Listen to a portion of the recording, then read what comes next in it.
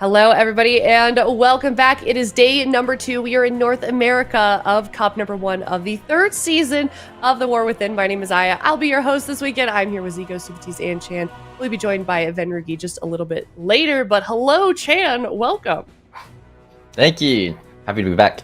Yeah, it's great to have you back. What have you been up to in the off-season? I've been playing a little bit of Shuffle, been hard stuck, a little bit low CR. Zico, you know where it's at. It's been tough, but the meta is very fast this season, and I'm excited to see how it's going to play out this tournament as well. Yeah, absolutely. So are we. You excited about Midnight coming up? Of course. I mean, there's a lot of PvP changes, and changes are always going to be good. Keep it spicy, and I'm looking forward to seeing how it's all going to play out. Definitely. We can talk about that a little bit later because there's so many PvP changes specifically coming with Midnight, class changes, and of course the unveiling of the Collector's Edition. And we can take a quick peek at that as well and some of the things that you can get with the Collector's Edition, which you are now able to purchase at midnight.blizzard.com.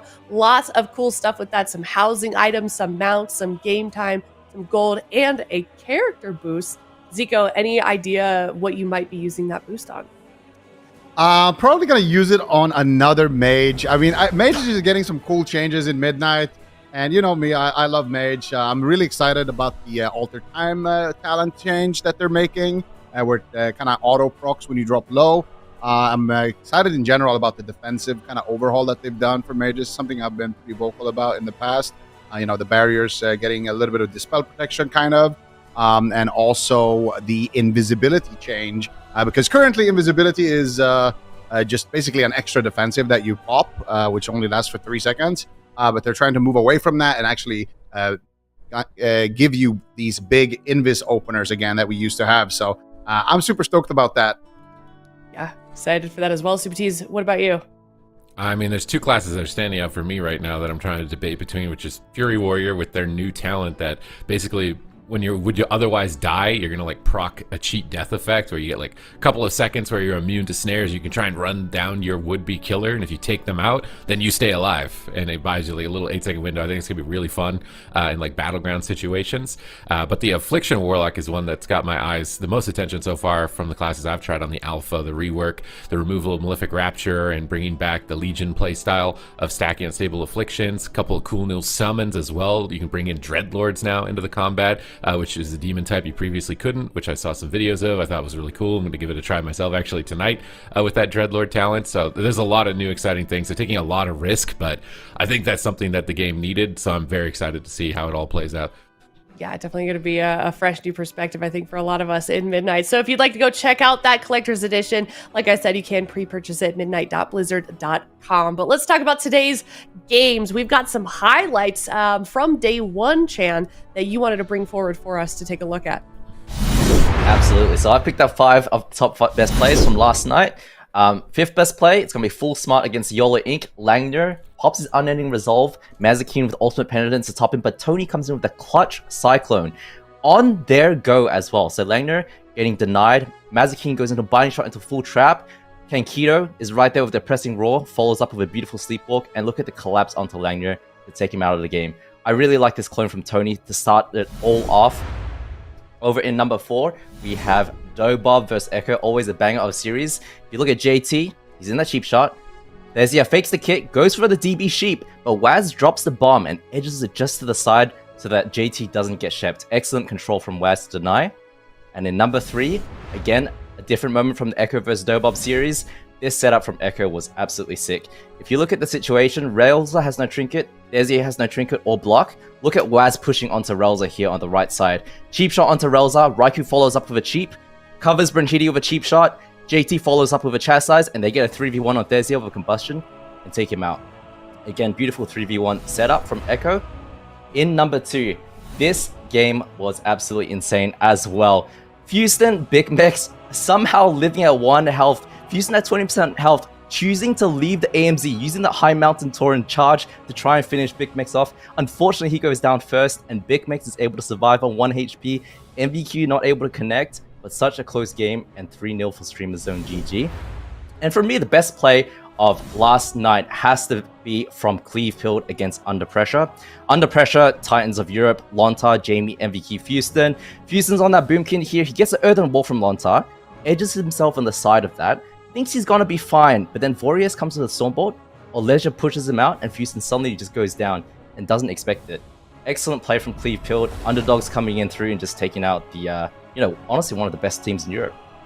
And if you want to go take a look at that yourself, it is still, the VOD is up on the Warcraft YouTube channel, and you can take a look at that. But something else we had going on is, of course, the watch parties. We had some watch parties happening yesterday, and we have some going on today as well. I believe Absurge is live doing his watch party. If you want to take a look at his perspective on the actual games, you can go and say hello to him. And we love all of our watch parties, so definitely go check that out. Thank you so much to Absurge also for co-streaming alongside us today.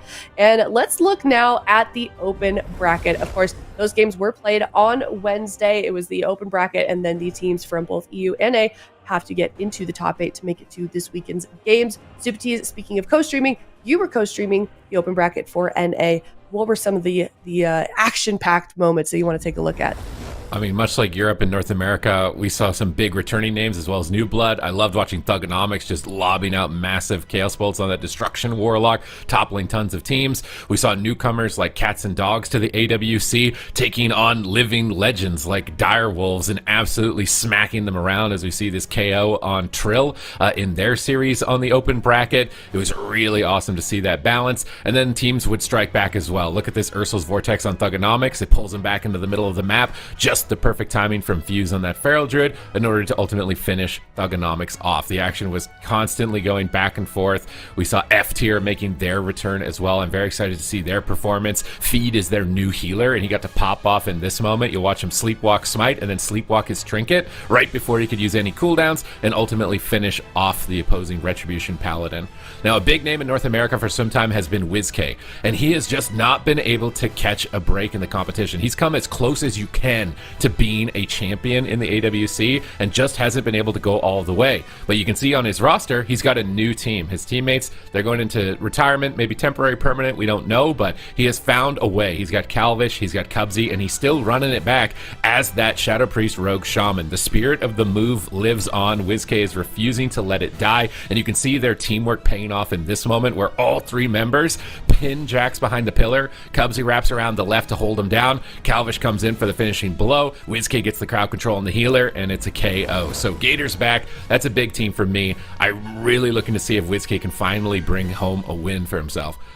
I am as well, and that question will be hopefully answered by the end of this weekend. Let's look now at the actual top 8 teams. Of course, we saw some of those offline games just now, and like I said, they had to whittle it down to only 8 teams, and here it is for the North American region. Zico. Yeah, so in that upper bracket, like Sid just mentioned, we got Gators back, WizK's new roster. Super exciting to see what they can do. Maybe we'll see some more of that RPS. And they're going up against Z-rated, which is going to be Jwaz, Zizzy, Zozo, and Zagorn. It's a lot of Z's in there. Who are you going to call? Nice icon. Fun fact about Zay and Ziz is actually that they quit Pro Fortnite, and now they're competing in World of Warcraft, and they're also brothers in real life. So really cool to see this team come together. And I mean, they're going to be put to the test immediately against Gators back. So that should be a banger series. And then, of course, we also have F tier. We're going to see, the first look at them going up against Welcome to the Jung, which we haven't seen since Gamescom. So definitely a lot of competition in that upper bracket. But the lower bracket is also very stacked, Sid. Yeah, I mean, look in that lower side. Cats and Dogs taking out Dire Wolves.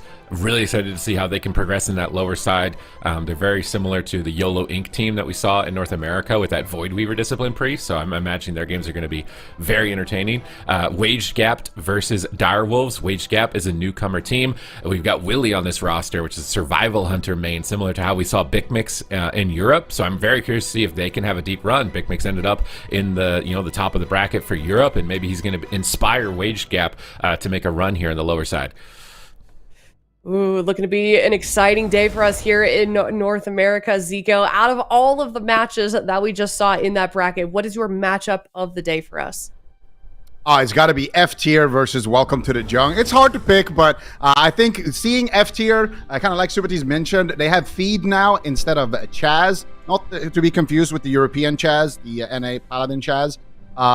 They have replaced him with Feed on that Prez Evoker. And of course, one big criticism of F tier has been that Saul is basically just playing that Enhanced Shaman with Dorito on that Windwalker Monk. And they've kind of been one-tricking that comp for a long time. But last season, we saw Saul kind of pivot to the LA Shaman, and now we're seeing him also on that Retribution Paladin. So a big issue for this team has been their flexibility in terms of what comps they can play. And now they're bringing that in with some new flavor. And having a player like Saul in the game is just amazing. Because, I've watched them on their open bracket runs on their own streams. And their comps, especially from Saul, is just world-class. He's always calling out his team's win condition, the enemy team's win condition, which, key spells that they need to interrupt, and who is going to interrupt what. So his comps are just absolutely insane, and in general flows very well with his team. So I'm excited to see him pick up some alt classes, and I'm excited to see what this F tier team can do,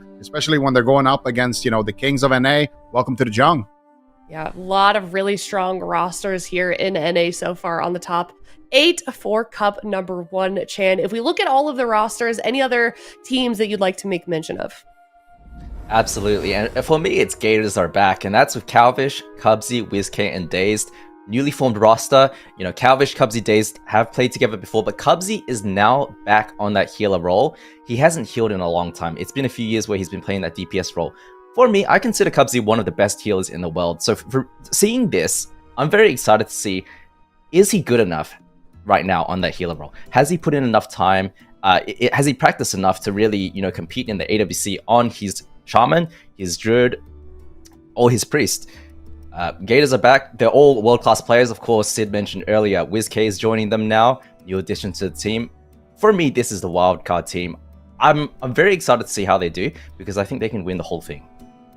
Yeah, couldn't agree more. I think that's definitely the big question mark is, WizK today. So we'll certainly be keeping an eye on that team and that roster. But let's talk about the actual matches. Now, as you guys may have been seeing yesterday, we had some predictions going on amongst the casters, and we did have a leaderboard, and I believe we do have that updated leaderboard. So we can see where exactly we lined up after yesterday's games. Okay, this is not looking good. Yeah, that's okay. Hey, I thought I was really far behind, but I'm only one behind you guys. I can pass all of you guys. Yeah, I'm gonna need you to send me all your predictions, Sid, so I can just go with the opposite. The opposite? Statistically, that should work out at this point. Tough day for all of us, except for Ven. Actually, Ven made some good picks yesterday. Yeah, Jack could step it up a little bit too. Let's get those numbers up. You don't want to. Don't poke the bear. I'm poking the bear. I'm poking the bear. I think they got to lock in. They got a game. All right, let's get into this first series. Now, unfortunately, it was supposed to be Cats and Dogs versus Left 4 Dead. Left 4 Dead did unfortunately have to forfeit, so they are going to get a bye on the side of Cats and Dogs, and we're going to be moving to the second lower round match, which is in fact Wage Gapped versus Dire Wolves. So if you are in chat, get those predictions in, and we can talk about the actual series itself. What do we make of it? What do we think is gonna go down, Chan, between these two teams? I'm not too sure. I haven't seen much of Wage Gap before, so I'm excited to see what they're going to pull out today. I honestly have no idea what to expect here. Dire Wolves, very, very good team. We've known them for a long time. I'm expecting them to pull away with a win here, but I don't really know what's going to happen here. Yeah, I think a lot of mystery. I mean, really much. The only thing that we've kind of seen is Dire Wolves actually did play Zico in Gamescom. So we have seen some gameplay from them, but certainly a lot of question marks. Yeah, I mean, they brought in some unorthodox comps for sure. We saw a little bit of DKs because Mez was playing a little bit at Gamescom, but we have seen a little bit of DKs yesterday as well, as we saw in that top 5 highlights from Chan with Fuston playing that DK. So maybe we get to see Lord Mez. But I think one thing's for sure about this series, I would definitely say that the advantage is going to be in favor of Dire Wolves because Midnight's coming out. And at what time do the wolves howl? At midnight. Order midnight now. Midnight.blizzard.com, by the way. Yep. And I'm giving it to Dire Wolves. Okay. All right. Super Tees? Zico, I'm sorry. You might not be getting any points this one, okay? And this is really bad for you. Look at this. This is really bad for you. It's the exact same prediction. That's terrible. For Direwolves 3-2 here. I think Direwolves, they're trying to like play catch up a bit with the season. Wage Gap, I think they're playing some really good meta Ret Paladin comps, and we saw how the meta Ret Paladin comps in Europe did. So they were able to make some deep runs. Benruki's leaning into the Direwolves as well. He's got to support the boy there to keep them running through. But I think everybody, based on experience, expects Direwolves to take this. But I made that same mistake yesterday, and some teams snuck away with it. What is are you worried about? I just decided to go. Did you change that right after you saw mine? Is that cheating? Is this cheating? I did not. No, I did not. But I'm very happy with my prediction. Obviously Direwolves, we know them well, just from past experience, like you guys were saying. But I just feel like it's given what we saw yesterday. I feel like it's the new players' time, the newly formed rosters' time to shine. And I don't know. I'm probably gonna be wrong now that I'm seeing everybody.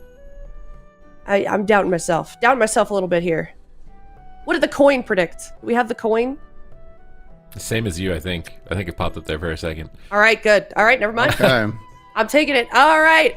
Well, let's get into the matchup. Of course, it is going to be starting off soon. Also, this is lower bracket, so we kind of mentioned it a little bit yesterday, but not so much today. These teams are trying to get into the top 3 from each region. Top 4, that 4th team does make it from the gauntlet. So these points are super important. And when you're starting off, Chan, in the lower bracket, what does that do in terms of mindset for a team?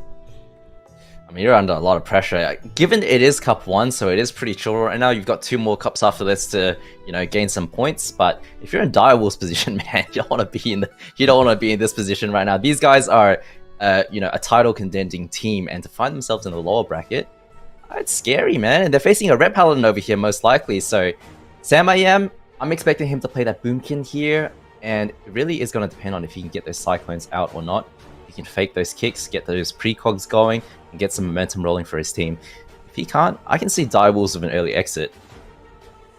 Could be. We will have to see in a grand arena. Wage Gap versus Direwolves. We are in the lower bracket. Both teams facing elimination. Can Direwolves live up to the glory that they saw in previous seasons, or are the new dogs going to take this one? It's Wage Gap versus Direwolves. Game number 1.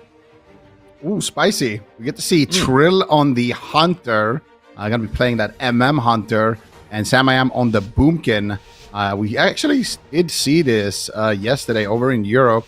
I see the rocking that Holy Priest, and then on Wage Gap side, we are going to see that Ret Hunter Priest. So let's see what they actually can do. I'm assuming Sam is going to be the target here in the matchup, and Zank is going to be the target for the Direwolves. See the opener here. Sidu gets stunned into a trap. They're going after Sam. He's hodged in Boomkin form, already taking some damage. Trill coming out with the early rapid fire, but actually gets crowd controlled so far. But he hasn't popped his true shot yet, so Trill still has a lot of damage to spend. And here it comes. Already Zank is just going around the corner. Trill looking for the trap. Finds it as well. They're going after the Hunter, but a little bit of synergy there on the side of Direwolves, as they actually cyclone him. But Sidu connects there onto Zank with a big stun, and they force the Divine Shield. No, they get the lay on hands, I do believe, and potentially maybe something more. No, just going to be some Cyclones now coming out from Sam. Looking out for Sam now, though, gets a nice fake, gets a full clone on Zank, is able to recover. He doesn't have skin right now. Trill does have the Ross ready for him. Yam has to go into Bear just to recover. But really good opener from Direwolves, completely shutting down the Hodge go with the trap and just line of sighting. Both teams trading their cooldowns, but not getting too much here. Yeah, really, really good stuff. Now they get a freezing. Actually, Zank ate the freezing trap right there. So Trill not able to land it. And we are seeing Trill on that high mountain torrent. It's been something that we've been seeing a lot in Europe. Actually, is that a regular torrent or a high mountain? I think that's a high mountain. That's a high mountain.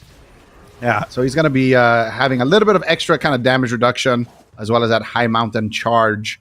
And right now we are seeing Smite, Zank, just kind of huddled up behind the pillar, symbols of hope coming out, just trying to reset some of those cooldowns.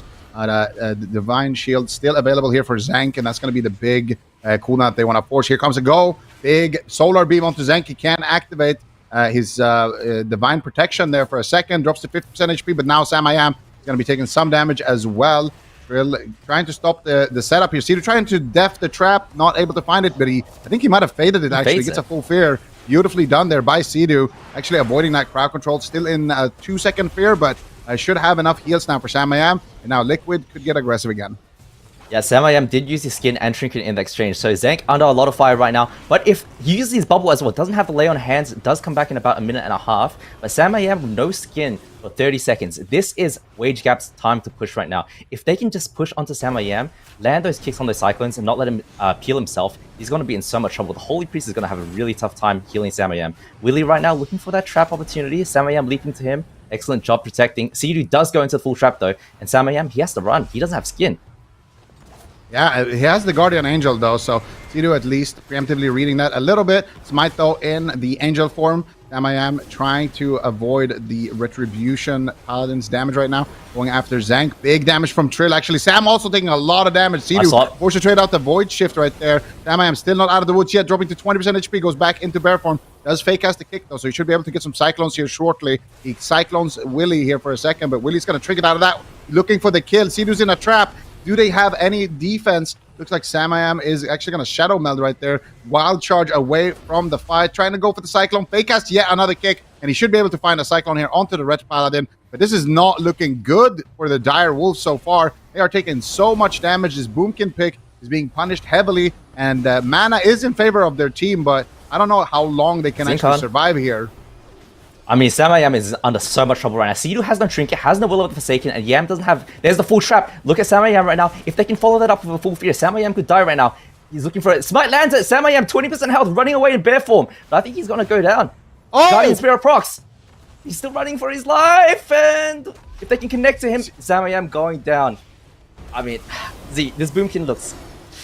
It looked too squishy for this matchup. The Survival Hunter and the Red Paladin is just too brutal, and Sidu can't avoid any of the CC.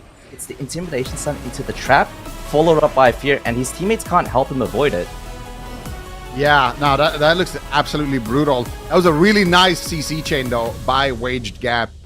They got the, like you said, it was a stun, Fear, oh, sorry, it was a stun trap, Fear, Hodge, I do believe, at the end there that actually closed it out. But like even now at this point, they just force out so much cooldowns. And then I like this from Zank. He trades out the early magic bop right there. So Samam can get aggressive with his own incarnation and kind of counter pressure. And then they get the follow-up fear there. And then here Zank gets the Hammer of Justice. Actually, they get the silence there from the Spider Sting. And then they get the Hammer of Justice back onto Sidu. So just a really clean CC chain. Dire Wolves here. Definitely in a dire situation. This composition, decent map for it too. And I don't know, the Boomkin, like you said, definitely looking really squishy. So do you think they should lock it in again in the next series or in the next match, Chan? I'm not sure I agree with the healer pick. I think Holy Priest is a healer that is excellent at healing burst damage. The issue is that Survival Hunter and Red Paladin actually... They have great burst, but they have really consistent damage. And they have a lot of CC. And the thing about Holy Priest is you run out of healing at a certain point. When you're out of those Serenities, it's really, really hard to top your teammates. You can't deal with high consistent damage. And that's what Wage Gap is really bringing to the table right now. Sidu, I think, maybe a healer swap. Mm-hmm. Huh? Yeah, I don't know. I feel like the Boomkin into the Ret... one thing that's kind of annoying about the Red Paladins right now is just the magic bop. It just adds another extra big cooldown that you can rotate through. So it's like when you first go, maybe you get Lay on Hands, then eventually maybe you get a Divine Shield, but then there's still the magic bop, and then you have your healers cooldowns to rotate in between all of that as well. And it just buys them a lot of time to kind of get those cooldowns back, because you're going to need an incarnation basically every time you want to force one of those like really major defensives. And it just...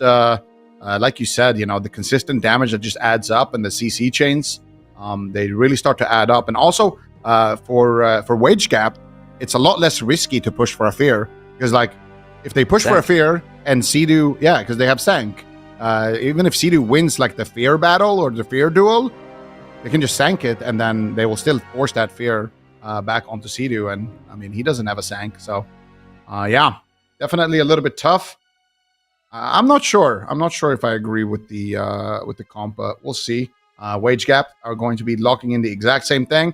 Going to Maldraxxus, another large map here. Let's see what they decide to do here on the side of the Wolves. The pick of Maldraxxus Colosseum signals to me that we're seeing another Boomkin pick again here. Or most likely a Boomkin again. They're looking for that big map so that Samayam hopefully has more space to play around with. On Nagrand, it is quite a decently mid-sized map, but he can get choked out, right? Same with Sidu, just gets cornered by the enemy team. Maldraxxus, extra range. Maybe they're thinking that they can get away with something else, but I mean, honestly, if Wage Gap to push on top of them like they did last game and saw that window of opportunity, these guys are going home, man. Direwolves, they are not looking good right now. I hope that they have something up their sleeves because that looked terrible. I mean, yeah, they forced the lay on hands. Yes, they forced the bubble, but they didn't really have to use the magic bubble. Zenk kind of just threw it out there. The lay on hands was rotating back. The bubble was rotating back. Let's be honest, Smite had him the entire time, so we'll see what Direwolves pick here, using the full 2 minutes, it looks like. But, I mean, I don't really know what you can do in this situation.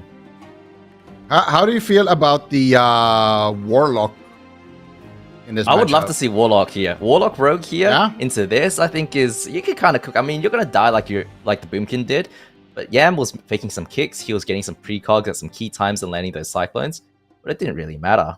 Whenever he didn't have that skin, he was just getting run down by Wage Gapped. At least with the Warlock, you have the Chaos Bolt threat, right? And if you're landing those Chaos Bolts, maybe you can push Wage Gap back, find yourself a little bit more space as well in the game, and develop something off of that. Yeah. We have seen Yam on that Warlock, so could be a comp that they have in their back pocket potentially. We'll see here. The clock is ticking down, and they are gonna go with the exact same comp. Sidu's still gonna be on that Priest too, so yeah, we'll see how it plays out. I mean, maybe the large map is enough to make a difference in kind of how the outcome is. What did you think about Trill on the MM Hunter? Because we haven't seen Trill too much also on kind of a ranged class like that before. I mean, I think MM Hunter is typically quite good into double melee. I don't think it's necessarily a bad pick. When you do land those traps on an enemy healer, if you can follow it up with a clone, you do have a lot of damage on the double melee that are stuck in the middle of the map. Now, one thing as well is the Raw Sacrifice. Ross is going to help Yam during those bark skin intervals where he doesn't have that up in order to help CD recover. But ultimately, the Holy Priest, man, when you come out of that trap, come out of the fear, how are you going to heal your Boomkin without skin for, those 40 seconds until it rotates back up? It's going to be a struggle bus for Direwolves. So I'm not a big fan of the map, the comp pick again, but on Maldraxxus Colosseum, big map, triangle formation with the Hunter Boomkin, maybe they can make some magic work. Yeah, we'll see if they can make some magic work here. They're going to need it, because as it stands right now, Wage Gap is kind of running away with this a little bit, at least judging by how game number 1 went. Let's see if game number 2 is going to be different. Maldraxxus Colosseum, and are we looking at a remake? Getting a remake? Yeah, it looks like we're getting a remake. All right, so maybe one of the players just had the wrong talent or something there. Yeah. Direwolves. I don't know, man. I'm scared for them, dude. Playing the exact same thing. Yeah, this looks Despy. Honestly, this Yeah. looks really Despy, and I mean, you have to ask, have they prepped enough for this tournament? Granted, it is Cup 1, so the stakes are not entirely high right now, but having a bad standing in Cup 1, that could come later to bite you in Cup 3. Yeah. So how do you feel about this transmog from Smite? Regular tier 3 preset, no tabard, staff. What is that? I think staff? this is lazy, Smite. I think you played well last game, but this is lazy transmog right here. Yeah. Yeah, I think we need to go with something else. I do like the net though. Yeah. What is that? What's going What on is there? that staff? Where's He's that trying from? to catch Samayam, the mosquito running away the entire time. That looks like a dog catcher or something. Mosquito. I'm not sure what's going on there. Yeah. Yeah, maybe the holes are too big for a mosquito, but Butterfly net. Okay, so it's for catching butterflies. I don't know. Those are some pretty large butterflies, though.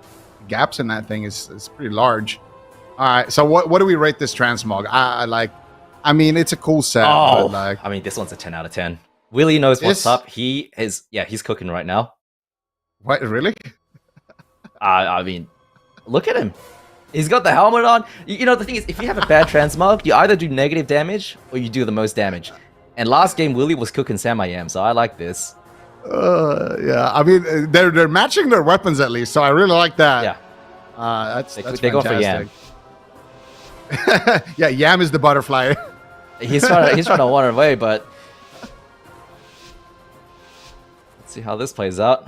I want to see Sam I Am. I want to see Trill in the triangle formation, pincering, lobster pincer on the pillar, not letting them run away. Which kept playing a little bit defensively last game during the Incarn and True Shot aura, showing a lot of respect to Direwolves. And honestly, in a tournament position like this, I really like that. Full trap onto Sea-Doo, Sam I Am running away.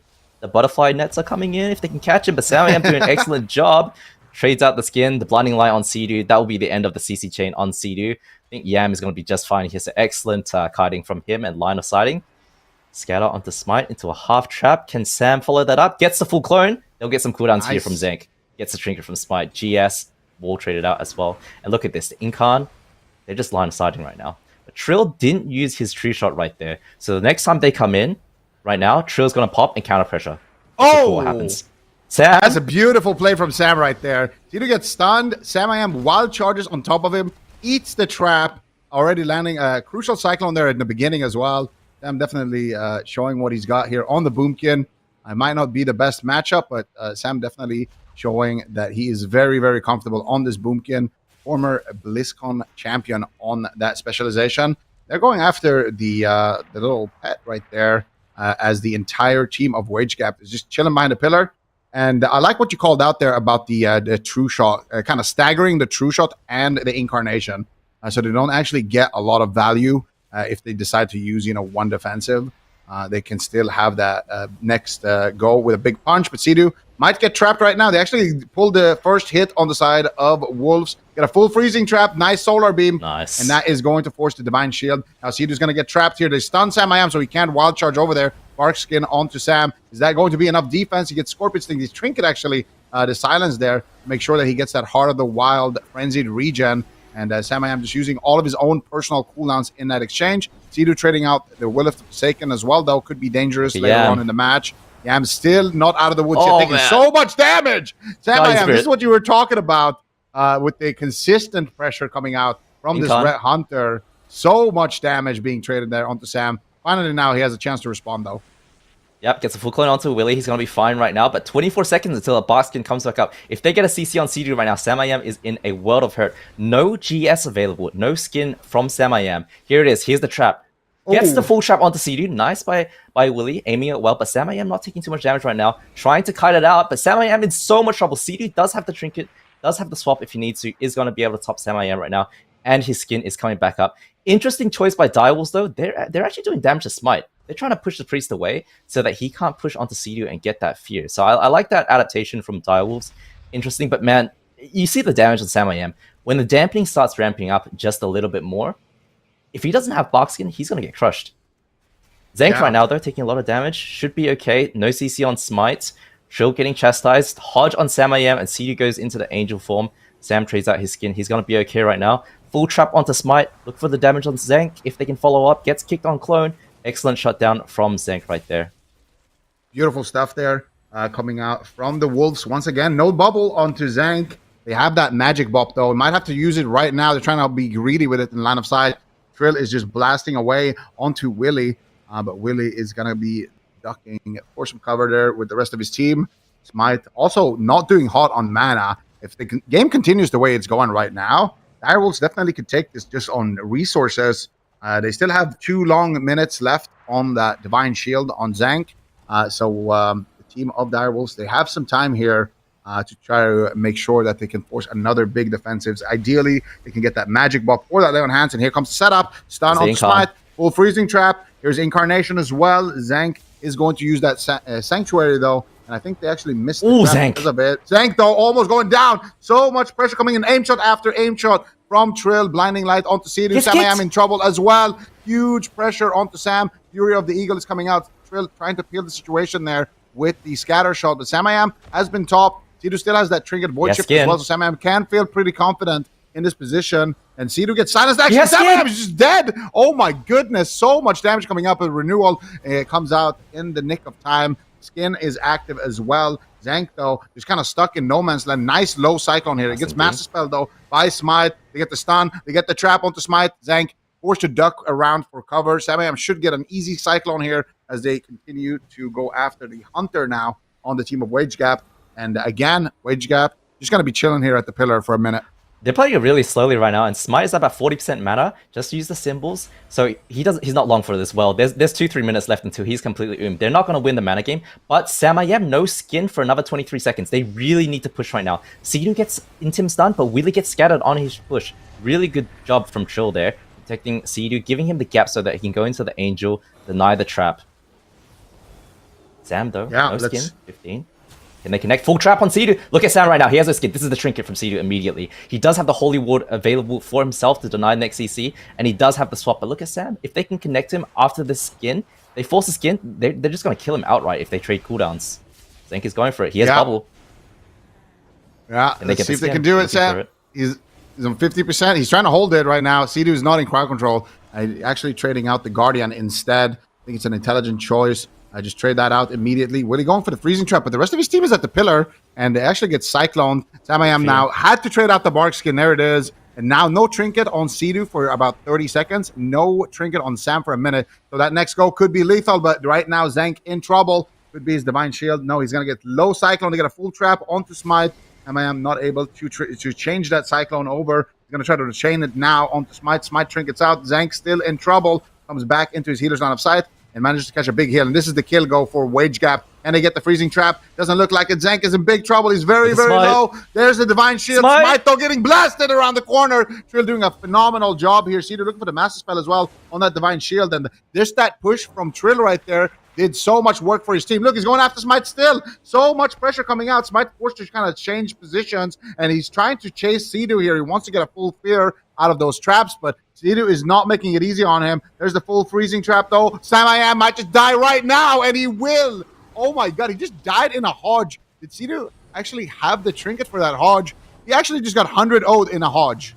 Yeah, I think Sidu had the trinket there. His Will of the Forsaken is on a minute cooldown right now, so it does look like he had the trinket. It wouldn't have been on shared cooldown at this stage, but I mean, this is the thing I was telling you about. Red Survival Hunter does so much damage to a Boomkin if you don't have skin.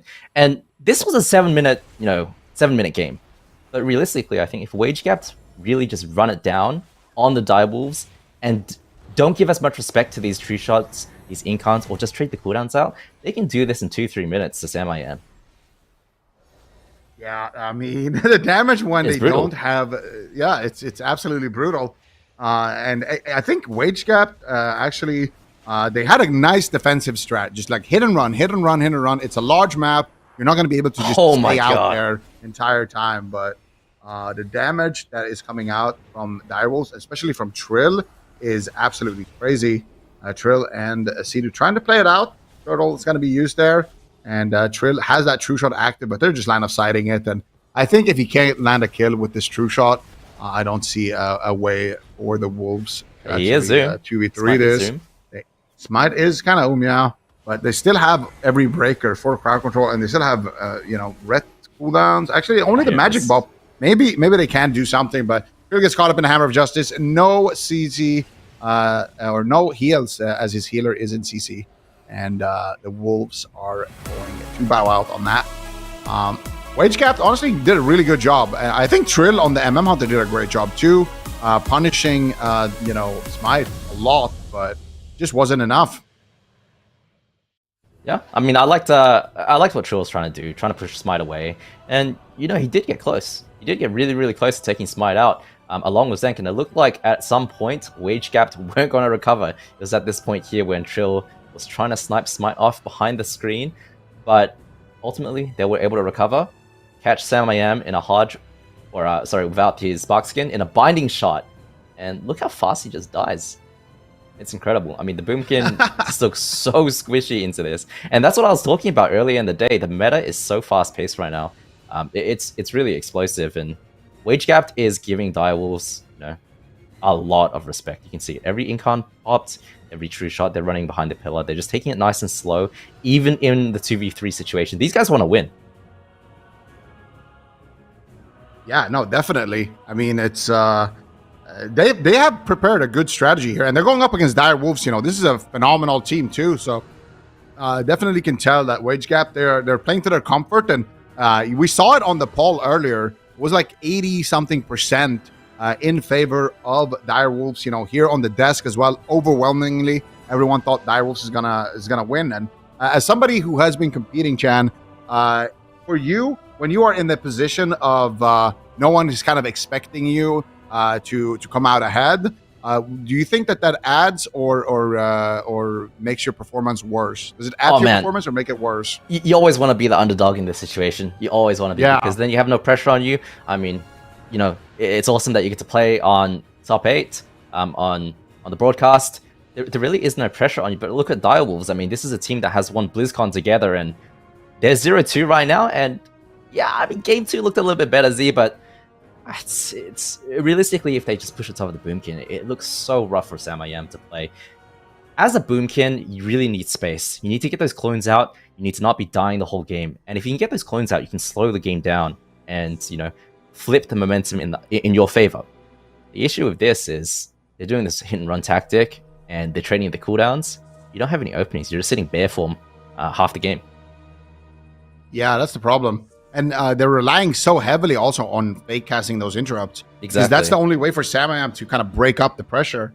But yeah, you can tell Wage Gap, they're looking fearless, and I kind of agree with that also. It's always nice to just be the underdog. You can just relax. You know, like, okay, if we lose, it is what it is. But if we win, it's a big upset. And I think it just makes it so you can play a little bit more confident. And you can kind of tell that, you know, in their play on the side of Wage Gap, that they are looking very confident, especially Smite, you know, towards the end of that match, getting dropped to 20% HP from Trill, still chasing Sea-Doo, still moving aggressively with his team, looking for, you know, offensive plays. And that's the exact kind of confidence that you need when you're going up against, you know, a team that has this kind of experience on the side of the Wolves. So we're going to Asherman's Fall. Yeah, I mean, kind of a good map for Druids. Yeah, to add on to your point there, I mean, I want to commend Smite as well. This guy's at 25% health, crossing the map against a Marks Hunter. I'm telling you, if I'm on the Priest on that team, I'm staying behind the pillar. I'm telling my team to come back, but this guy's, he's got the confidence, so great to see that. And Zenka as well. I was locking in the DK instead of the Boomkin. Interesting. This is going to be a bloody matchup. This is going to be chaotic, and there is going to be... the Holy Priest can't heal this. This is going to be a quick one. Yeah. Yeah, this is going to be an extremely quick one. I think this is... Well... Zank with the transmog here, what do you think about this? All right, this is a great transmog. This is very similar to what we saw over in Europe as well, actually. I love this transmog. What is that weapon? That is dumpster diver. That is some disrespect. That is some disrespect there. He's trying to fish the yam out of the dumpster right now, and Zank, I don't know. He's got the best mog so far. I will give this a solid 8.9 for Zank. So very, very solid transmog. Trill, on the other hand, I mean, he was top damage though. But would they have won last game straight up if his mog was maybe a little cleaner? What do you think about that mog, Chan? I don't even know what those pizzas are, to be honest with you. It doesn't match. Let's don't game straight up if his mog was maybe a little cleaner. What do you think about that mog, Chan? I don't even know what those pizzas are, to be honest with you. It doesn't match. Colors don't match. I'm not too sure what's going on with Trill's fashion sense over there, but he's got the DK on his team now. Mez just tested the AMS, so they do have that party AMS for Sea-Doo to prevent those traps, Hodges, Fears.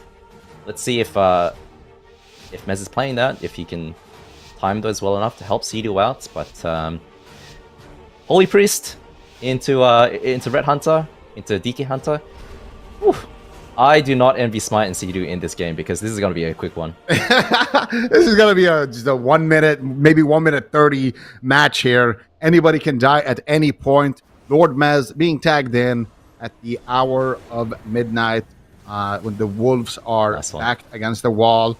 They are summoning the entirety of the pack here. Zank already taking a tremendous amount of damage in the opener. Smite gets sanked out of that crowd control, but still Zank is feeling the might of the Mez right now. The Abomination is there tapping. And Zank might just die without bubbling here. He actually is going to trinket out. So much pressure coming out onto his entire team, but so far actually holding on to that Divine Shield for a little bit. Smite, on the other hand, has a lot of catch-up to do in this position, but it looks like they actually have recovered, and now it could be Trill on the back foot.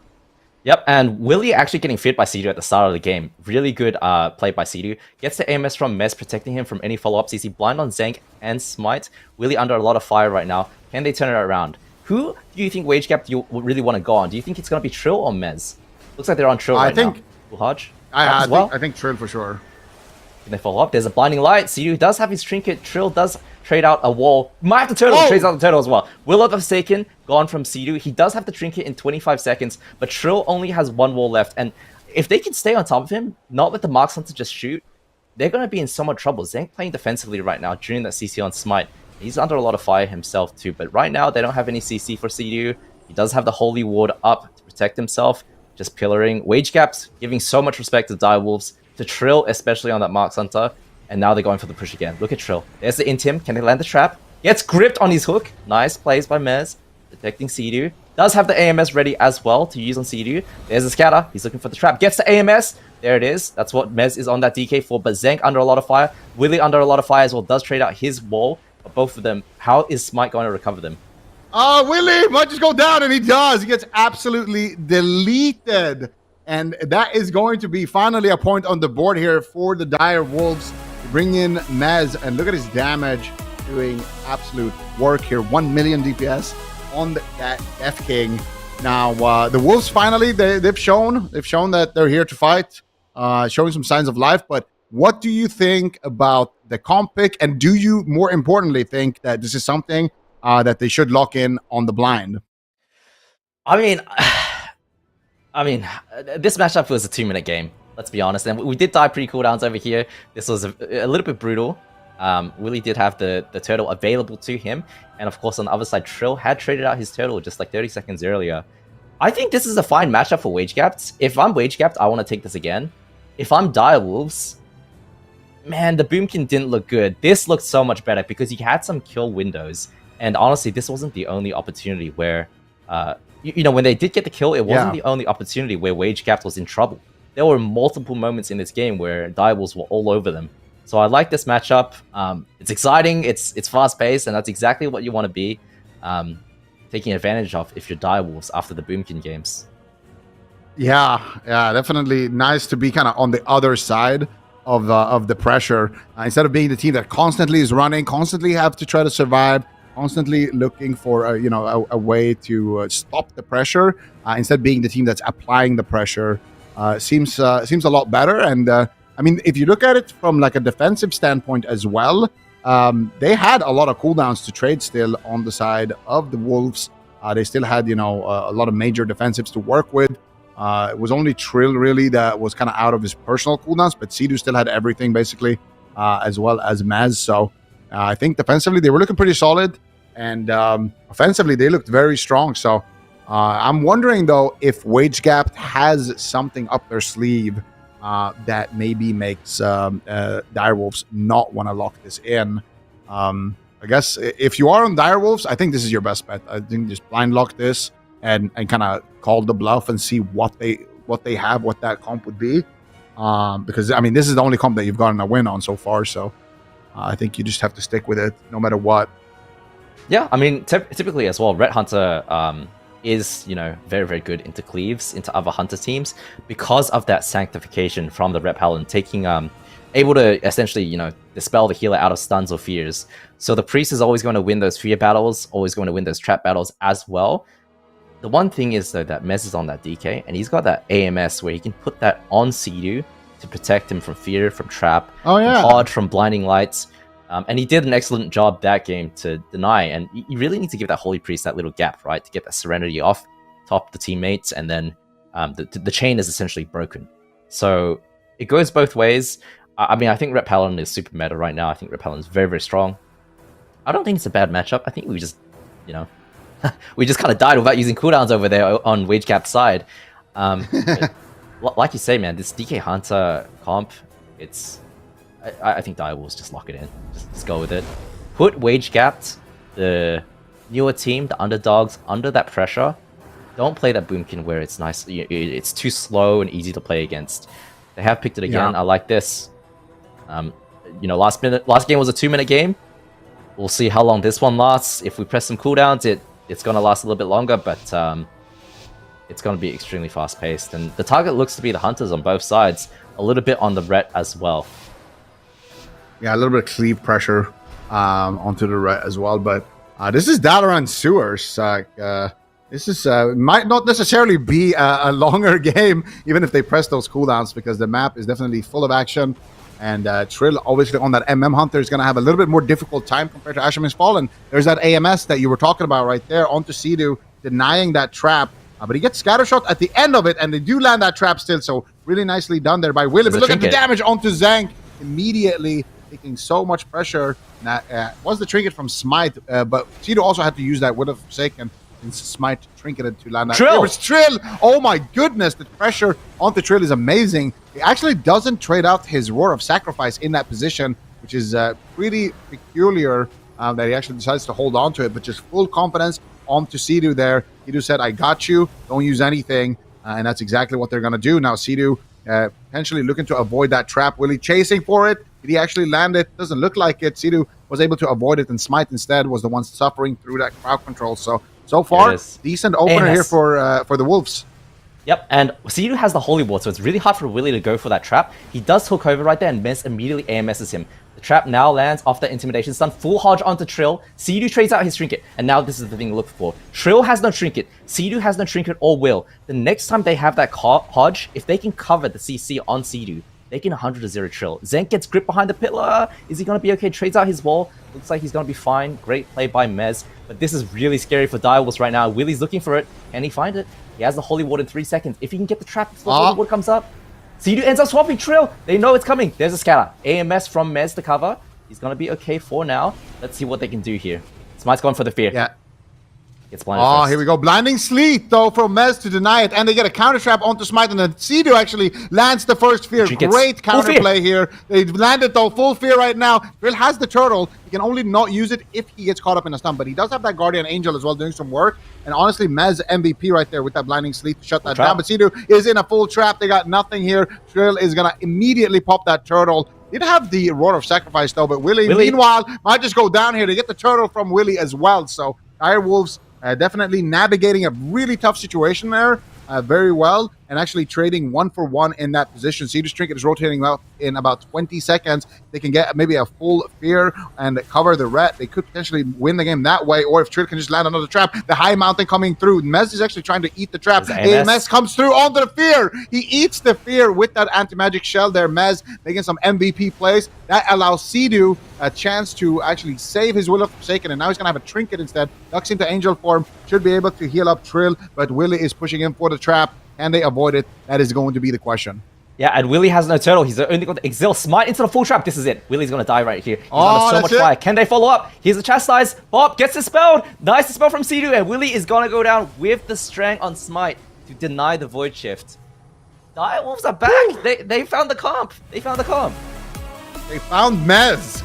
I mean, this guy, I gotta say it. This was Mez carry right here, man. He stopped the fear attempt with the Blinding Sleet. He actually ate the fear with the anti-magic shell. I mean, even here at the end, most DKs would just chase the target and look for the kill. Not Mez, though. Yeah, there's that Blinding Sleet. Actually, here's that Blinding Sleet that I was talking about right there. It's Smite. If he gets this fear, Sea-Doo has no way out of it. Trill is actually kind of low, too. It's going to be Turtle. It's going to probably be game later if they get that. But Mez stopping the assault there. Look at Mez here at the end. He's just standing on top of Smite. He knows. He just chains it with the Strangulate. Just spamming some death codes from range. Sidu adding in some dispels there to get rid of that Blessing of Protection as well. And yeah, here another Blinding Sleet just to buy his team time. And you can see the Anti-Magic Shell on Sidu before that Sleet comes in.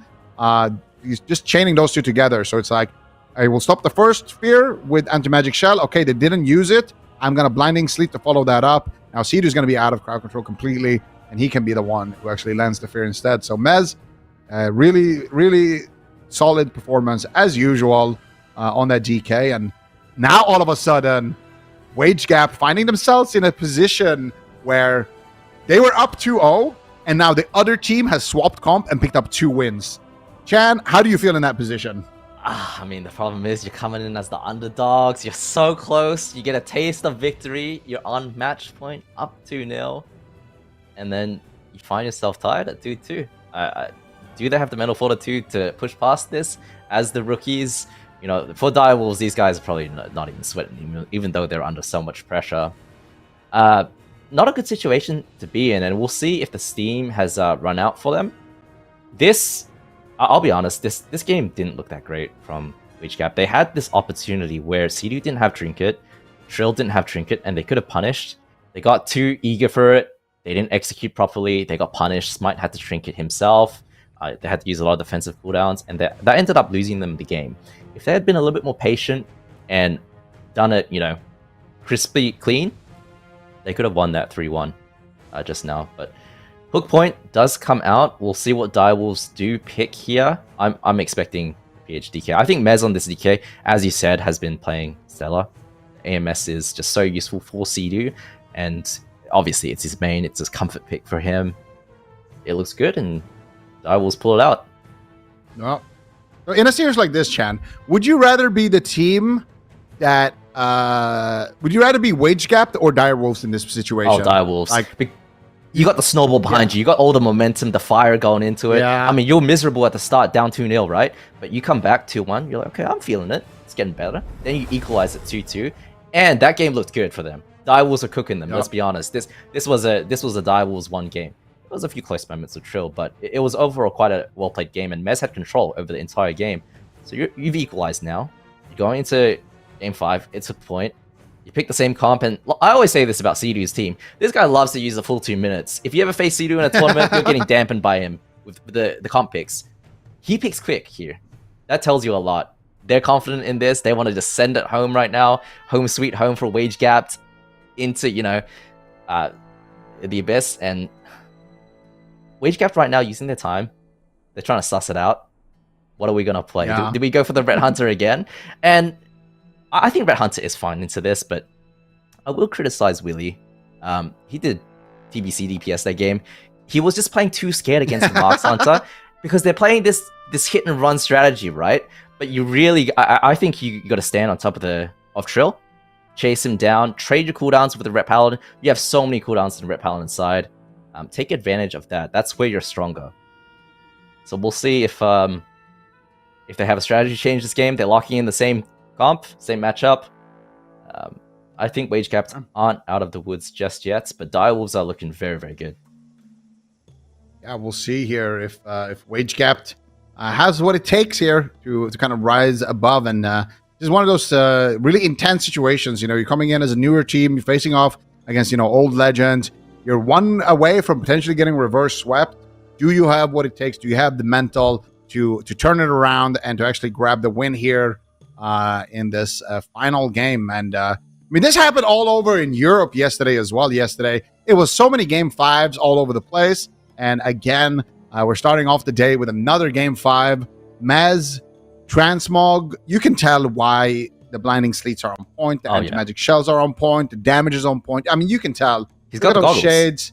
Yeah. Look at the horns. I mean, or Moose. What are they called? Antlers? The hoofs? No, it's Yeah, called the moose. antlers, right? Yeah. He's a moose. It's like, what is that weapon also? I love that weapon. That's from the Maybe new not raid, with I that. think. Maybe not with that particular transmog, but I do love that weapon in general. I think you can do a lot with that. I give Sidu? Mez a solid 7. Sidu, I mean, what is this? I think he just went into the sets, you know, on the appearances and went with that. So Yeah. it looks alright. I mean, it's a decent looking set, but like you can tell he didn't put he didn't put his love and soul into that transmog. Exactly. So yeah, Sidu, you're gonna have to step it up for tomorrow if you It's guys Hook make it. Mez is running in on Hook Point, and Wage Gap giving the respect again. Whoop. Zank starting on Mez. I really want to see them inch towards Trill. Want to see them play a very quick game. Stun on Willy. Trinkets. Goes for the trap. Gets AMS'd by Mez. Alright. Willy trades out his Trinket. Doesn't get much. CD goes into Guardian form. Trill under a lot of fire as well. Searing Glare comes out. Beautiful from Zank. See what happens here. I think both teams are just going to trade cooldowns. Trill under a lot of fire still. Hasn't used his wall yet. Willy uses his. Looks like Willy actually double pressed his wall. He has none left. Blinding Sleet. Yeah. Nice Blinding Sleet to pause the damage here while Sidu is suffering through that crowd control. And it looks like Trill dropped really low there, but still hasn't used his Roar of Sacrifice, still hasn't used his Turtle. He did use his Exile. Here comes the aim shots though. Willy is going to line of sight them. Doing kind of a little bit of a hit and run there. Nice grip there onto Trill. Try to stall the CC chain. Do they get the anti-magic shell? Do they get the Holy Ward actually? Looks like the Holy Ward is up right now onto Sidu, so Willy can't get that trap. Holy Ward gets dispelled, but AMS comes in instead. And now finally the trap, potentially if Mez eats it, man, it's going to be absolutely brutal. Doesn't look like they can land it there. The scatter shot comes out. Smite in a strangulate, actually. Good counter pressure coming out here from Trill and Mez. But Trill taking some fire. Rapid fire coming out as well onto Willy, as Willy is dropping down to about 50% HP here. Nice grip there by Mez behind the pillar. And they forced the turtle. They forced it onto Trill, but I don't know if that was a little bit preemptive there on the side of Trill.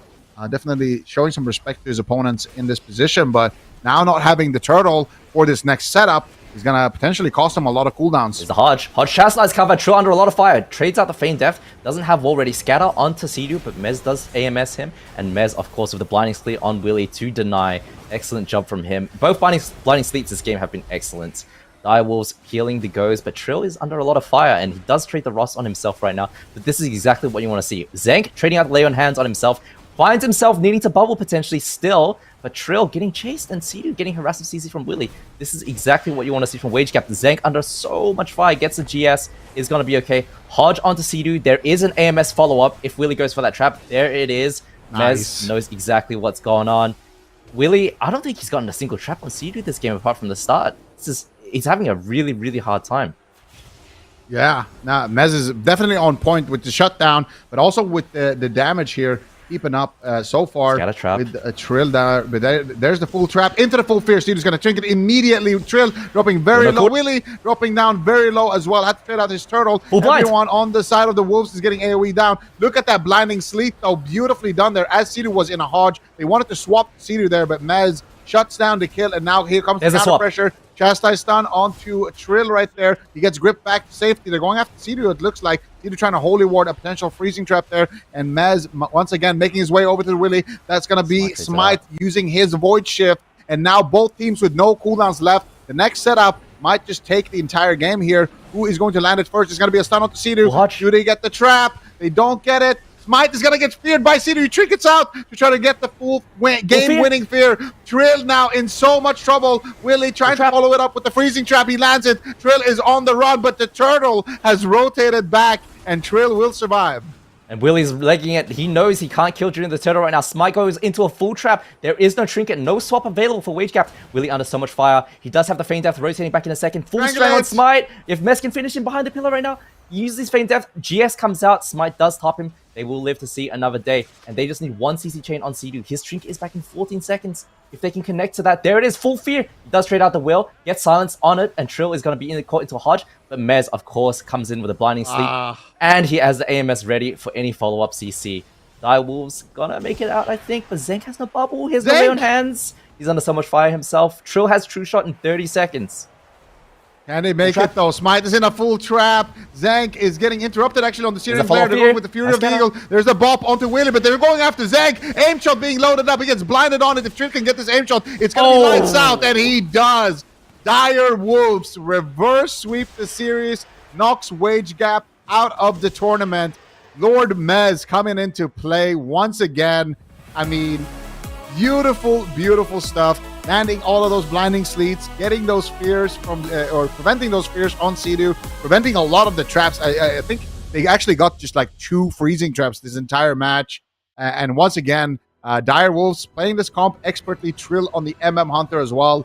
Actually managing to finally secure the kill right there towards the end. This Blinding Sleet again. I mean, every single time you can just see, like, when they wanted to swap to Sidu here, they get the Hodge. Look at that Blinding Sleet. Look at that. Look at Sidu. He's so dead here. He's actually so dead. But he what can he do? The bouncer is just there. Like, you can't do anything. Mez is just there, bro. He's just playing defense. Zenko's trying to run through Trill on the aim shot, but Trill, he's got his scope locked in on Zenk. Cool as ice, and lands it and just takes him out. I mean, excellent play from Mez for me this series. He did everything right. All the AMSs on Sidu, protecting Sidu from Smite, from Willy. I do want to say, you know, on Wage Gap side, Mez is the reason why they're not landing this CC, right? So what you want to see in this kind of situation when the DK is so disruptive is a Chastise cover on the DK as the Intimidation stun the healer.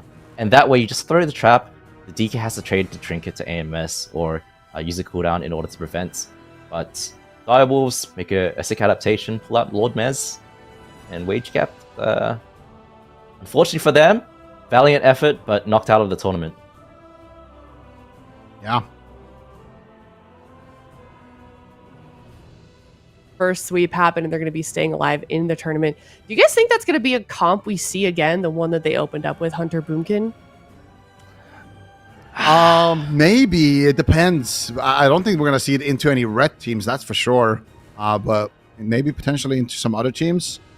Not into melee, that's for sure. I didn't like it at all into melee. It's like, we saw it play out yesterday as well. Like, these Boomkin teams, you know, we saw it from Lontar's team as well. It's just, it doesn't look good. I'm not a fan of the Boomkin, actually. I'm just going to go ahead and say it. I think Boomkin right now, they get slapped around too hard by these melee cleaves. They're too squishy.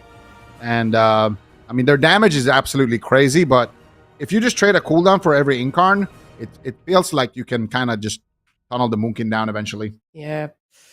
All right, well, that is going to wrap up that series. That's going to wrap up the lower bracket as well. We're going to head up to the upper bracket now, and it's going to be Gators back versus Z-Rated up first. We can take a look at the bracket, how it's currently developing. As we can see, we've got Cats and Dogs moving forward in that lower bracket because they did get a bye, and Dire Wolves now also moving forward in the lower bracket, and they're going to battle it out down there and see if they can make it up to the grand finals. Of course, that is the ultimate goal, where we will be seeing that happen on Championship Sunday. But we've got some upper bracket series to get through. We're going to head to a break. Before we do that, it is Gators back versus Z-Rated. You don't want to miss this one. We're going to head to a break. We'll be right back.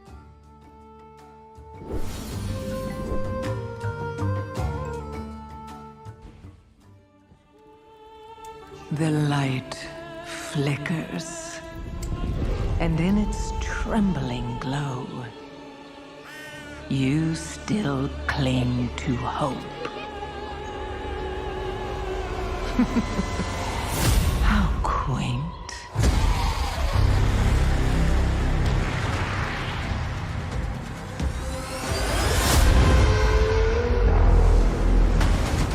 The shadow is closing in.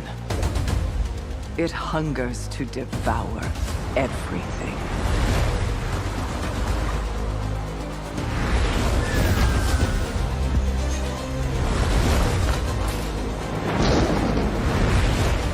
Our home, our kin, our hope.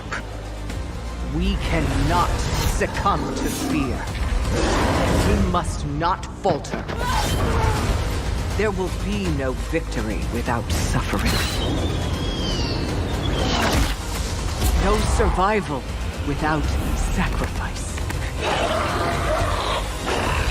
You feel it, don't you? The call of the void, that devouring host, with no mercy, no equal. Come, little light, and be extinguished. The darkest night falls upon us, but if we stand together, the dawn will come. I call upon you now. Champions of the light, defenders of Azeroth, summon your strength, steel your hearts, because today, we fight!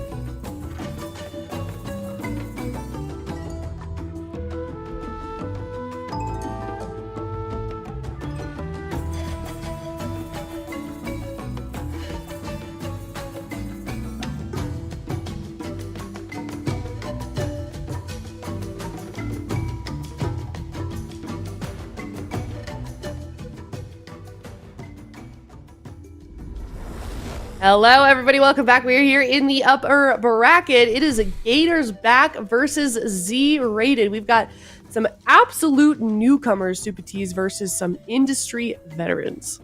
Yeah, Z-rated. I think particularly the player Zozo. For some reason, whenever I'm queuing solo shuffle and I'm streaming, someone will come in my chat and say, "Zozo's in your game.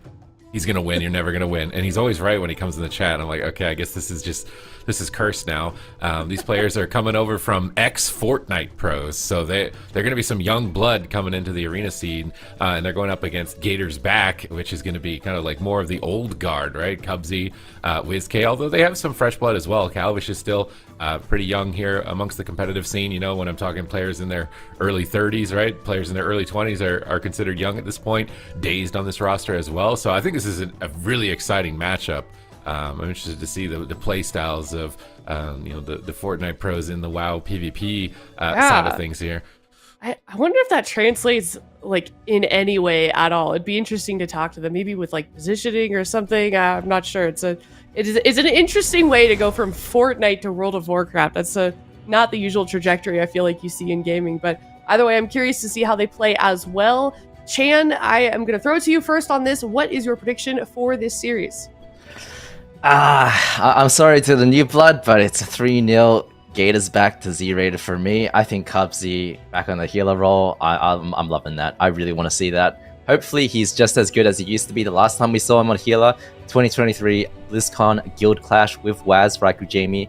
He crushed there on the Resto Druid. Now he's playing a lot of Resto Shaman. I've seen him on that. A little bit on Priest as well, but excited to see what he's going to pull out here. And like I said, I think he's the best. He's one of the best healers in the world. Yeah, gotta be a bit like riding a bike, I'm sure. Super T's, what about you? I mean, I'm sharing the same sentiments, which is obviously going to make Chan cringe here, because if my prediction looks identical to yours, then it might be some bad news bears. Although maybe I'm coming back. I mean, Cedo was making it look kind of sketchy there with the Boomkin picks, but they brought Mez in, and it was like, all right, Mez is here. Keep Mez in the game, and we're going to be riding pretty high. But yeah, I'm going 3-0 as well for Gators back. But maybe the 4Zs will have some sort of secret here. You definitely can't underestimate the Rep Paladin teams. It does seem like if you're disrespecting them at all, they might be able to run away with a couple of games. Yeah, you even look at them wrong, they're going to unload some damage onto you. I am also 3-0 for them, and it seems like we are all in agreement. I think chat also curious what the coin's at, but I just feel like you really, just in situations like this, it's hard to like beat that synergy that players have, that three of these guys have had from playing together so long, and then WizK also bringing a new fresh perspective to this team. I feel like this is one that we've all talked about a lot, of the potential that they do have as a roster. But in your mind, Chan, if you are Z-rated, what's it going to take to topple over Gators back? I think it's really hard to say. You know, Gators back, they're a new team. Granted, they've got veterans on the team. Calvish and Days a little bit newer, but Cubsy, WizK, they've been around forever. But this is the first time that we've seen, you know, WizK really on this roster, and with Cubsy healing them as well. Cubsy did play with Calvish and Days in previous seasons, but as a DPS, and now he's on the healer role. So for me, this is a bit unpredictable. It's hard to say what to expect from Gators back, but Z-rated looks like they got the Ret Paladin on their team, and I like that. You saw in the last series, the Ret Paladins are absolutely cranking in this meta at the moment. It is so strong, and the one thing about WizK, I will say, is that he's been run down a couple times on that Shadow Priest by melee cleaves. So there it is, Ret Demon Hunter Prez into RMP, but WizK sitting comfy on the bench. He knows what's coming for him. We got the Arcane Mage on Calvish, as well as Cubsy on Disc, which isn't a healer we're used to really seeing from him. Well, I believe he's on the Holy Priest, but I kind of wonder. He's actually Holy, actually, yeah. I kind of what he's thinking. Like, he's been playing Arcane at like the highest level for so long. Do you think he trained Calvish and he's raised him up, or do you think he's going to be like judgmental if his performance is lacking? Knowing Cubsy, he's definitely flaming him a little bit, roasting Calvish a little bit. Calvish is on the High Mountain Tour, and just like Cubsy is, big opener onto Zozo at the moment. Cheap shot onto Zagorn. Not using the Sank, using it late, so Zozo, if he can get caught back up, should be fine. Zagorn does get blinded, but Zagorn connecting now. Zozo's going to be fine, and they're going to push onto Calvish right here with Cubsy going into that Angel. Yeah, decent uptime on the Arcane Mage so far, because he's trying to reposition. He doesn't want to be near the melee DPS and get crowd controlled too easily, but Zagorn is flying in, flapping towards him, getting ready to potentially go for a sleepwalk. Deep breath, gonna hit. Are they going to connect? They imprison him low. He decides to just get dispelled out of it. He's not running the big imprison, it looks like, at that point. They get Emerald Communion on this push. A massive swing of damage right here onto Zizzy and Zozo from Gators back. Interrupt onto Cubsy in the back line, but his team looks reasonably stable despite it. And Calvish does have options. He's going to trade the Greater Invisibility to reduce damage. See a Gouge to initiate crowd control, into a Dragon's Breath. Icy Flows, Ring of Frost, but he doesn't hit the Dragon on it. So Zagorn's able to immune it with a Verdant Embrace. He's going to be able to heal Zozo. Really unfortunate miss on that ring. That definitely would have got a trinket, I think. They're going to go for a kidney shot. No Sanctuary. Zozo just dying. Taking so much damage from Dazed. Dazed, you know, typically the Outlaw Rogue not able to keep up with a lot of the other classes, but he is doing a lot of damage right now. Yeah, and Gators back is actually playing they're not really playing a control style. They're just running away, trying to live. Cubsy positioning quite defensively until now. Gets Hodge on his Viv. Zizzy under a lot of trouble as well. Gets cheap shot. Looks like he's going to make it out with the Nether Walk. He's going to be fine, but Zozo has no lay on hands. And next Arcane Surge coming up in 30 seconds is going to be a world of hurt for Calvish. Zagorn. Oh, Zozo right now. He might have the bubble. He trades out the bubble as well. So Zozo has no cooldowns left. Zagorn does have the rewind, but no Communion to recover them. And Zizzy has no Nether Walk. All three targets right now. Excellent for Gators back. Calvish has the block. Gets kicked. Cubsy on his heel. Zagorn punishing him. Dazed under a lot of fire right now as well, but should be able to recover now. All right. I mean, Zizzy and Zozo are putting up a fight here. Typically, you play the Arcane Mage to kite melee DPS and basically be invincible. The Outlaw Rogue gets control of them, but even despite that advantage, it feels like it's very scary. Blind. Nice rewind right before the blind. Nice. He also got the Time Dial. Searing Glare going to hit some players, but Daze dodges it. They get Magic Pop. Daze is trying to cut through with that physical damage, but he doesn't have enough to finish him. And that's really one of the the final cooldowns for the team of Z-Rated. Meanwhile, Cubsy is kind of chilling. He's got his Trinket Void Shift. He's going to have his Guardian Spirit soon. He still has Ray. So Gators back have a huge advantage right now. They need to press it and play aggressive, and that's exactly what they're doing. Cheap shots on the entire team. Ring of Frost is going to be secured this time around, and Zozo has nothing but the darkness. Is going to be enough? Do they have a knockback, a blast wave, anything? They're just trying to proc him through it and hit him. He blinks in, but he Novas him. He's not going to be able to blast wave. He blinks across. Calvish in a bit of danger here. Has greater invis. Shouldn't be too greedy with it. Cubsy gets out of crowd control. Zozo is still low on health. Zagorn went for the oppressing roar there. So curious to see if he gets any... Zagorn went for the oppressing roar there. So curious to see if he gets any extended crowd control or not. He fakes the kicks. He goes for the sleep, but Cubsy deaths it. Nice shot over death, and Zozo is getting smashed right now. Zagorn trying to pick him up. Daze gets imprisoned. He's dispelled out. Daze is pushing in. He trinketed aggressively. Maybe they're going to stun him behind the pillar.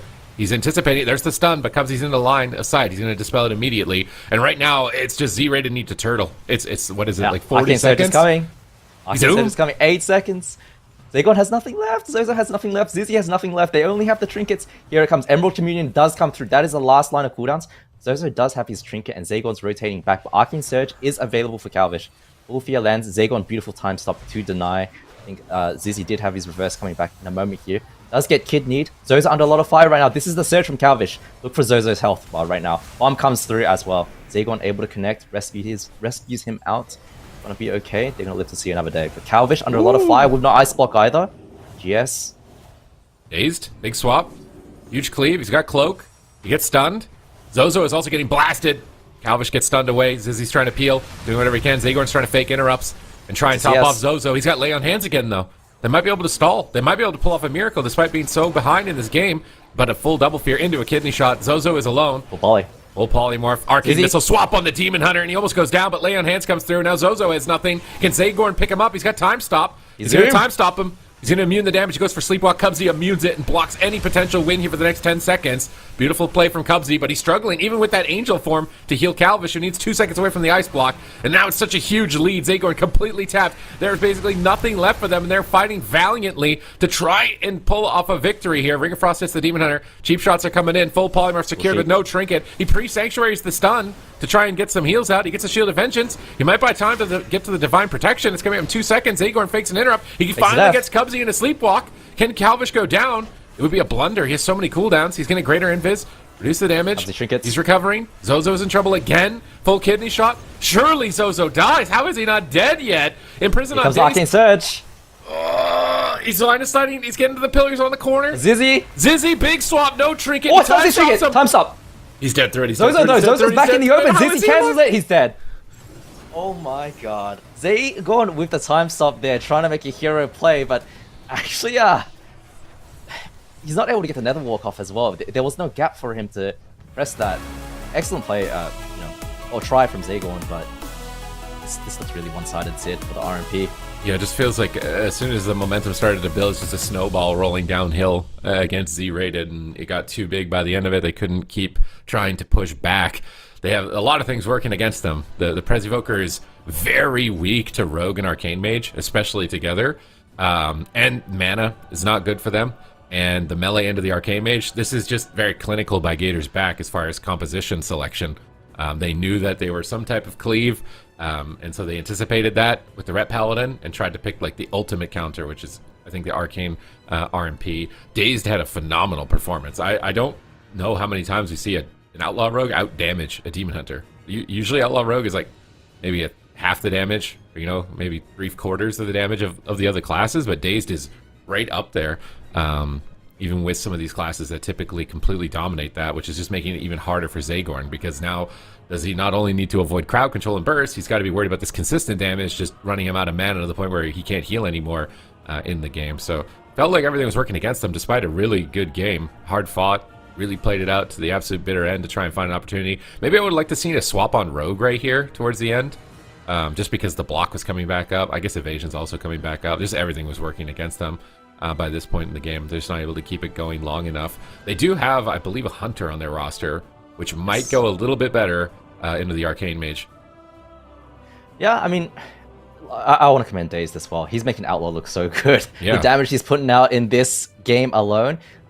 Waz has got to take some notes for sure, because he was crushing Zozo and Zizzy as well. It did look pretty good. Of course, Outlaw Rogue has excellent control, but Calvish, they just aren't able to connect. And I do want to say, yes, the Rogue doesn't have Trinket, but it is so hard for Red Demon Hunter to kill a Rogue with the Holy Priest positioning so far away, and Cubsy is kiting away most of the game. He's able to dispel the Hodge, able to dispel the Chaos Nova. The only real stun you can catch a Rogue in is Fell Eruption, right? And it's just too short of a stun. You get the feint up after that, you still have evasion. It is really hard to punish, and so that's why they're chasing after Calvish the whole time, trying to shut his Arcane Mage down as well. Ultimately, wasn't able to. Calvish doing a good job running together with Cubsy, laps around Nagran Arena. The big map, obviously, you know, really favoring the Arcane Mage against the double melee. Yeah, really. And now losing the blind pick here means that if this does somehow, you know, come down to map it. Oh, they picked Empyrean Domain. Insta-lock. Empyrean Domain. Why would they pick the big map? Unless they want like some type of marksman hunter, maybe, because the small pillars. Yeah.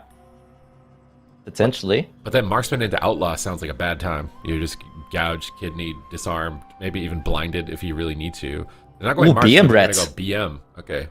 J-Waz coming in. Zizzy's going out. One Z for another Z, but definitely don't sleep on Z rated, even though it's the triple Zs. They can definitely pull off a win here. Small map is going to be difficult for the Arcane Mage, but also means that the Preservation Evoker is exposed. But it also takes a big map away from Gators, so maybe this is some like weird 5-head moment where you're trying to like steal the map advantage and show that we can win on big maps a little bit earlier on in the series rather than watching it play out all the way through. Cubsy's got the big sheep staff, which you could get from Legion. I wish I got that staff, actually. That thing looks insane when it's transformed. What? I've never seen it like this up close because I don't have it. It's just munching on some grass, invisible grass right now. But it's kind of basic, you know? It's just a set, just straight set. It's a good set, but... Season 2, right? And the Calvish is the same. He's got the sheep muncher. Hey, no. This is Cubsy's Arcane Mage Mog. This is copied his Mog? Yeah. This is him paying, homage? Respect to Jungle Jape. Yeah, exactly. I like this. This is cute from Calvish. Respecting his elders. Respecting Cubsy's Arcane as the best Arcane in the world. Dazed. Okay. Standard Put together. I like Edgelord it. Mug. Yeah. I mean, you'll see this guy in Elwyn Edgelord. Forest, right? You'll see this guy in Elwyn Forest. That's for sure. Leaning with the new /lean against the On a inn fence. Yeah, on a fence. Just like, In I'm the Goldshire. coolest guy here in Goldshire right now. Everybody is mogging on me right now. Flexing the rank 1 Myron title. Myron my titles, just the standard rogue. Gotta be flexing that, of course. We're 5 seconds away from Empyrean Domain. Big map. J-Waz is coming in on that Beast Mastery Hunter. He's gonna need to bring the pressure with that Legion of Pets, the Menagerie, an army of dinosaurs potentially coming out from him to be able to take down Calvish. We see Flare coming down, but Daze dodges it. He gets a sap. Oh, that's not going to be a good start. Oh, he's behind the pillar. J-Waz is nowhere near him. He can't do much. Oh, but Calvish opens up, not behind the pillar. Dragon's Breath, Ring of Frost defensively. Daze grapples over to swap. Oh, this is Aurora insane. sacrifice. He gets rescued back, but he clips the ring on the rescue for a second there. Can't heal for a moment. J-Waz going to feign death, go for the Scorpion Sing, trying to set up a silence to reduce some pressure onto Calvish. And we see a stun trap from downtown. Snipes the trap. All that aim practice in Fortnite paying off here in WoW as well. Cubsy not getting a gap to death there. I thought he might, but full blown Zero. Oh, J-Waz under so much fire. Uses the turtle, doesn't. Oh my god, he uses his wall, but he doesn't turtle. He is crazy right now. I can't believe he doesn't turtle because his heal is still in the sheep. Is able to get topped off by Zozo. Looks like he used lay on hands there, but I'm pressing turtle there every single time, and this guy has some confidence to not press. Yeah, some trust in his teammates. A big swap on the dragon. Killing spree. Dazed is absolutely killing it. I've never seen an outlaw rogue beat a BM hunter and ret on damage. He's doubling a BM hunter and a ret. How is he doing this? But Calvish is isolated. Nice sleepwalks. Good plays. They get the Will of Forsaken. Calvish repositions. Zagorn's laying in some heat right now with those Chrono Flames. Trying to get his team back into the fight. Cubsy could get swapped to potentially as well if he's hovering at such low health for any longer. Ring of Frost double. Not really a double, but it does at least hit Zagorn. He polys the ret. Big Arcane Blast Barrage combos. Is he going to knock him out of line here? Go for a resheep. He's not able to get it. Zagorn just he silenced Nice him right silence. before he could do it on the reshape. And JWoww's actually turtled. Wait, turtles. So they're down their turtle, they're down lay on hands, and they're down the Preservation Evoker trinket. So I they have think so, Zhao. there's a lot of options. They could basically go after the Hunter or the Preservation Evoker for the next attack. Yep. Stun lands onto JWoww's under so much fire. Trap onto Cubsy. Looks like JWoww's is the one who's taking fire right now, though. Can they follow that up? Any CC on Zagorn as well at the same time. Cheap shot lands. JWoww's in so much trouble. Full stun. Stuns his trinket on the smoke bomb as well. Can he land another one? Gouge him low, and JWoww's gets a magic bop. Can Daze finish him off? He's gonna be just fine. Zozo coming in clutch. Oh my god. Very last second there, but oh my god, that was. He's still dead. He's just dead. Full blind. No trinket. It's over. You're just done. You're done, buddy. Calvish is the entire arena combined. Obviously, man, I want some Cubsy lessons on Arcane, man. Like Calvish getting to practice with Cubsy, doing the big deeps. Dazed is also beating the Ret and the BM Hunter. I mean, oh my god, man. Gators look really good. The Gators look really good, man. Oh my, they've got multiple comps, multiple strats. Like, oh god. WizK's just chilling on the bench also as a backup if they really Keep need him there. Keep him there. bro. Let's see this again. I mean, this RMP is, to be honest with you, they look so comfortable in RMP right now. Cubsy defensively has done such a great job. Calvish really hasn't been under that much trouble where it's been potentially a game-losing moment. He's just doing such a good job staying far away, keeping Calvish nice and healthy, and JWoww's just taking so much damage. And I do have to say, his turtle, I'm not sure I agree with it when he did use it, but I can't believe he didn't press it here, He really got away with murder right there. And then this moment, did he get Master Spell on the Magic Bop here? Because he took... Daze is just... He got Master Spell too. There it is. Because his health just plummeted a few moments later, and I was like, he must have Master Spell. There's no way the Rogue is doing that all by himself, but they're just all over him. They just have full control of the game. Another disadvantage of the BM Hunter is that those pets add to the Arcane Mage's damage with Barrage, so pet classes are typically not great into Arcane. I think, like, is Survival actually coming out Survival as, like, the top meta spec? I feel like Survival Hunters are looking so much better. BM Hunter might have its place maybe against Warlocks and something, more stationary casters, but with less AoE roots, less AoE crowd control. But I feel like with Mage, Survival has honestly looked the best. We're moving to match point, and Z-Rated are down. They've shown two compositions. First one didn't look like it was going to work at all. I think the Hunter has potential, but only if he can play a different specialization. In Marksman, I feel like the Rogue will just stop you from doing anything, unfortunately. So Survival has a little bit more wiggle room in this type of matchup, but is JWoww's prepared to even make that exchange? I like this Mog. It's like a combination of a Hunter Elite set from Dragonflight, and then I think that's like the Shaman Mythic set, but it's like the off-tier gear, so he's wearing like a Shaman helmet, but it looks really good on a Hunter with like the wolf skin. I actually like this combo. We gotta hide the helmet. That's my opinion. I like the helmet. What's hide the best helmet. part? Hide What the do you mean helmet. hide the helmet? This is not a this is not a butter helm, okay? Like you won't see this in Elwyn Forest. What? Zozo though. This is this is an interesting Mog. It's like it's habit matches. You just like it because it's Cataclysm shoulders, and you like Cataclysm, right? Oh, it is one of the best expansions. Reminds you of all-time Cataclysm. PvP. I know. That's why you like it. It reminds you of Cataclysm. Looks like a Deep Home Mog. Yeah, it's a Deep Home Paladin. Coldest. What was the name of the the rock elemental? It was purple princess something down there. Therazane? Therazane? Yeah, it's like a Therazane transmog. Looks like a loyalist of Therazane. It's unique. It's not bad. It's kind of weird with like the pixel quality, compared to the shoulders to like the leg plates. The leg plates look like they're painted on, and it's not a little bit consistent there. They got a purple theme going in the Hunter tier 3. And I have that blade. That's the Iblis blade from original Naxxramas. I remember farming that right before TBC was about to end because they were going to move Naxxramas to a different location. So I think that is really cool.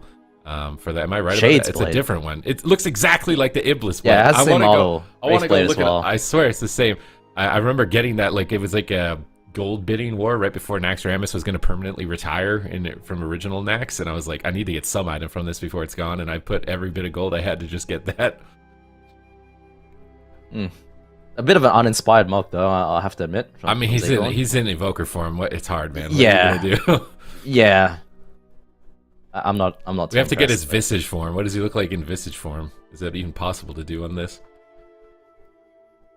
Probably unlikely, Well, but the belt and the tabard aren't matching. That's my problem. yeah. He's just this isn't even his live character, right? It's not even his live character. So like maybe he likes that tabard because it's a rare one, but You know, he's on the TR. You can literally do anything. The world is your oyster. You could do anything, and this is what you do. They gotta set the mod game up. All right, small map. RMP. Probably gonna do Red Demon Hunter. I feel like. Yeah, they like the small map. They want to connect onto Calvish, not let him take advantage of the Arcane Mage running laps around the arena. And you're right, Red Demon Hunter Prez. But I mean, on Nagran they did force a block, you know, from Calvish. To be fair, but Cubsy had that, you know, trinket swap opportunity the entire time. And I'm not sure how I feel about this. I think the Dragon in this comp especially just gets bullied too hard by RMP. I think it's really, really hard for him to keep his teammates up and chase after the Arcane Mage. And the thing about the Dragon is that as a preservation evoker, your healing is very, you know, it's in a cone in front of you and it's quite short range. And you're facing this Arcane Mage that's just running away the whole time with 2 melee chasing. So you have to keep up as the evoker, and it just becomes so hard because you get stuck in the middle of the map and you're susceptible to CC. RMP, of course, tons of CC. Zagon's going to have a tough game. Yeah, this is the hardest matchup you could get as a preservation evoker, like you said. Outlaw Rogue by itself can be annoying. Rogue in general can be annoying as Prez. Arcane is the most annoying caster. And then you've just got a little extra CC as well with the Fear and the Chastise to deal with on top of that. And you've just got to be too close in the fight. So Z-Rated need to win fast. They got to go in and take advantage of what they do have advantages with, which is high burst damage in the opener. Avenging Wrath and Tip the Scales Fire Breath can be a huge hit for their composition. And just try and race the clock, because the longer the game goes, the more Zagorn is going to get squeezed on cooldowns and resources. So Z-Rated need to embrace the Zug here. I think it's a good map. Obviously, the BM Hunter just looked way too fragile, and they weren't able to win on the big map with it. So this is probably their best shot for getting a win. But they will have to go to a large map if they do manage to pull this off, and I don't know if the Red Demon Hunter will be capable of that. So it's going to be an uphill battle for Z-Rated if they want to pull this back. 3 wins in a row against Gators back, and Gators back looks so good. I was on your side as well from the opening of the show that, like, I feel like they can win the whole thing. Like, this team looks so stacked, and with Cubsy on healer, just like, I swear it's gonna be completely cracked. I feel like Welcome to the JUNG are gonna have a serious challenge this season in North America. Yeah, I mean, having that backbone, the foundation of your team, you know, the support of, you know, one of the best healers in the world, backing you up, making sure you're always comfortable. It enables you to play your game. You're not under pressure as much because you have such a good player behind you, and that changes things. If you're playing with a healer who's not, you know, world class, it does change how the game plays, and you're under a lot more pressure. So the game is just naturally going to be a lot more tough, and that's the thing about Cubsy that is so good. And I'm happy to see him back on the healer role. One of the best to ever do it, and of course he's joined by Dazed, Calvish, and WizK. I would have loved to see WizK come out in this series. One of the best players coming out of North America as well. He's on the bench, but Dazed and Calvish, of course, not too new, but they're top players nowadays, and they're showing it. They're doing excellent as RMP. Oh, they Dazed found him. Immediately rushing in. They popped him out of stealth with a Spectral Sight. That was nice by Zizzy. Eventual retreat to immune it. But here comes the kidney shot. Here comes the cheap shots. Sanctuary instantly. Zazorn immunes the ring with Deep Breath. This is a great opener for Z-Rated. They totally avoid the sap. They avoid the initial DRs, but Chastise Fear sneaks in. Well, Fear. And it's a double. Oh, but it ends up breaking. It's unfortunate now. A reverse. Zizzy's just playing out of his mind right now, getting huge value. Hammer of Justice on Cubsy. Into a Sleepwalk. Great CC chain. This is honestly the best game from Z-Rated so far. But now Calvish is ramping, and they survive the hits. He's casting. Where's the damage? Those are rescued. Gets rescued, but big swap on Zizzy. Not enough damage. I mean, Z-Rated, this is really good for them. They survived the Arcane Surge, they survived the opener, and Zagorn is in a swap at the moment, but Calvish can't hit him. So he's patiently holding some vital defensives like his Trinket or Communion, but he walks into a Fear. Look at Zozo. Oh, Zozo just dying to Dazed. Can he get the ring? Stun, maybe? Nope, not able to connect. Calvish getting line as well. Connecting to Zizzy now. Can they bomb this? Full cheap shot. He does have the Trinket though, so it looks like he's got to be okay, but so much damage coming through. That wasn't even the Arcane Surge. Cubsy got into the Hodge right now. They're going to try and follow up. Daze doing a fantastic job. Gouging Zagorn, denying that Sleepwalk follow-up. Calvish going to be fine. But yeah, like you said, great open for Z-Rated. Calvish spent about half a minute trying to get a Surge off, doing nothing. Really shutting him down. Doing an excellent job. They have good cleave here, but Dazed is just controlling them so much of the cheap shots, a full blind. That gets Emerald Communion. Cal was shifting power to get to that Touch of the Magi, to get to that next Arcane Surge. Evocation, he's ramping up his primary stat. He's ready to do a lot of damage in a moment here. Adrenaline Rush is already rolling, and Dazed is keeping up his momentum with evasion, staying aggressive, but Zagorn just displaces away from him, trying to get on top of Cubsy potentially in the near future. They need Hammer of Justice. Cubsy has Fade. Is he going to fade it? He doesn't get it. He's into the stun. They need a Sleepwalk, but it looks like they're there, but Calvish is just dying in the Hodge. He alters back, a huge value alter from 1% back to 100, but now Dazed is being punished a bit for those aggressive maneuvers earlier on. Now he's got precognition. Touch of the Magi available. When's he going to launch it? Zozo gets cheap shot behind the pillar. Arcane Blast around the corner. Can they finish him? Rescue pulls him behind the pillar. Cubsy taking the time to use symbols to get some mana and reset some cooldowns here. Good awareness by Cubsy, realizing this game could go to the distance. Still playing it kind of more in moderation, picking his moments. Zozo's charging in. Where's the fade? Does he get it this time on the Hodge? He gets the full Hammer of Justice, but Zozo's at half health. Calvish is free casting, full polymorph. Zozo got time dilated right before it, and they reverse it. Good teamwork from Zizzy so far in this game. Zozo's cracking some damage on Daze. He gets Cloak. He's going to swap back on Calvish, but Zagorn's mana. It just feels like it's going to be all for nothing if they can't close out a kill before Zagorn Zoom. Yeah, Daze doesn't have Trinket though, and Cubsy has no Trinket because he just willed that fear for 20 seconds. Zizzy right now though, caught into a full cheap shot, bomb comes through, time stop. Beautiful play from Zagorn. Zizzy is going to come out, still in the cheap shot, gets kiddied on it, he does have Trinket but he dies. Oh, actually, he Trinketed into that. I mean, that wasn't even an Arcane Surge. Gators back this is a huge team, bro. This is a huge team. I thought he outplayed it. This is a stat. I thought he did too. I'm like, he time stopped the bomb. It goes over, right? There's no way they're going to still win. But the thing is it pauses everything. So it pauses the stun. Exactly. So the stun was still up even after the time stop end, and so they could chain it into another stun. And I bet Zizzy is wishing that the 2DR rule was in for that moment, because maybe he could have got another walk-off on the third cheap shot or something at that point. But I feel like Z-Rated played such a good game throughout this. I mean, they still have trinkets at the 3-minute mark, but right here he gets time stopped, which pauses the cheap shot at like 3 seconds. It negates the smoke bomb, but Cubsy got so many CCs, and he trinket rewinds not enough. It's just so much damage just squeezed in at the last second, and that's mostly just due to Daze. Like, he's doing more damage on Outlaw Rogue than I want to say almost any rogue. I'm not used to seeing a rogue keep up with a Ret or keep up with a Demon Hunter. I'm just not used to it overall. Watch this again. So he cheap shots Zizzy, and Zizzy trinkets and gets time stopped by Zagorn on his trinket, and then Daze just waits up the time stop, kidney shots him as soon as it ends before the Netherwalk. Use a Blade Dance there instead of spamming Netherwalk is a little bit, that's a mistake on Zizzy's end, but that was Zagorn trying to make a play and unfortunately sabotaging his own teammate on the Trinket Netherwalk. Gators back punished that, but that was a sick interaction to see. All right, really clutch plays here. Gators back, they got everything, man. Like they're not just there's no cheesy one shots. They can play the late game, they can play the early game. They've got the setups, they've got style, they've got flash, they got flare, they got overall damage. Like, this is the entire package. This is the team, in my opinion. Gators back. This is the team. These guys are on fire. They're locked in. They're not completely new contenders, but as far as being a new roster, yeah. I think they're the biggest challenge for Welcome to the JUNG, which is the next series, obviously. And I need to see Gators back against Welcome to the JUNG. Like, that's something I need this weekend. It needs to happen. Absolutely. So let's make it happen. I couldn't agree more. And I mean, based on how that they played that series, that could definitely be a possibility. 3-0 against Z-Rated. They were definitely the underdogs in that Z-Rated, that being said. And unfortunately, that is going to be the end for them. Like you guys already mentioned, quick 3-0 from Gators back. So we'll see if they can make that happen for you, Super Tees. Here is the bracket. They are close to making it to the grand finals, and they're going to be playing either F tier or Welcome to the JUNG from this next series. Arguably the biggest series of the day, one that we highlighted quite a bit before heading into the first series of the day, is one that we've got coming up next year, and I could not be more excited. Chan, what do you make of this series? I mean, it's so hard to say. I mean, the thing is, Welcome to the JUNG is... they're the best team in North America, right? They've been the best team in North America anytime they're competing, really, for years now. And the thing is, I don't believe that anyone can take them down. Gators back is maybe the best chance at it, but they're just too solid as a team. I will say, though, I think that their healer Zhang might be playing with high latency this tournament. Ooh. So that is quite a big disadvantage to them.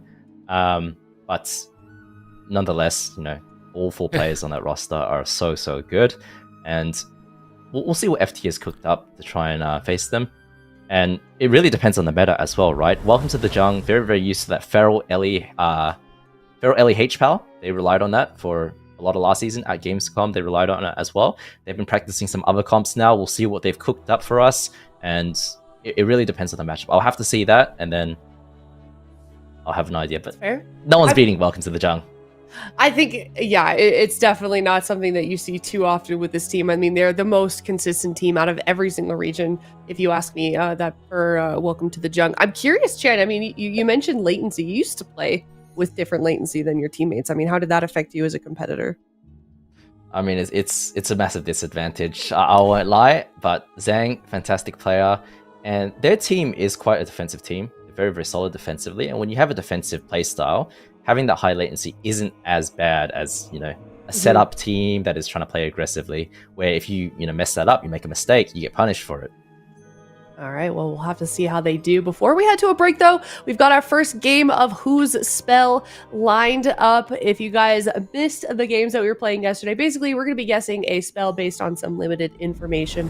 And now we've got Chan. Are you ready for this, Chan? You're pretty decent at it. This one's going to be tough. I was trash at this one at Gamescom, but let's give it a go. All right, here we go. First one is 1 charge, blank an ally for the next 8 seconds. All right, here we go. First one is 1 charge, blank an ally for the next 8 seconds. 50% of something, 8 seconds. 1 minute cooldown. Some kind of bubble, right? I was going to say time dial, but there's a charge on it. Time dial has charges now. Oh, it does? I think if you talent, and maybe it has a baseline, I'm not sure, but they did add charges to time dial. It could be. Ally for the next 6. This is I can't remember the name. It's the Mage Barrier. Oh, 1 minute cooldown? Overpower Barrier? No. I don't think it's a 1 minute cooldown. They have a 3 minute cooldown for Mass The Barrier, but baiting me. and they don't have one charge, or it wouldn't be have charges. So Okay. Oh, there it is. it can't be Life Cocoon, and it can't be Iron Bar because Iron Bar only has actually, Iron Bar. It has to be It's gotta time be time dial, dilation. right? Yeah, I don't think anything else makes sense. C, Process of final elimination. answer? Yes, I'll process take of credit for that elimination. one. I'll take credit for that one. Yeah, we can give you. I mean, you said it almost instantly, right? Yeah. Okay, all You right. did have some doubts though, okay, and I shored out those doubts. Never doubt nice. Chan. Nope. All right, All now we get to right. do the icon. It's- Yeah. Oh no, this one's impossible. Oh, it's D. Is That's it? Oh, easy. it's the one on the right. Yeah. D. It Maybe that didn't one even. easy. There's not even any photoshopping in this one. Yeah, yeah. Just Huh. put up all the Zooming in different on the golden icons clocks. is what makes it hard. Because the little details. Is there a little time? Yeah. I Yeah. was saying that as earlier too, because she plays with her action bar so small. You never know, but it also lets I you just know like the general appreciate color. it a bit. It does, let you- yeah. Oh yeah. Because you recognize it at a glance, but Yeah. no, this is an easy D. Nice. All right. I mean, we got one more. Let's see if we can 100% win rate for me. You guys go for this one. channeled 3-second cast. Unleash a beam Oh, this is an easy one. of energy. Is it? Yeah. I-beam? 3-second cast. What is I it? mean, I've channeled for 3. Disintegrate? I want to say I don't think it's disintegrate. I want to say maybe it's I-beam. 25-second cooldown. Disintegrate doesn't. have No a way with cooldown. spell power. Oh yeah, Okay, you're then- right. You're right. 25 yards. 25 yards. It's bait. You think It's it's bait. bait? You think it's bait? Yeah. It's disintegrate. Hey, wait. See the options. Hold on. Before we see the options, I have information. This is, I don't know if I'm allowed to say it, but I'm going to do it anyways. This is from the new Demon Hunter spec. This is from Devour. Oh, void beams. Oh, So this is okay. the new I-beam.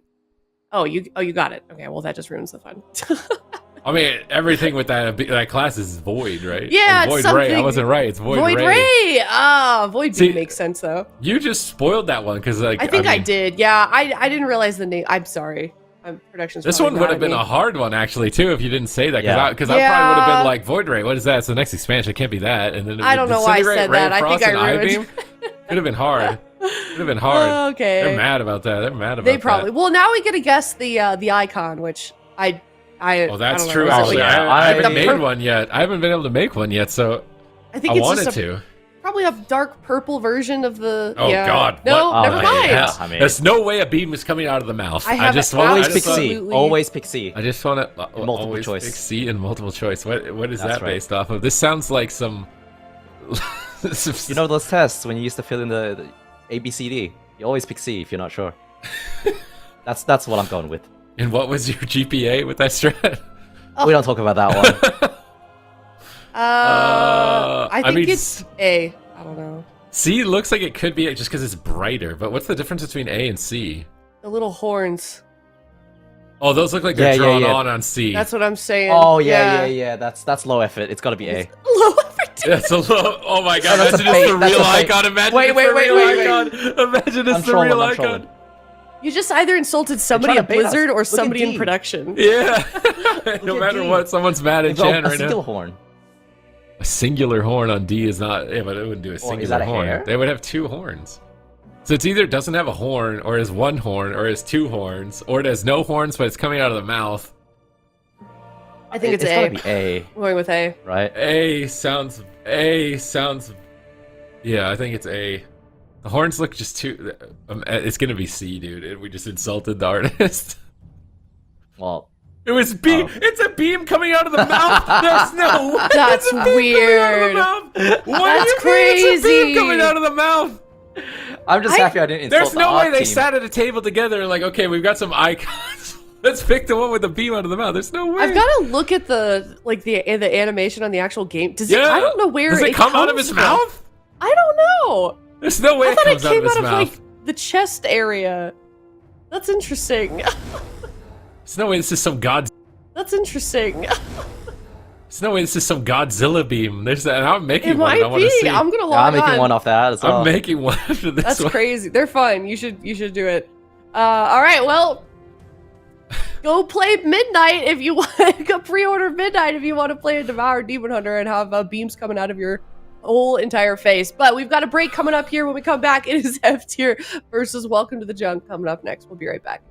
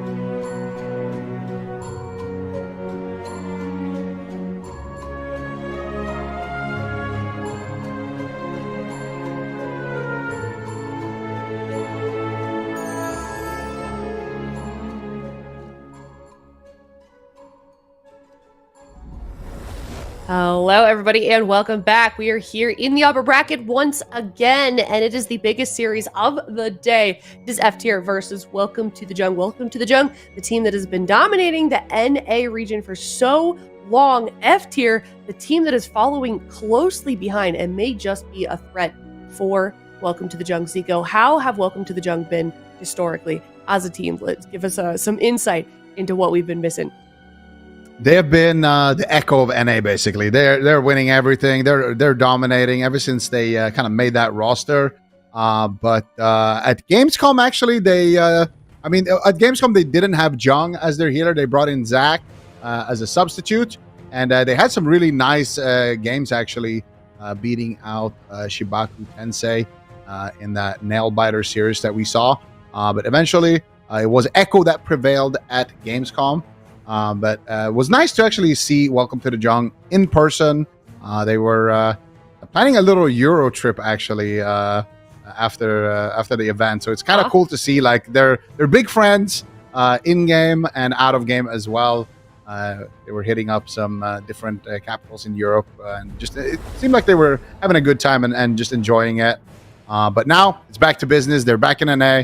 They got their full roster, full power. And this is the first time we see them on broadcast here, so it's gonna be exciting. All right, and then F tier, Van, they're stepping up to the plate. How do you feel like they're going to do against Welcome to the Jung?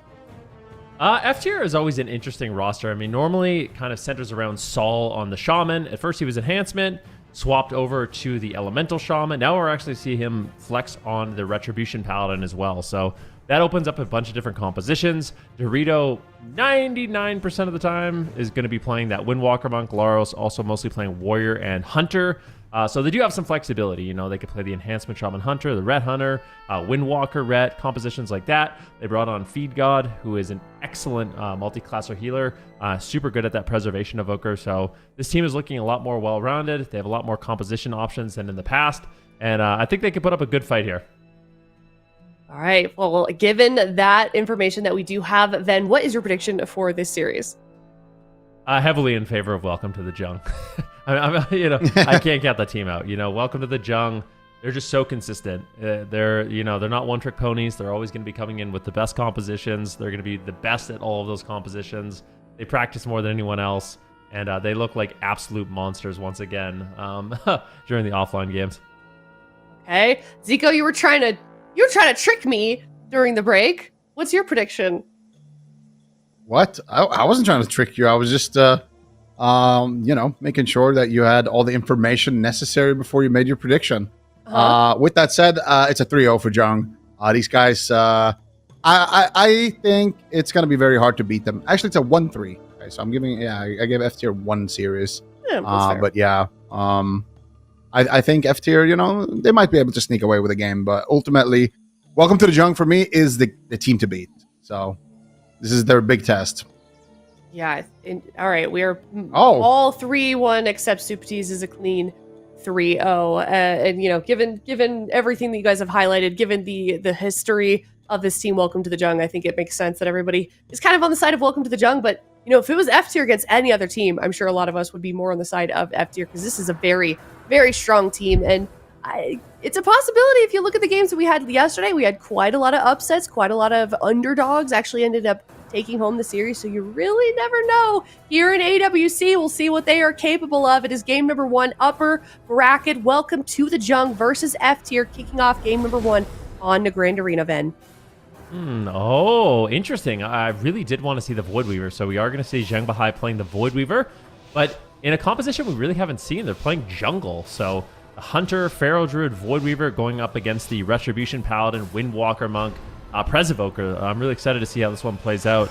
The Void Weaver, especially Zhang Bahai on it, is something I definitely have my eye on for this tournament.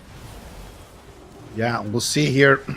Already a trap landing onto Feed God and some pressure actually onto Drake, but it's going to be the read on the back foot, immediately having to use his Touch of Karma right there in the opening exchange. Drake still actually has his Incarnation available as well, so this was just off of Preb's damage with that True Shot, and Saul still feeling a lot of pressure here as they continue to just kind of cleave down this squad of F tier, fall down to 50% HP, and they force the Divine Shield. Now he catches a massive heal there from Feed God, and that is going to be the ulti penny coming out as well from Jung Bahai, topping up his team and also doing some good return pressure. But here comes the Song of GG from Dorito. He's actually playing that kind of unorthodox talent, Paralyzed onto Song, but here comes Drake with his incarnation, with the last couple of seconds of that incarnation getting decent pressure as well. Fake has the kick and has a full clone onto Feed God.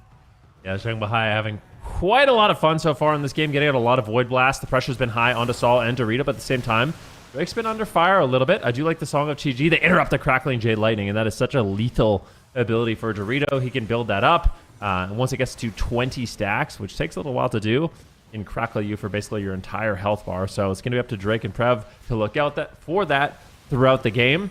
Both teams relatively stable here, but Feed God mana is not looking good because his Zhang Bahai is basically 100% mana at this point of the game. Feed God down to 50%. So Dorito, Saul, Feed God, they're going to have to make something happen fast because they're almost running out of time. Oh, nice def there on the sleepwalk by Jung Bahai. He didn't have Will of Forsaken for that one, so really nicely played there. Dorito still taking a lot of damage, but he has his Karma rotated back up. Feed God in a full trap. This could be the Karma right now, actually. Dorito dropping dangerously low, and he is going to make the trade. Drake fake has the kick. Gets a Cyclone follow-up onto Feed God. Now swapping his attention over to Saul. Dorito porting back into the midfield, but he's got no Karma. Dorito might just get absolutely crushed right now. Huge damage coming through, but it looks like he is going to be able to survive there. I think that was a rewind, actually, that came through from Feed God. So major defensives being used here on the side of F tier. Yeah, more Void Blast coming in. This Power Infusion. Dorito getting lower. Needs to be very careful. No defensive cooldowns whatsoever to survive. He's continuing to push, but he gets Cycloned. Drake just going for some beautiful Cyclones. Saul's low on health. Dorito's low on health. Feed God is now Cycloned. And that should easily be the game. It is domination from Welcome to the Jung. I feel like there was almost no moment in this match where they were scared whatsoever. And that's the thing. Like, we've seen it. This Void Weaver specialization is so strong. If you can't shut down the Void Blast and the Mind Blast and the Void Blast, you just can't kill them. And it's so mana efficient too. It looked really good in this first game. Yeah, I mean, Jung Bahai, 120-something million damage at the end of that one. But here you can see a little bit earlier in the match, Emerald Communion got traded out. And then here, they're interrupting Dorito there on the Song of GG. Repentance, it does land there, but it's on diminishing return. Zhang, I think, deft the sleepwalk out of that one. And then here, look at Drake, man. He's so clean with these fake casts on the Feral Druid. They managed to interrupt the Song of GG. And then Drake managing to land the Cyclones here. Very, very crucial. You can see he's got the precognition there. Manages to... Feed God actually time stops there for a second to avoid one Cyclone. Cancels it immediately, but it's not enough. Drake is there with the recast. And Drake just kind of taking matters into his own hands here. Landing so many crucial Cyclones. Putting his team ahead. While Prev is on that Hunter just blasting away. Having the time of his life. Just dealing tons and tons of damage with those aim shots. And yeah, F tier. Bringing in, Saul on the Red Paladin. Looking pretty good. But ultimately, welcome to the Jung. These guys come in prepared. They got so many comps. And they're just so well practiced on them. They know exactly their win conditions. Combine that, of course, with their individual ability as well. I mean, you can see it right there towards the end. Dorito gets Cyclone. Drake fake has the kick. It's a full Cyclone on the Feed God. And then out of that Cyclone on Dorito is a massive swing of damage. Both Jung and Prev just loading up that pressure while he's still in that clone, kind of pre-casting the damage into it. So as soon as he comes out, he's met with a big hit of damage. Yeah, I mean, this was... I do wonder what F tier is going to do, because I feel like they can't really run this cleave setup. Playing the Ret Windwalker Monk just did not look good. There's not enough shutdown for Zhang Bahai, and they just cannot get the pressure rolling. I mean, they could try a strategy, like actually just going after the Priest a little bit more. Sticking the Windwalker Monk and the Retribution Paladin on the Priest to slow down those casts. But I don't know if that's going to work. You're going to get crowd controlled so much by Drake, so much by Prev. I do think they need to go back to the drawing board and try to figure something else out. Maybe bring in their own Hunter, like bring Laros in on the Hunter, play Ret Hunter as an example. Mm-hmm. Maybe play the Enhancement Shaman Hunter, just something different. Because, yeah, the Windwalker Ret definitely did not look that great in game number 1. Yeah, so you're thinking the Windwalker should go for F tier? I don't know. It's like my heart doesn't want that because I like watching Dorito and Monk. He's so good at it. But I mean, he's getting crowd control, right? Like he's getting the paralyze into the Song of Chi-Ji, the nice little combo, but just ultimately look at the damage. Look at Dorito and Zhang Bahai's damage there. And if you didn't see, Dorito did 171 million and Zhang did about 135. So almost comparable to the Windwalker Monk, which is, yep, pretty good. Yeah. And we are going to see that Dorito actually staying, Saul on the bench. So it's going to be Dorito once again, playing the Windwalker Warrior. This is something that they ran a decent amount actually on the side of F tier in last season, and they had good success with it. Laros definitely stepped up a lot for his team, but we'll see. Welcome to the Junk. Playing the same thing. Hook point, though, going to be small map, close quarters, which is not ideal for Prev. Also kind of nice for the Windwalker. You know, you have an easy time to kind of duck in and out in line of sight and being in the open and being at the safety of that pillar. But also with the Clash ability, it's much easier to kind of utilize it compared to on a large map. You can kind of grip people together and land those big leg sweeps. So we'll see if Dorito is going to be able to do that, or if Welcome to the Jung is going to already just bring this game to a match point. And Welcome to the Jung. Just seems like they always do their homework, you know? It always seems like they know exactly what they want to run. You almost never see them in a situation where it kind of looks despy in terms of what comps they want to run. They're always they seem to always study the meta very well and kind of figure out exactly how the meta is going to fit their team. Cyclone coming out onto Dorito, kind of shutting down that Windwalker pressure in the opener. Zwen already popped, and Double Fear actually coming out there. But I think Laros is playing that Berserker talent to remove fears. So Zhang Bahai actually got to be the target of choice here for F tier, going after the healer. And so far, getting themselves a pain suppression, but Laros also having to trade out that Die by the Sword. This could work out. Zhang Bahai getting interrupted there on the ultimate penitence. And if he can't get off the Mind Blast, it's going to be absolutely deadly. He gets shockwaved. Zhang Bahai is in trouble. Trying to duck into that protective barrier to reduce some incoming damage. Flash heals incoming. Looks like he will weather the storm for the time being. Finally, a Mind Blast is going to land. Dark Reprimand tops himself off. Let's see, Feed God getting put into a silence. So far, it's looking a lot better, but Dorito's getting low on health. He's caught into a stun. Can they take him down? He's already traded up so much defense. And by focusing on Zhang Bahai, they're just leaving Prev on that MM Hunter completely open to do devastating amounts of damage. And I'm really worried for Dorito here. Yeah, Dorito might just get crunched right now.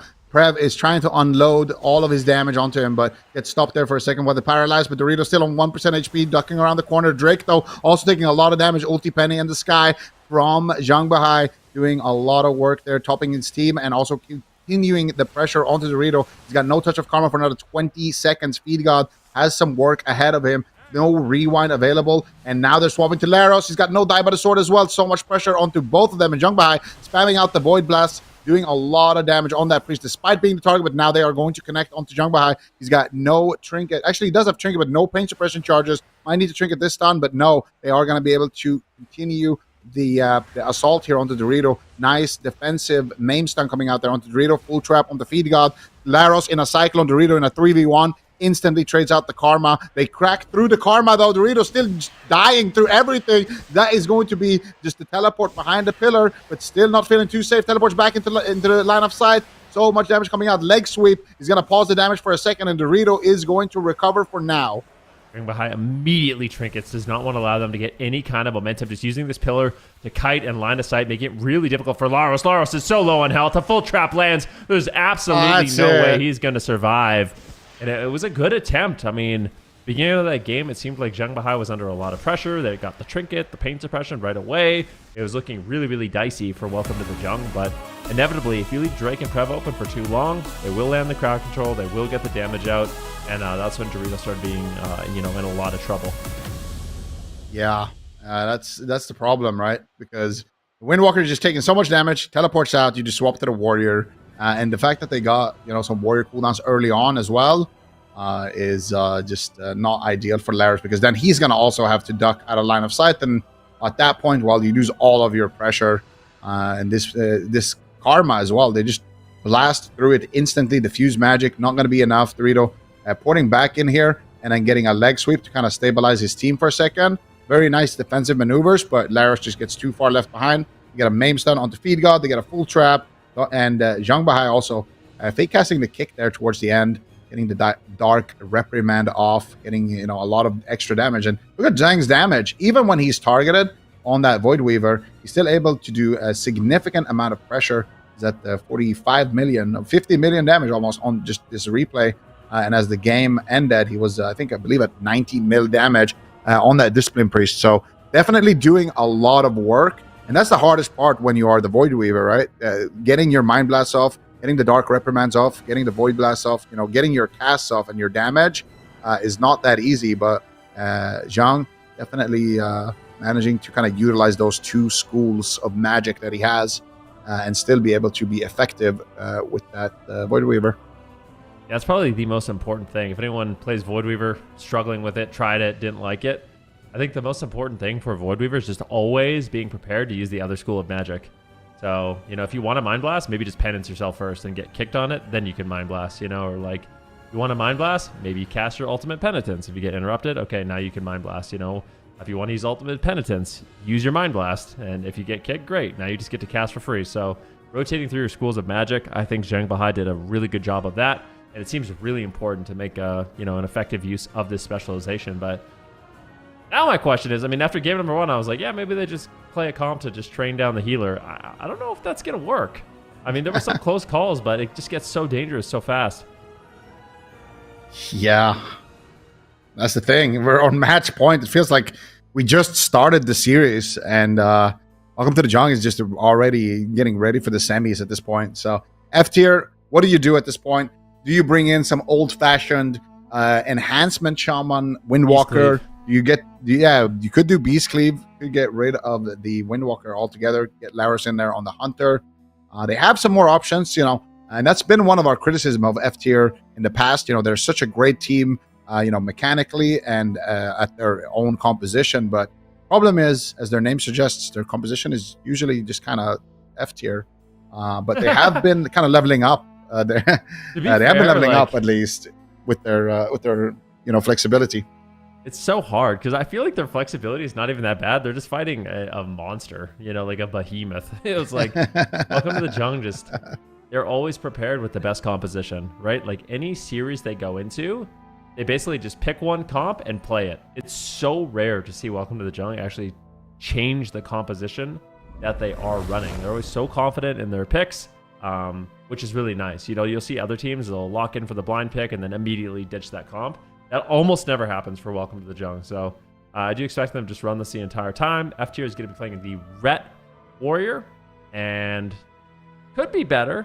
Part of me feels like this is going to look very similar to what we saw with the Windwalker Retribution Paladin in game number 1, but perhaps the Warrior will be enough. I like it. I think Ret Warrior in general has seemed pretty solid. I think they're going to go after Prev probably on the Hunter a lot. But the map pick, I feel like, is not maybe the greatest for Ret Warrior. I'm not sure about the map pick here. Like on Ashamine's Fall, playing a Cleave, you're up against an MM Hunter. Instead on like a small map or like maybe even Ruins, I feel like you have more options in terms of offense, but maybe they just want to try to drag out the game a little bit, be more defensive, do more like hit and run style. We'll see. But F tier definitely looking a little despy at this point, for sure. Against Welcome to the Jung. Yeah, kind of everyone is in that position. Yeah. We can see Zhang Bahai here. Look at the amount of haste he's rocking. So that's why those casts are so fast. He's also playing Trinity. So one of the really cool things about Discipline Priest right now is you have a PvP talent called Trinity. Or if you have Atonement on 3 people, it lowers the cast time of your Smite by 30%. Smite and Penance, I think. So you basically get Bloodlust on a few key spells. So you have all of this haste, all of this versatility, and then you also have Trinity giving you a 30% cast speed bonus as well. So really fast casts. And I think actually the Void Weaver Priest is one of the only healers in the entire game that can afford to not play Mastery, which is really interesting. The only healer that can actually just stack maximum haste, which makes it really fun to play. Oh. Sorry, I wasn't paying attention. I was busy looking at the transmogs here. That's okay. I gotta say, Prev, Prev is on point with the Mog. Like, what do you do, right? You're against Welcome to the Jung. They're looking practiced. Jung Bahai has the best talents for the Void Weaver. He's doing the same damage as your Windwalker every single game. And then Prev is just out here looking stylish, looking handsome. And you can tell, like, on the damage meter, like, what can you even do in that position? But we're going to see F tier making their last stand here. Saul gets stunned, actually, on his human racial right there. Going after Jung Bahai. Laros trying to get that demolished. Not going to be able to connect. Oh, my God, Laros might just die in the opener here. Jung Bahai tanking the kick there on the ulti penny. And then now just spamming away with the Void Blast. So much damage. He's just free casting. He doesn't care. So much fun. Oh my gosh, it's just so crazy to see a priest just literally just sit there and face tank. Laros and Saul playing Ret Warrior just doesn't care at all. Getting the cast off, he ever fakes an interrupt. Just everyone on his team's full health. Saul and Laros are just on the run. Desperation. This isn't working. We have to make a swap. They're going after Prev, but it is just not enough. Laros and Saul, they are not being recovered. Junk behind the back line, now just free casting. And it's like, you go after the priest, you're instantly dead. If you don't go after the priest, you can't kill anyone. What do? Saul might have to use the Divine Shield here. Feed God now caught into a Cyclone. He has no way out. Saul really greeting it. Using the Divine Shield finally. It just seems like F tier has no idea what they want to do. Like, going after the priest isn't working. Now they're trying to go after Prev. That's not working, and they are falling apart. Yeah, Laros is getting absolutely blasted here by Prev. Looking like he might want to just close out the game here very, very shortly. And they get one more CC chain. Drake is looking for the Cyclone, but Feed God is doing a good job kind of positioning away from that. There's the Hammer of Justice onto Jung Bahai. Did he get the Sleepwalk? No, he actually got interrupted. Drake doing some MVP plays there. Interrupts the Sleepwalk into a full Cyclone onto Feed God. Now turning the pressure back onto Saul. Nice Spirit Bloom is going to top Saul, but Laros is falling behind. They're going after Jung Bahai again, but Scatter Shot comes out onto Laros, and here comes the Void Blast. Just zoom, zoom, zoom, zapping away onto Saul. The Entropic Rift as well, doing some work there.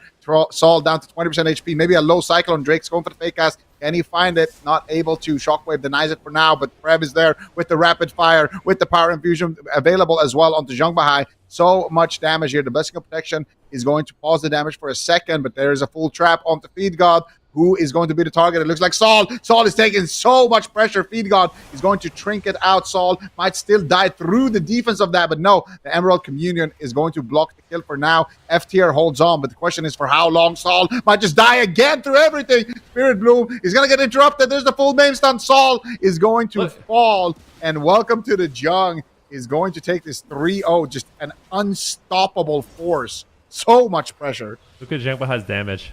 150 million. Like, he's up there with the Red Paladin. It's just so crazy. Yeah, Welcome to the Jung, looking good. It is going to be a quick 3-0. And that it just shows you how crazy this team is, because F tier is amazing. Like, they are such a good team. The compositions that they're bringing are very solid as well, but it just seems like they're totally lost in this matchup. Doesn't really feel like there's that much they can do playing the Ret Warrior. But yeah, at this point of the game, a little bit of pressure here on Prev, but really get the feeling that Welcome to the Jungle is really never afraid in this match. So F tier is going to have to go back to the drawing board. I don't know if that means Saul plays the Elemental Shaman once again, so you actually have a little bit more interrupts for some of this incoming damage from the Void Weaver Priest. But yeah, that looked like a really, really rough matchup. Yeah, that looked absolutely brutal. They were just dying the entire match, basically. Like, I mean, just look at this moment here.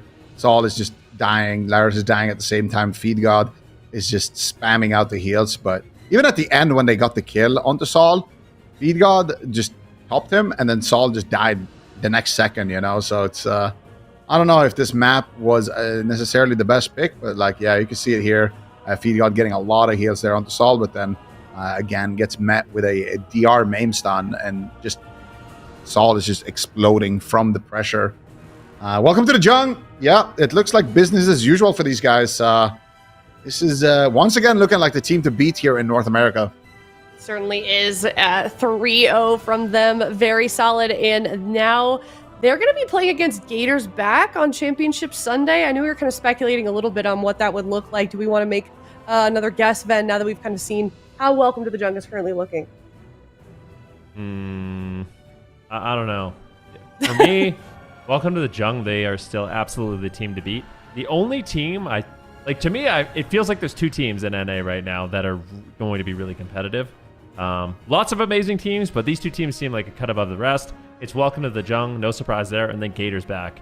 I feel like Cubsy, the power of Cubsy on a healer, teaming up with Wiz K, Calvish, and Daze, like I feel like that is a roster, especially with how much they're practicing. Like I see them wargaming off of stream. I see them practicing literally every single night. Like they're completely dialed in. They want to win. That is their goal. So that should be a really excellent game, and I'm not sure who's going to win. I think that's a fair statement for sure. But if you want to see that, that's going to be the second half of the day. Tomorrow for Championship Sunday's games, we can look at the bracket. As you can see there, semifinals, upper semifinals, Gators back versus Welcome to the Jung. And we've got the rest of our lower bracket to play out for the rest of the day as well. So we're going to be eliminating 2 more teams by the time the day is done. And next up, Zico is Z-Rated versus Direwolves. Yeah, Z-Rated versus Direwolves. Direwolves definitely looking a little shaky in that first series, but I think if they can summon Lord Mez and not play any Boomkin stuff into Z-Rated, it's kind of similar comps, to what Wage Gap was running. So I think Direwolves, if they keep Mez in there, it should be a really close series, and they should be able to walk away with that. But I don't know. We'll see. Didn't look comfy. They definitely didn't look comfy. Direwolves are definitely kind of fighting an uphill battle. Yeah, no funny business on the blind pick from Direwolves, hopefully. Z-Rated, of course, that's that newcomer team made up of Fortnite players, 2 brothers. Also, didn't have an easy time, for sure. Their the first series that we saw, 0-3. So we'll see. We'll see how this next sub-series goes. Someone is going home. We're going to go to a break. When we come back, it is Z-Rated versus Direwolves coming up next.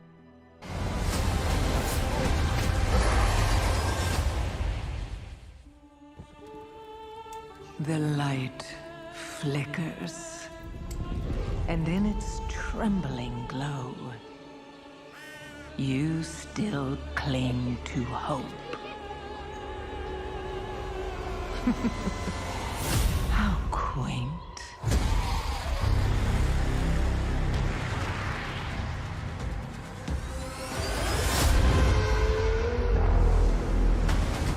The shadow is closing in. It hungers to devour everything.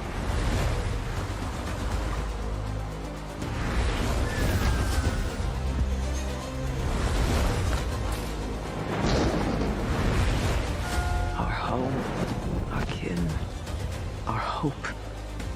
We cannot succumb to fear. We must not falter. There will be no victory without suffering.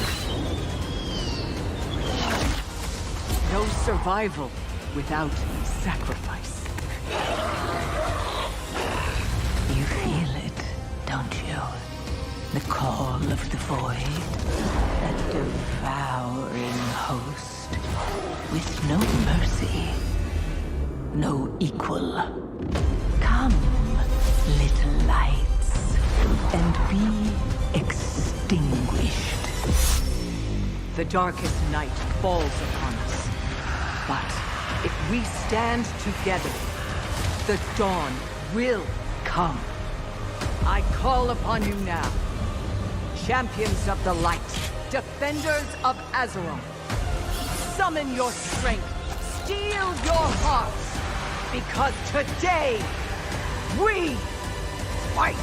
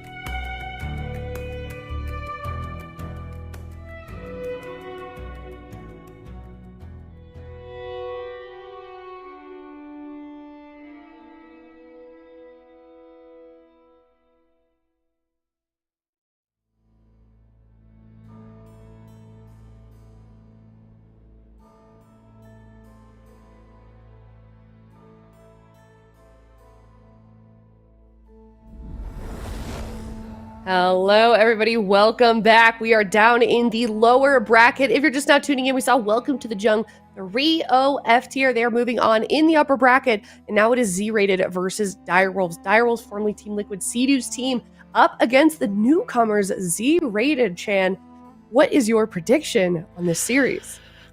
Oh, I feel like this is a hard one, guys, and I feel like I'm betraying, my brain, but I'm going with my heart here. I actually think Z-rated are gonna win 3-2. Really? Against Oh Direwolves. my goodness. Yeah.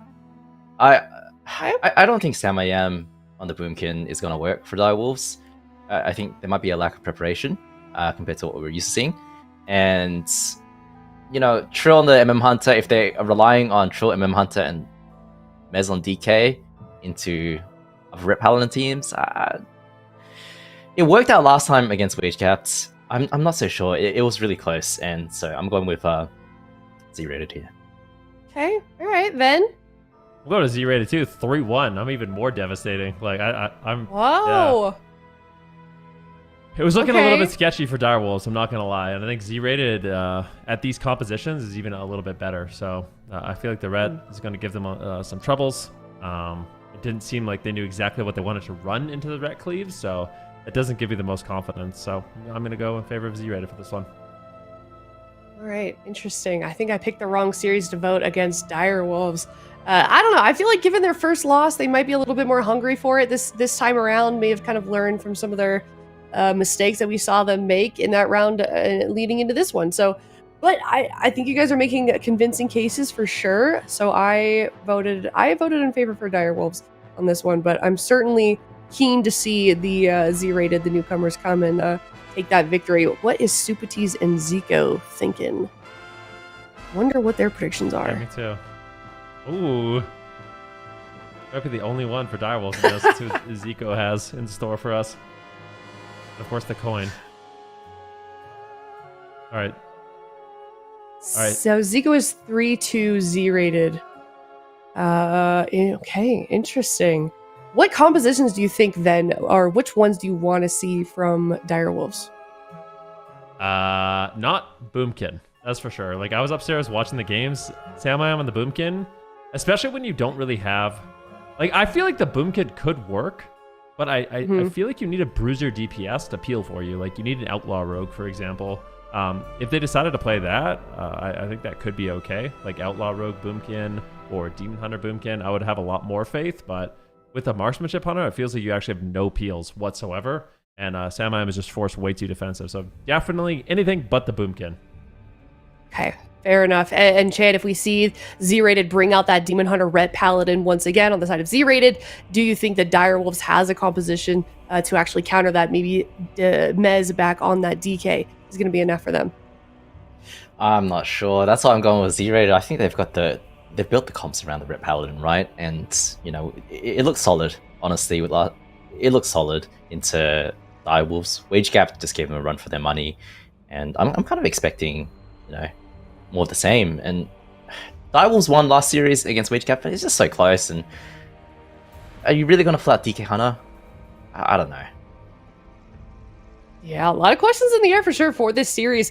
Ret Paladin is kind of a spec that a lot of people are talking about. What is it this season, Shannon, that is making it such a lethal choice? Honestly, I think Ret Paladin, in the past, it had a massive weakness in that you would just kite the Ret Paladin, right? Nowadays, Ret Paladins, they hit you from range. If you kite the Ret Paladin, it almost doesn't matter. They're still doing just as much damage, and they offer so much support. And, the Magic Bop, the Blessing of Sanctification, or they can choose to play Physical Bop, the Bubble, Lay on Hands, and it's just such a well-rounded class. So many defensive cooldowns, does so much damage, and it's not kiteable anymore. Is there any counter to it at the moment then, Ret Paladin? What are we seeing players do in the ladder or in AWC against Ret Paladins? What are we seeing people do against Ret Paladins? I think. What would you do against one? What I do against, just lose. That's my problem. That's my experience in Shuffle. You face a Ret Paladin, you're about to win the game, out comes the Magic Bop, and you're just depressed. And it's interesting because Ret Paladins, I think, like in all the different PvP game modes, it seems like in threes, especially the really high rated threes, players can kind of out attrition their cooldowns. So in a way. Like you'll force a cooldown and then you'll just get off of the target. Like you get a sacrifice, then you just you'll kind of freeze the game, crowd control that target. You get a sanctuary. Like people play around ret cooldowns a little bit better at the absolute highest ratings, and maybe can avoid their damage a little bit better. But it could be really difficult, like in that mid range and solo shuffle. They're just like Chan said, they're really difficult to get away from their damage. They have a lot of tools to kind of prolong the game. But yeah, I don't think there's anything in particular right now that kind of counters Ret. I think it's pretty well rounded in the position that it's in. All right, well, here is a look at Welcome to the Jung, kind of the overview of what we've been seeing. I mean, we have seen this team so long in AWC. It started back in Kauai, just kind of immediately we were seeing that consistency that we still see to this day. They recently played in GamesCon as well, found some success over there also. So this is just a team that has been unstoppable. They were called the Echo of North America, and it's just the question time and time again, which is the team that is going to be able to beat them. We don't even know that much about them. They kind of tend to dodge interviews. They're kind of just here for the love of the game, which I think is really respectful for sure, Chan. Yeah, I mean, welcome to the Jung. These guys are absolute gods of NA. I mean, I said it before. I say every single season that these guys are the best team in North America, and well, they have been for the past few years. I mean, they sent me scurrying to EU, that's for sure. So these guys are incredible. All four of them are very world-class players. One thing that I would love to see from them is to utilize Nick the Rogue a little bit more. He's kind of riding the bench, enjoying the Snuts treatment, so to speak. You, yeah. Yeah, just enjoying the Prev Drake train. And, well, I mean, Prev and Drake are... You played in the open bracket players. on Destro He Warlock. did, but yeah. in general, we don't get to see him too much, especially on the broadcast. And I remember the first time I saw Nick the Rogue was Open bracket. incredible players. On Destro He Warlock. did, but yeah. in general, we don't get to see him too much, especially on the broadcast. And I remember the first time I saw Nick the Rogue. This was back in 2019, 2020 during, I think, BFA. He was so good back then, and even 5 years later, he still is. But we just don't get to see that talent, unfortunately. But it's always a treat to see Drake and Prev play. But we have Ret Hunter Evoker Oh, no. into the Boomkin Hunter Priest. Going with the Boomy again. Interesting. All right. Last man. time we saw this, they lost twice in a row before being forced to switch back to Mez on that DK. We'll see if it works a little better this time against Z-Rated, his game #1 on the Grand Arena. Hey, Samayam actually re-rolled High Mountain, so that's good. It produced a little bit of that incoming damage on the High Mountain, but won't have access, the Shadow Meld. We'll see. I mean, I'm expecting Samayam to just get trained down through this game. Dewa, Zozo, as well as Zagorn. See what they can do. Can they find the crowd control onto Sea-Doo? Like I said, Trill doesn't have the most defensives for Sam to survive. It's kind of up to Trill to just one-shot people in this game. Yep, and JWaz is actually BM Hunter, not survival compared to Wage Capped. And it looks like they're going on Trill instead of Samayam, which is an interesting choice. I think giving the Boomkin space to play and get the Cyclones off going to be a massive mistake. Goes for a fake. Is unable to find it right now. Sea-Doo going into a trap after the Holy Ward expires. Trill taking a lot of fire right now. Does trade out the wall. Sea-Doo getting slept full. Does trade out his Will of the Forsaken. Trill under a lot of fire at the moment. He's also almost getting one shot there, going down to 10% health. So it seems like the pressure from Direwolves is a lot higher. JWaz is just so low on health. He's going to trade out basically everything. The turtle, as well as the survival of the fittest. Zozo does not have the lay on hands. And honestly, Direwolves, they're looking a lot better in this game. Their offense is cleaned up. They're really keeping Z-Rated on the back foot. Full sleep on Sea-Doo though, and Trill is in a lot of trouble. He might have to trade out his turtle. Gets behind the pillar. Sea-Doo's still in the sleepwalk. Gets re-sleepwalk as Zagorn. Can he connect? Should be able to peek the Sea-Doo right now and be okay. And they're swapping onto Samayam a little bit. Half Hodge onto Sea-Doo to continue the train, but I think he's gonna be just fine. Seems like he'll be okay. Zozo though, taking a lot of damage. Yeah, Zozo in a little trouble. Is able to hold on to the Divine Shield.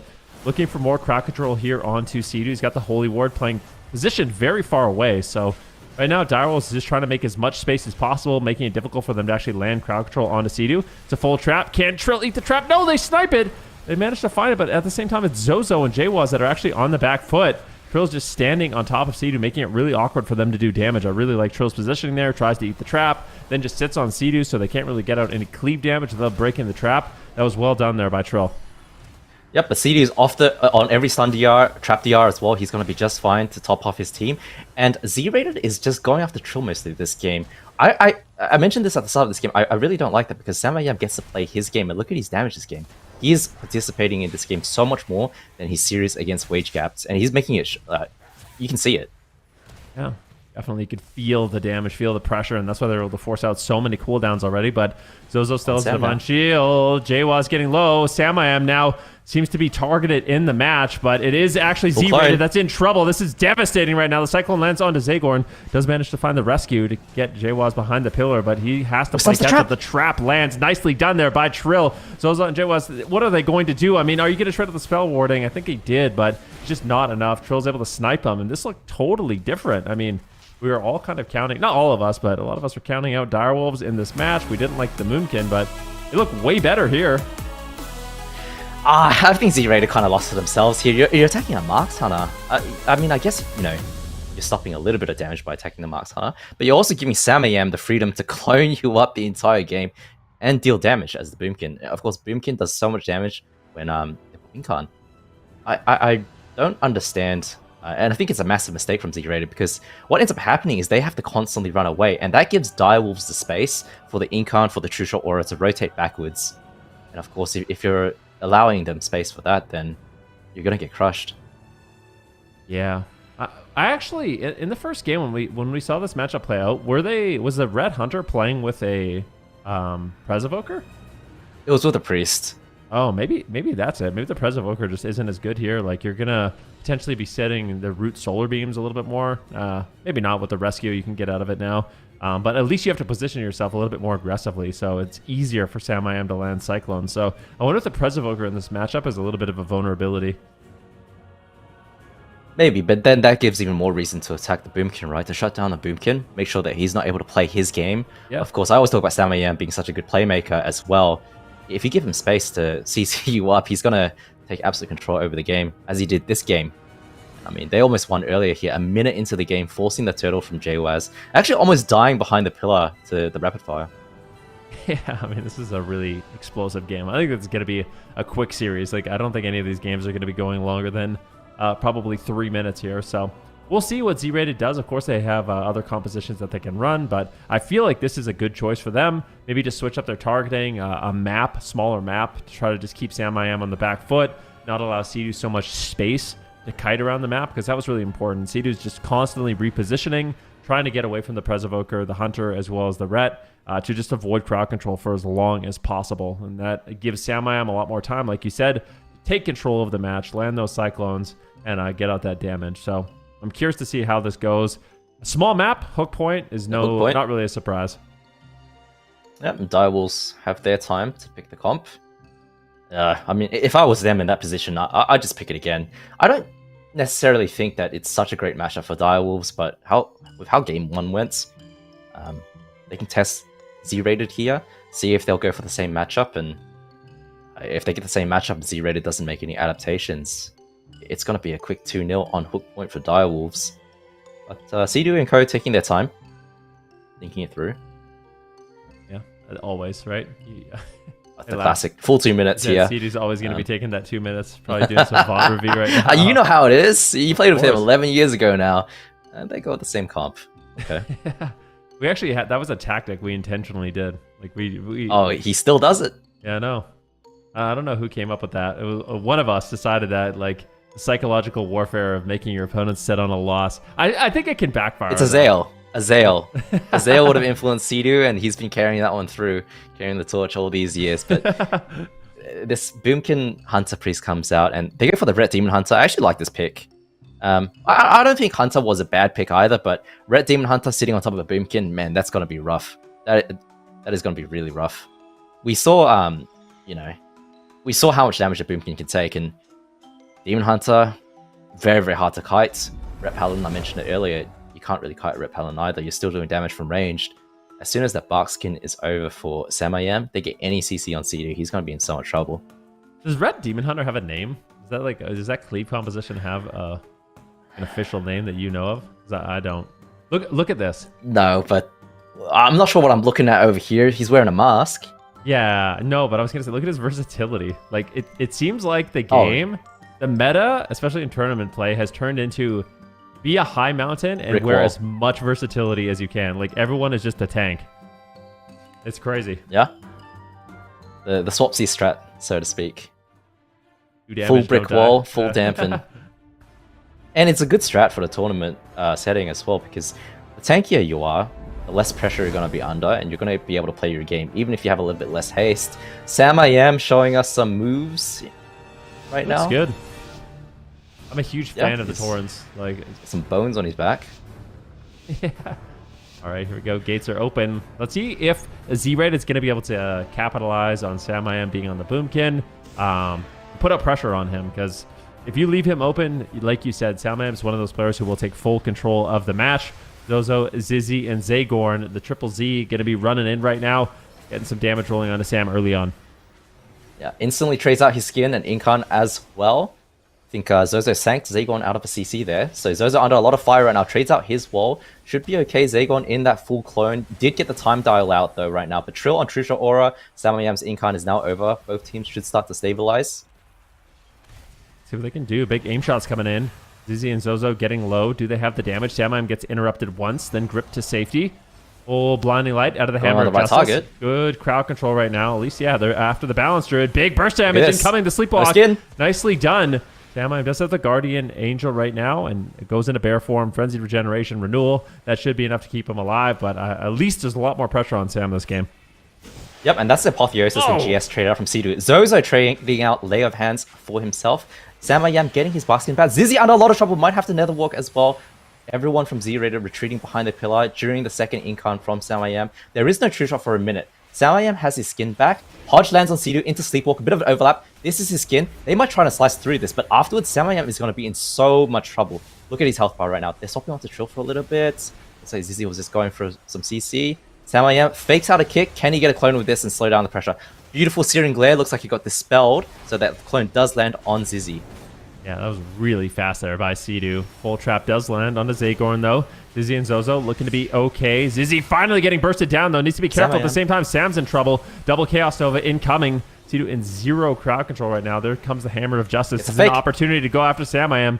Recognition Trinkets. Cyclones coming in. Intimidation here onto the Mistweaver Monk as they continue this damage onto the Demon Hunter. But it looks like Z-Rated is stabilizing. However, this Demon Hunter's health is looking like a yo-yo. Samayam getting lower and lower. Fakes a kick again. Yeah, nicely Full done. clone onto Zagon.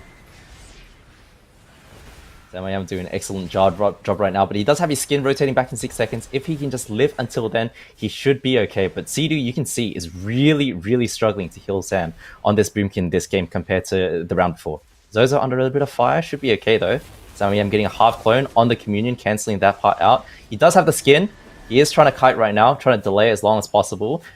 Can Z-Rated connect and force it? Well, we'll have to wait and see. Samayam looking for Cyclones once again. Can he fake out the interrupt? Trying to find it. Gets the Fakes it precognition once again. Samayam is the fake king this game, but lands a Cyclone here onto Zozo. Zizzy still on the run. Mana heavily in favor of Direwolves. Direwolves, as long as they can survive, they could win the long game in this match.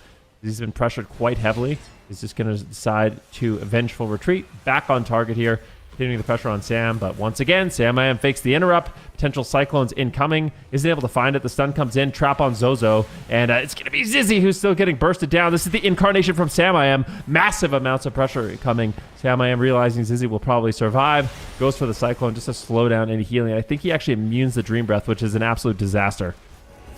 Yep, and Samayam pushing right now, going for a clone. Perhaps should skin before he goes for that clone.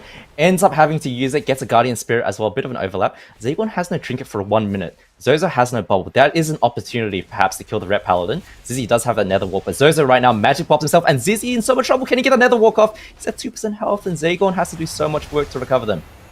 Yeah, no Emerald Communion for quite some time, meaning you are out of mana. The Lay on Hands is available. I think it does recover a little bit of mana. At the same time, Samayam is getting low on health. Z-Rated, how are they going to survive? They need to continue this push. Imprisonment onto Sidu. He has his trinket. He has his Void Shift. So Direwolves, they have answers. If they don't choke, I feel like they can win this game.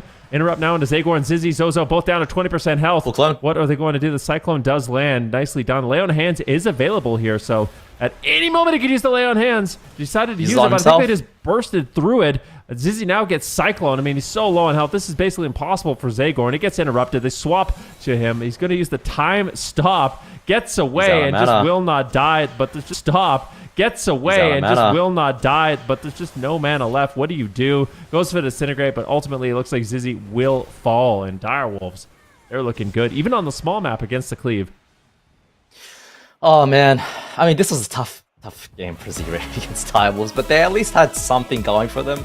You saw the Boomkin health when they were actually able to connect with some CC on Sea-Doo. Sam I Am was absolutely munching it when he didn't have that bark skin, but the issue is they couldn't get anything on Sea-Doo. Sea-Doo was able to stay out of CC for most of this game, just playing far away from Sam, making it really difficult for them to push, and he faked so many kicks this game. Got so many key clones off when Z-Raider could develop pressure, and that's why they ended up winning.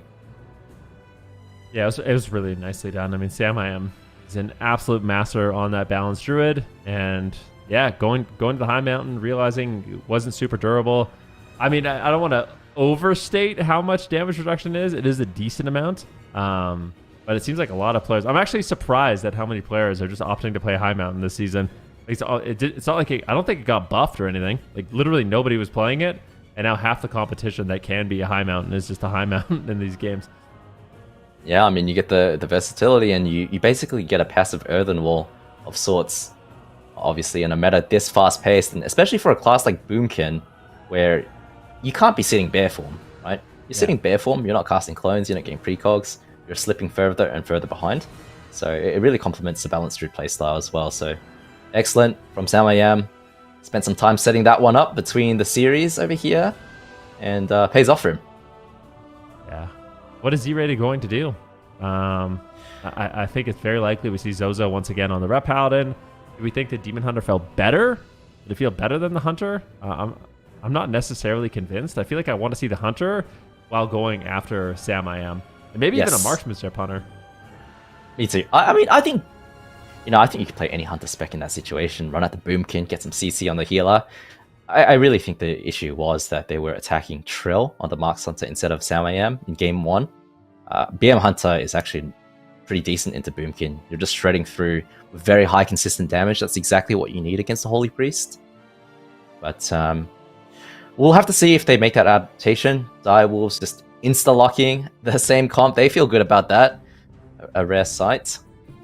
So we're going to see Tiger's Peak, and like you said, Ben, if Z-Raider picks the Hunter and trains Sam I Am, I think we'll see a different story, potentially. The Demon Hunter didn't seem bad, though. There it is. Yeah, Presvoker is surprising. I mean, going into this AWC season, I thought it was going to be a lot more Presvokers. It seems like the main problem is just you go out of mana. So it's like you have all of this burst from, your Tip the Scales Fire Breath.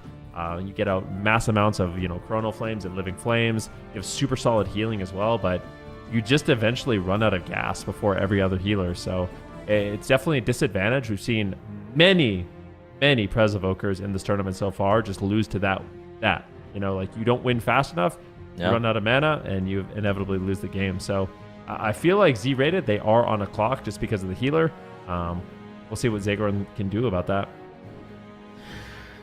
Yeah, and I'm not too sure if Zagorn can actually multi-class onto anything else. But if they're going to play this Preservoker, being cognizant of the fact that they're on that short timer, they really need to push the pedal down all the way and try to collapse onto Sam I Am, get some CC on Sea-Doo, because you're going to lose in 4 or 5 minutes just like you did in Hook Point over here. And that's a small map as well. So they're definitely got a bit of an uphill battle. They're on Tiger's Peak now. Pretty decently sized map. Nice for Sea-Doo to run laps with Sam I Am if they need to, offensively.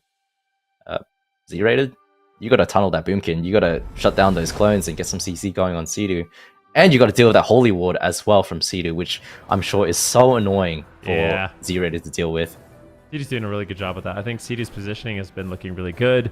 Also getting a little bit more aggressive with his positioning when he has that Holy Ward available. So you have to get through Fade, Shadow Word Death, Holy Ward, and then of course not getting one shot by Trill and Sam I Am in the meantime. So right now, Direwolves up 2 so far in this series. If they can win this, they will be eliminating Z-Rated. Z-Rated, I feel like they just need mostly a strategy change in this game. It's got to be the focus on Sam I Am. Like, it's just got to be all in on Sam I Am. Stop the clones, get CC on Sea-Doo, and try to just weather, the incoming pressure that Trill is going to be having in this match. Yeah, you've got nothing to lose. You're on match point here. Let's get in there. Let's play super aggressive. try to make the Direwolves choke a little bit under the pressure because, I mean, Demon Hunter Red Paladin does do a lot of damage, and they're connecting to Samayam, landing the stun trap, start of the game, beautiful. Samayam trades out his skin, but is still dying through it. Sleepwalk follow up on Sidu, he will trade out the will for that. Pop Samayam in the angel form, should be okay, but now that the skin is over, they can really crush him. Counter Incarn onto Zozo, instantly rescued away. They're gonna line. Yeah, I think that's intelligent. Just try to avoid the damage. Obviously, Samayam, this is his moment to get really aggressive here in the match. And Z-rated, they don't want to deal with that. But Sidu's there. He manages to connect a fear. Beautifully done. And now JWA's actually in trouble. There's up the survival instincts. I think that was the lay on hands as well. It's on cooldown, so Zozo did use it. I think it was on JWA's in that moment. So already getting some crucial cooldowns out of the way. And JWA's is still outright just dead. I mean, this is the Emerald Communion. Direwolves is on fire. Yeah, I mean, JWise has one wall left, one turtle left. He doesn't have Ross. He's in so much trouble the next time they connect. And Zagon on the Preserver does have to walk forwards. He's so susceptible to CC. But that's why during this time, when Barkskin is down, they really need to push on Samayam. Zozo under a lot of fire right now. Zagon looks like he's going to connect. Zozo trying to hold his bubble. Samayam getting hodged. Gets the skin off. Sidu in a full trap. Excellent. Zozo looking for a Blinding Light follow-up. There it is. Samayam, he's in so much trouble. But this is where they need to stick it out and trade their cooldowns. They forced the skin earlier, and they pulled back on the Incarn, on the True Shot, and then let Sam rotate his skin back. If you do that, you're going to lose. You need to trade cooldowns and run the Boomkin down. You cannot play scared. Yeah, you really just have to play for all the marbles, especially in this position when you're down 2 games. Those are trying to stay on target. Samayam looking unafraid right now. He's got the Guardian Angel up, looking for Cyclones. Can he find it?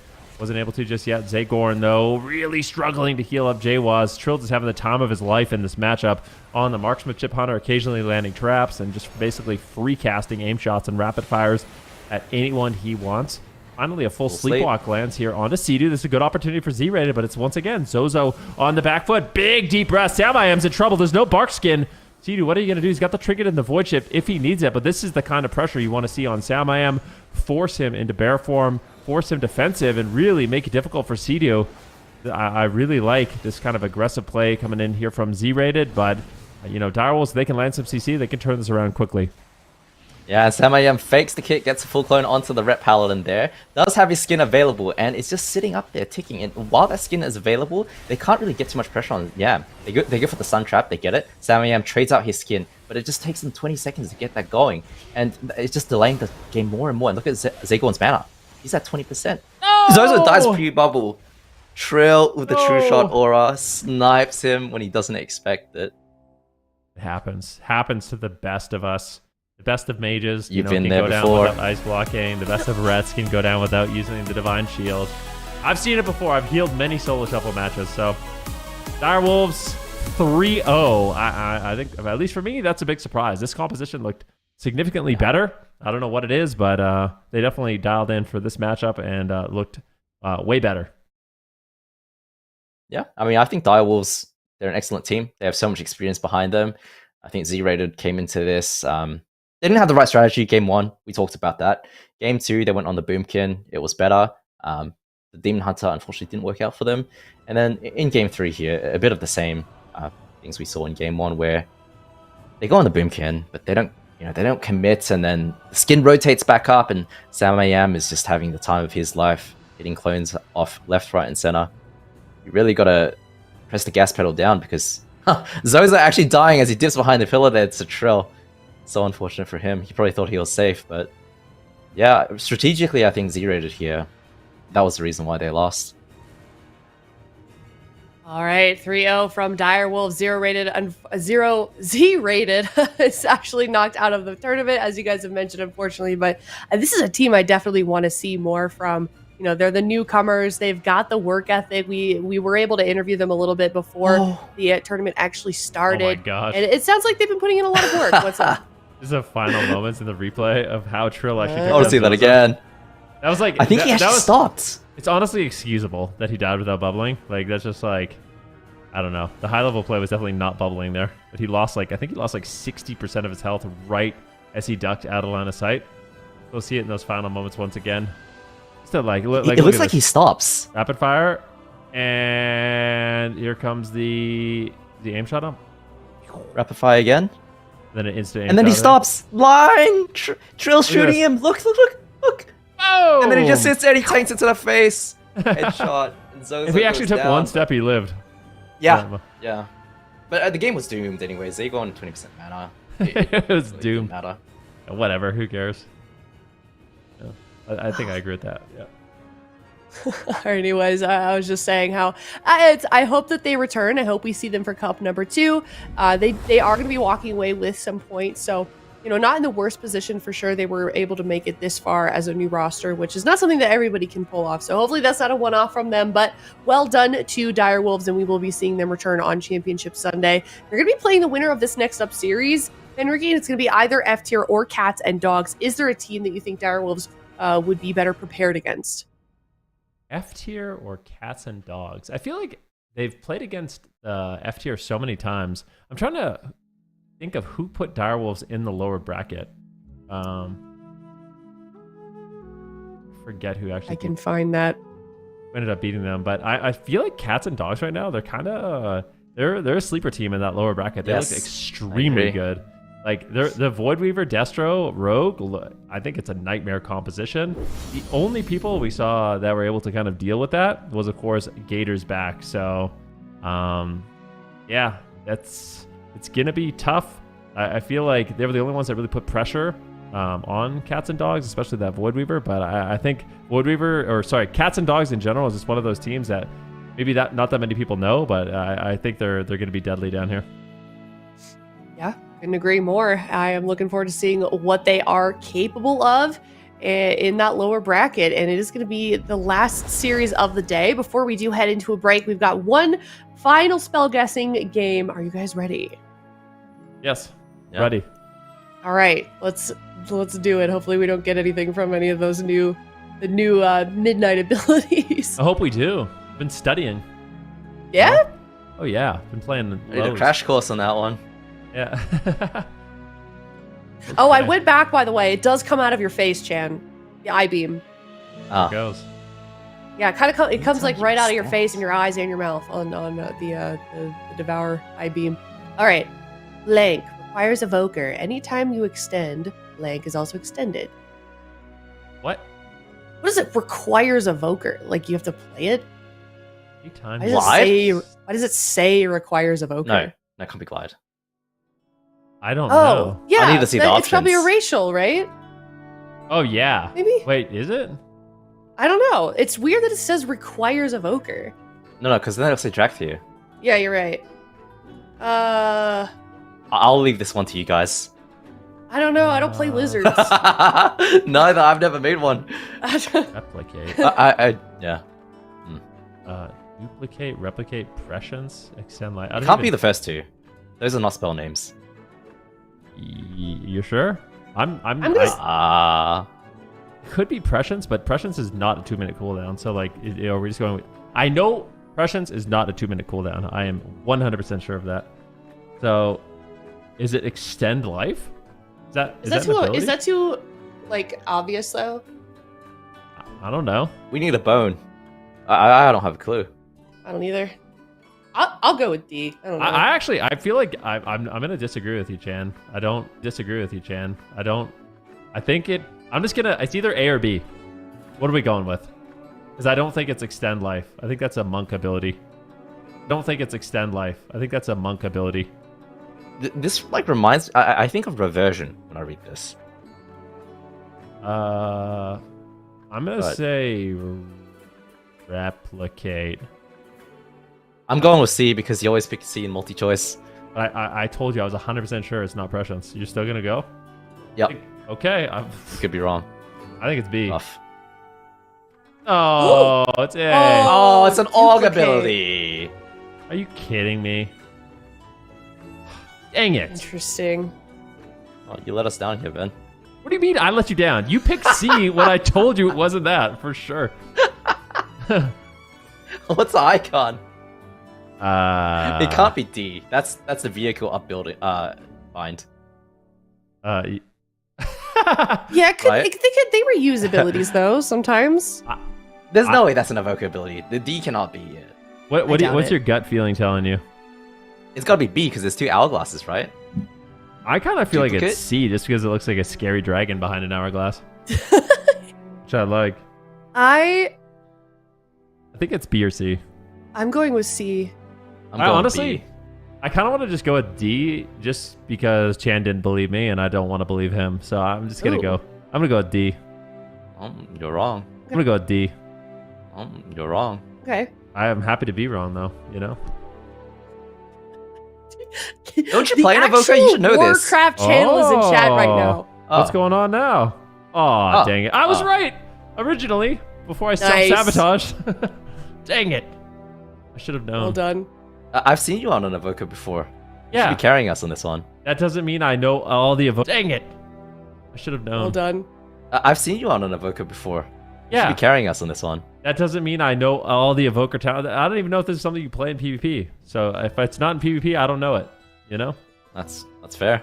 Yeah, All right. All right, this one's Benricky an was easy one. describing to us what DBM did this morning. It was great. Yeah. All right, we've got a new ability here. Unleash an eruption blank energy, dealing.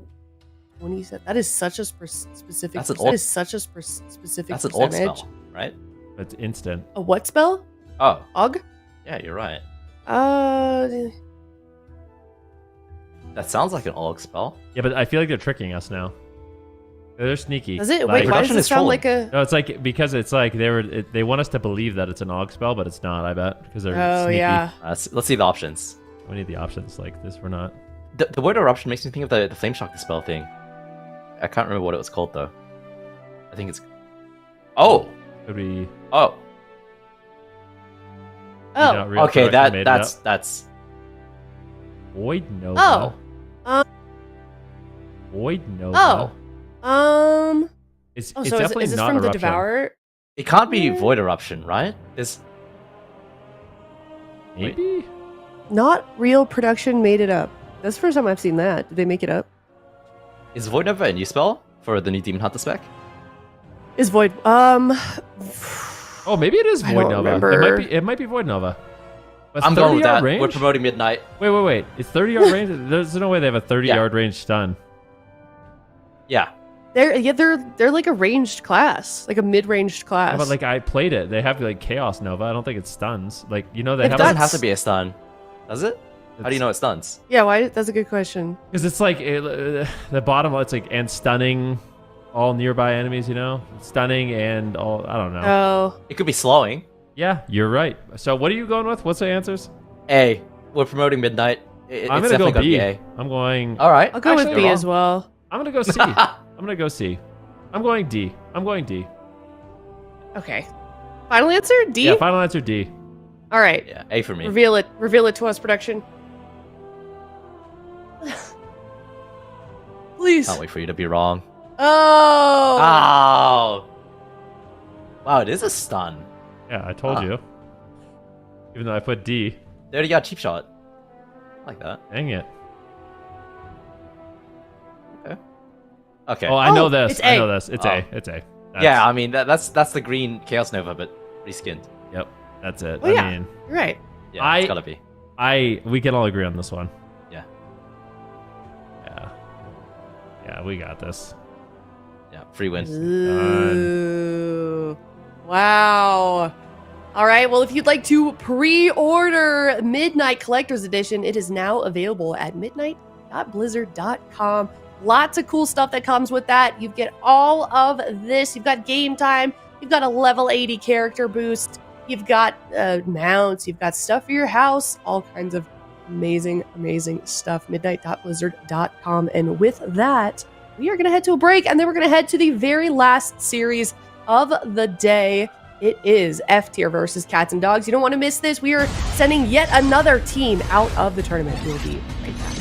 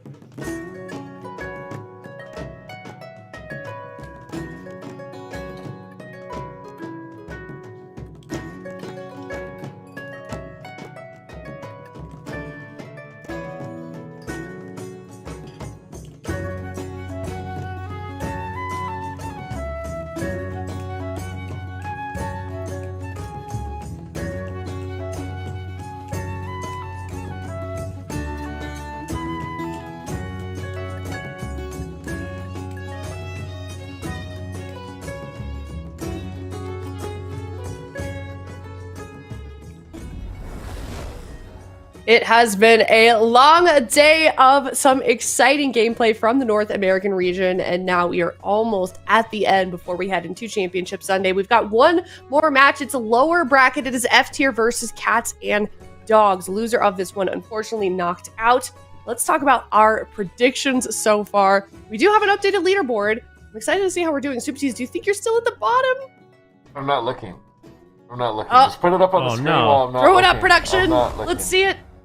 Not looking. Oh no, Oh, Sid, you're it's bad. tied. I'm tired. It's so bad, Sid. I'm not alone, at least. You know what I'm you not actually alone. have done pretty. Both of you have done well. You're leading perfect predictions.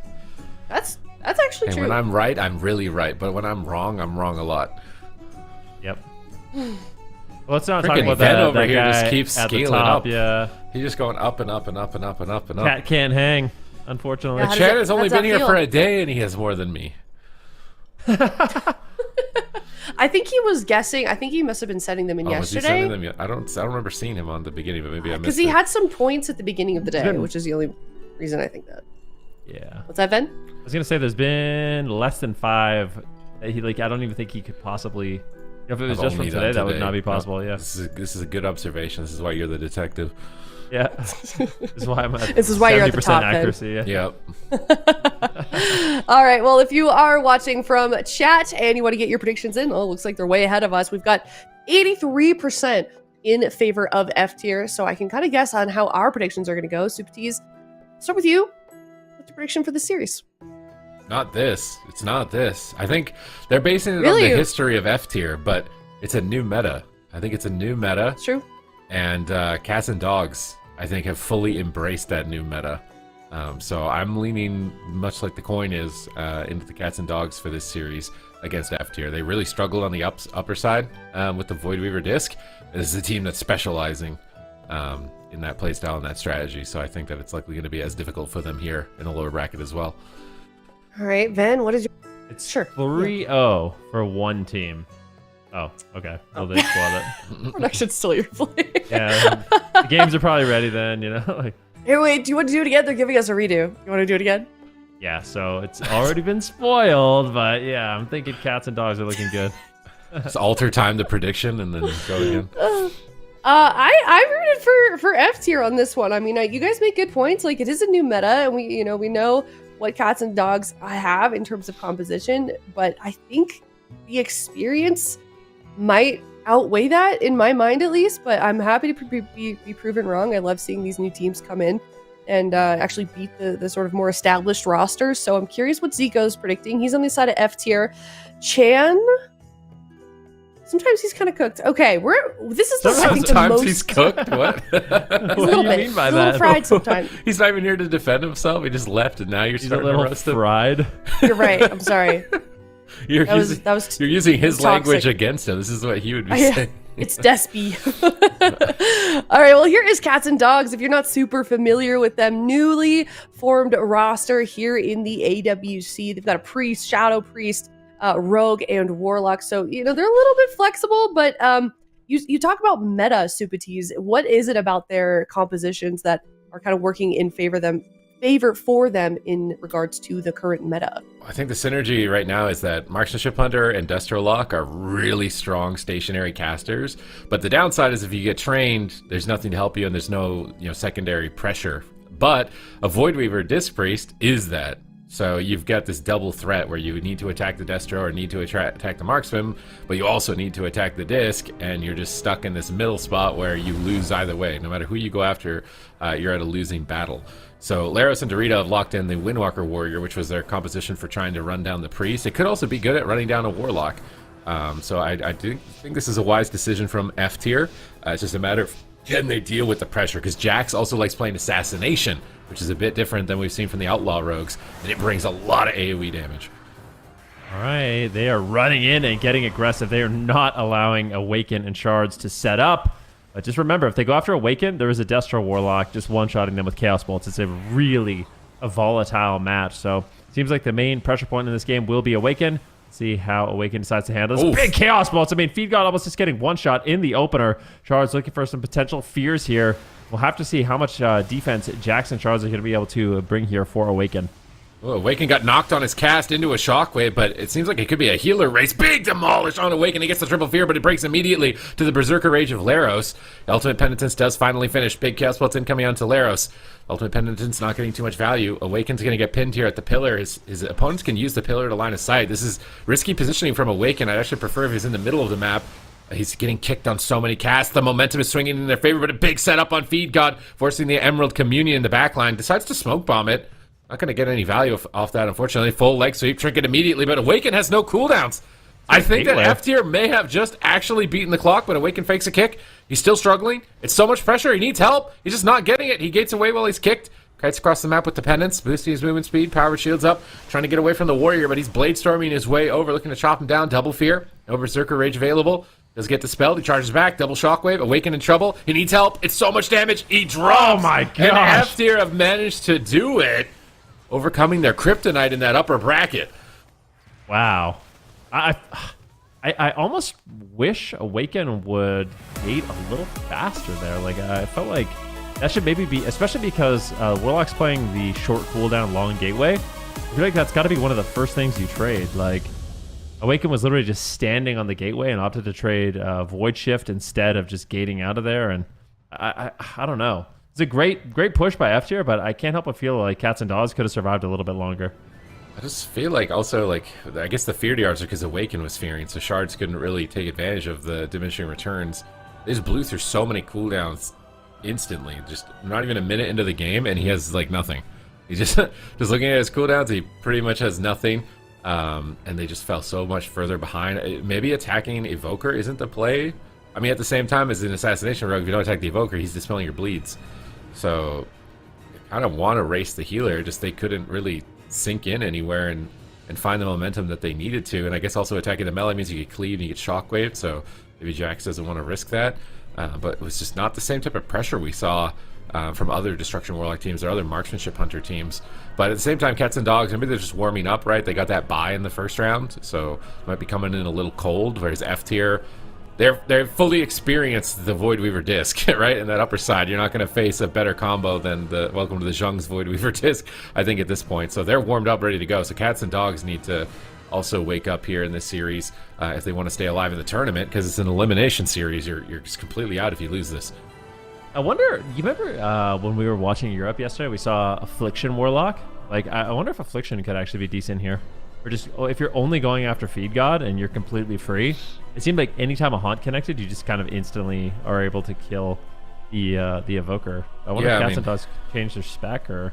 I think the synergy is better with Assassination to be Affliction. I think if you're Outlaw, Destro makes more sense. If you're Assassination, then Affliction makes more sense. But maybe this is just what they've got the most amount of experience with. I also kind of wonder if Subtlety would be better or Outlaw would be better, just for more consistent stuns. Just feels like as Assassination, it's hard to get the same type of lockdown, the same type of value. We'll have to see. We're going to a large map, give Awaken more distance, give him more space out in the open. F tier are not backing down from their pain train with the Windwalker Warrior, likely going to be running at the healer. Maybe it's also possible to not play Void Weaver and like build more versatility. Like, maybe that's a possibility. No, it's not Jax went Subtlety. Okay, so it's going to give them more stuns. I think it's a bit better at dealing with the Preservation Evoker as well. So I think this is a good adaptation from Jax.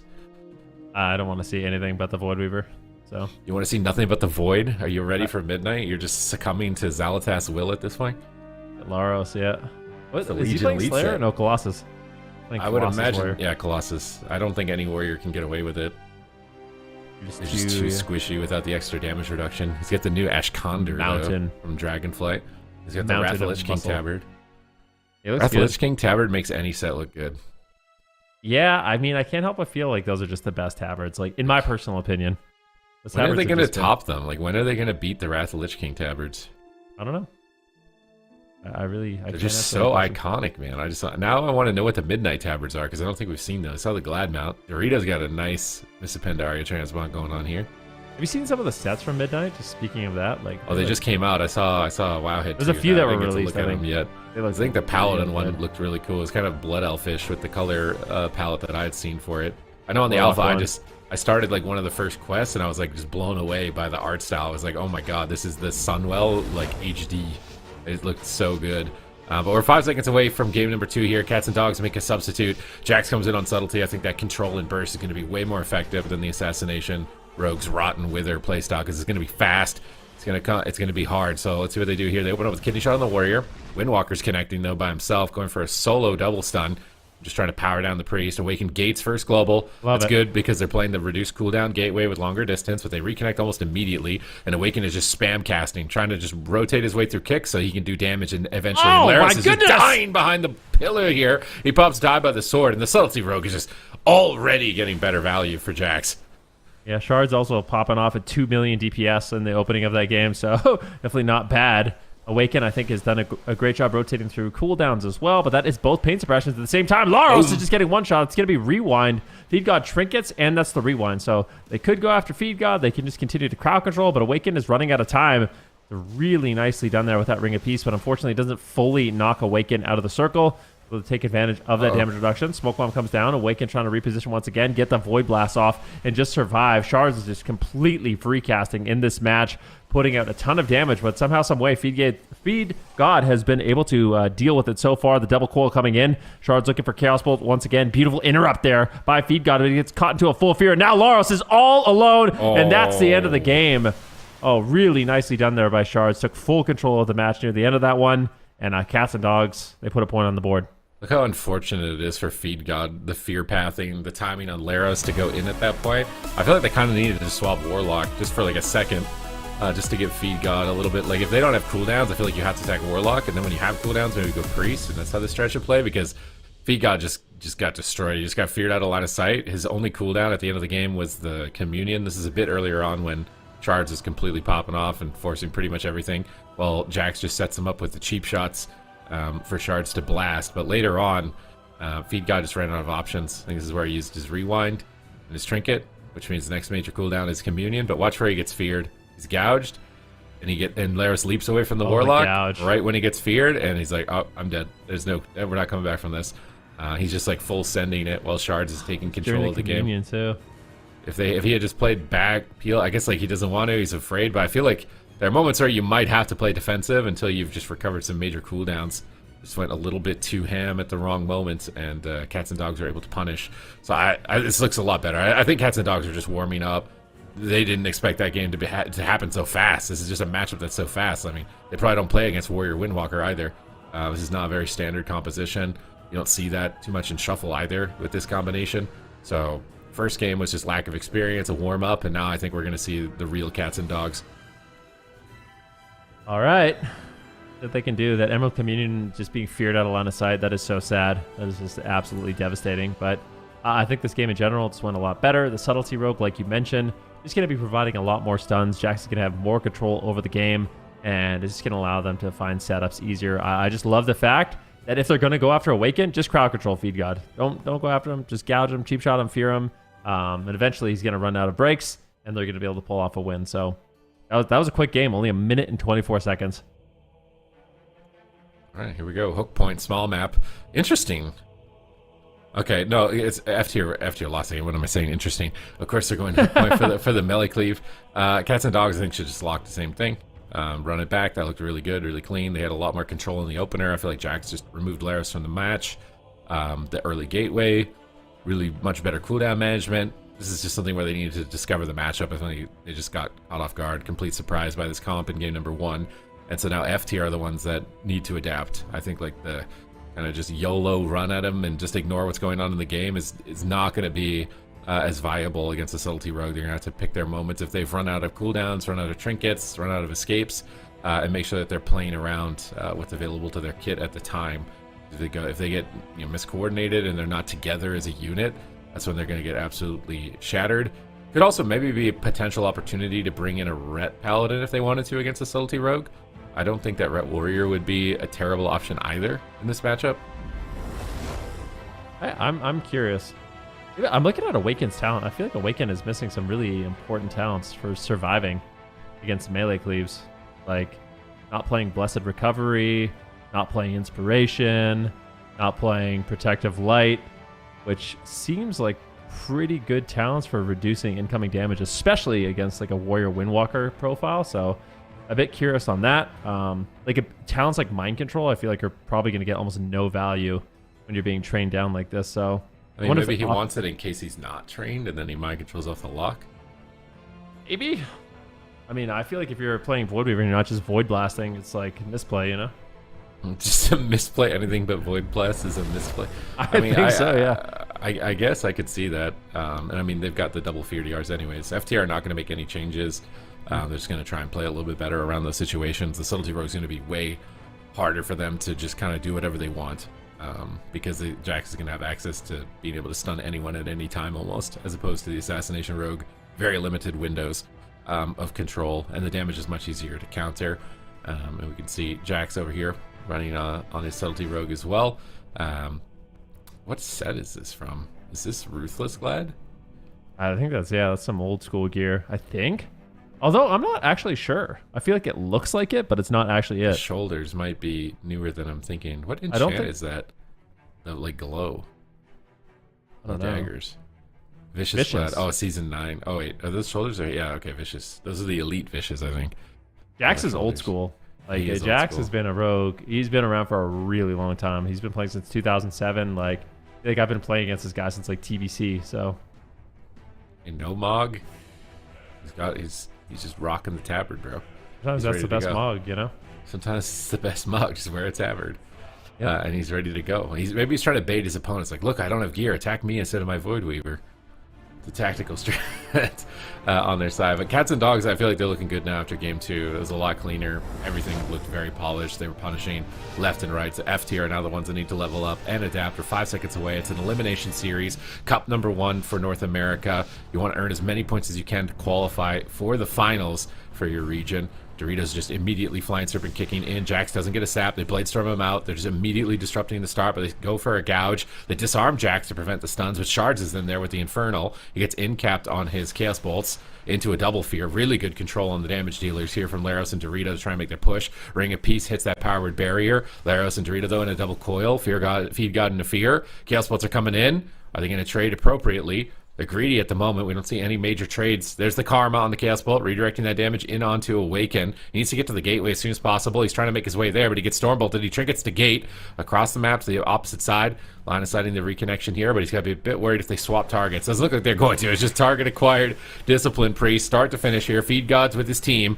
They get Sleepwalks on the Warlock. Rogue's trying to re-stealth maybe at the pillar here. He's snared a bit off to the side. He's trying to get in there. Kidney shot onto the Warrior. Smoke Bomb comes down. He edges it. Ultimate Penitence comboed in with it. Laris immediately trinkets and die by the swords. That's quite a commitment as far as offense, though, from Cats and Dogs. So Feed God needs to get ready here. He's the one that needs to make the big trade for Laros in the near future. Oh, big demolish. That's going to be a pain suppression coming in from Awaken. Feed God has Trinket, Emerald Communion, every single cooldown.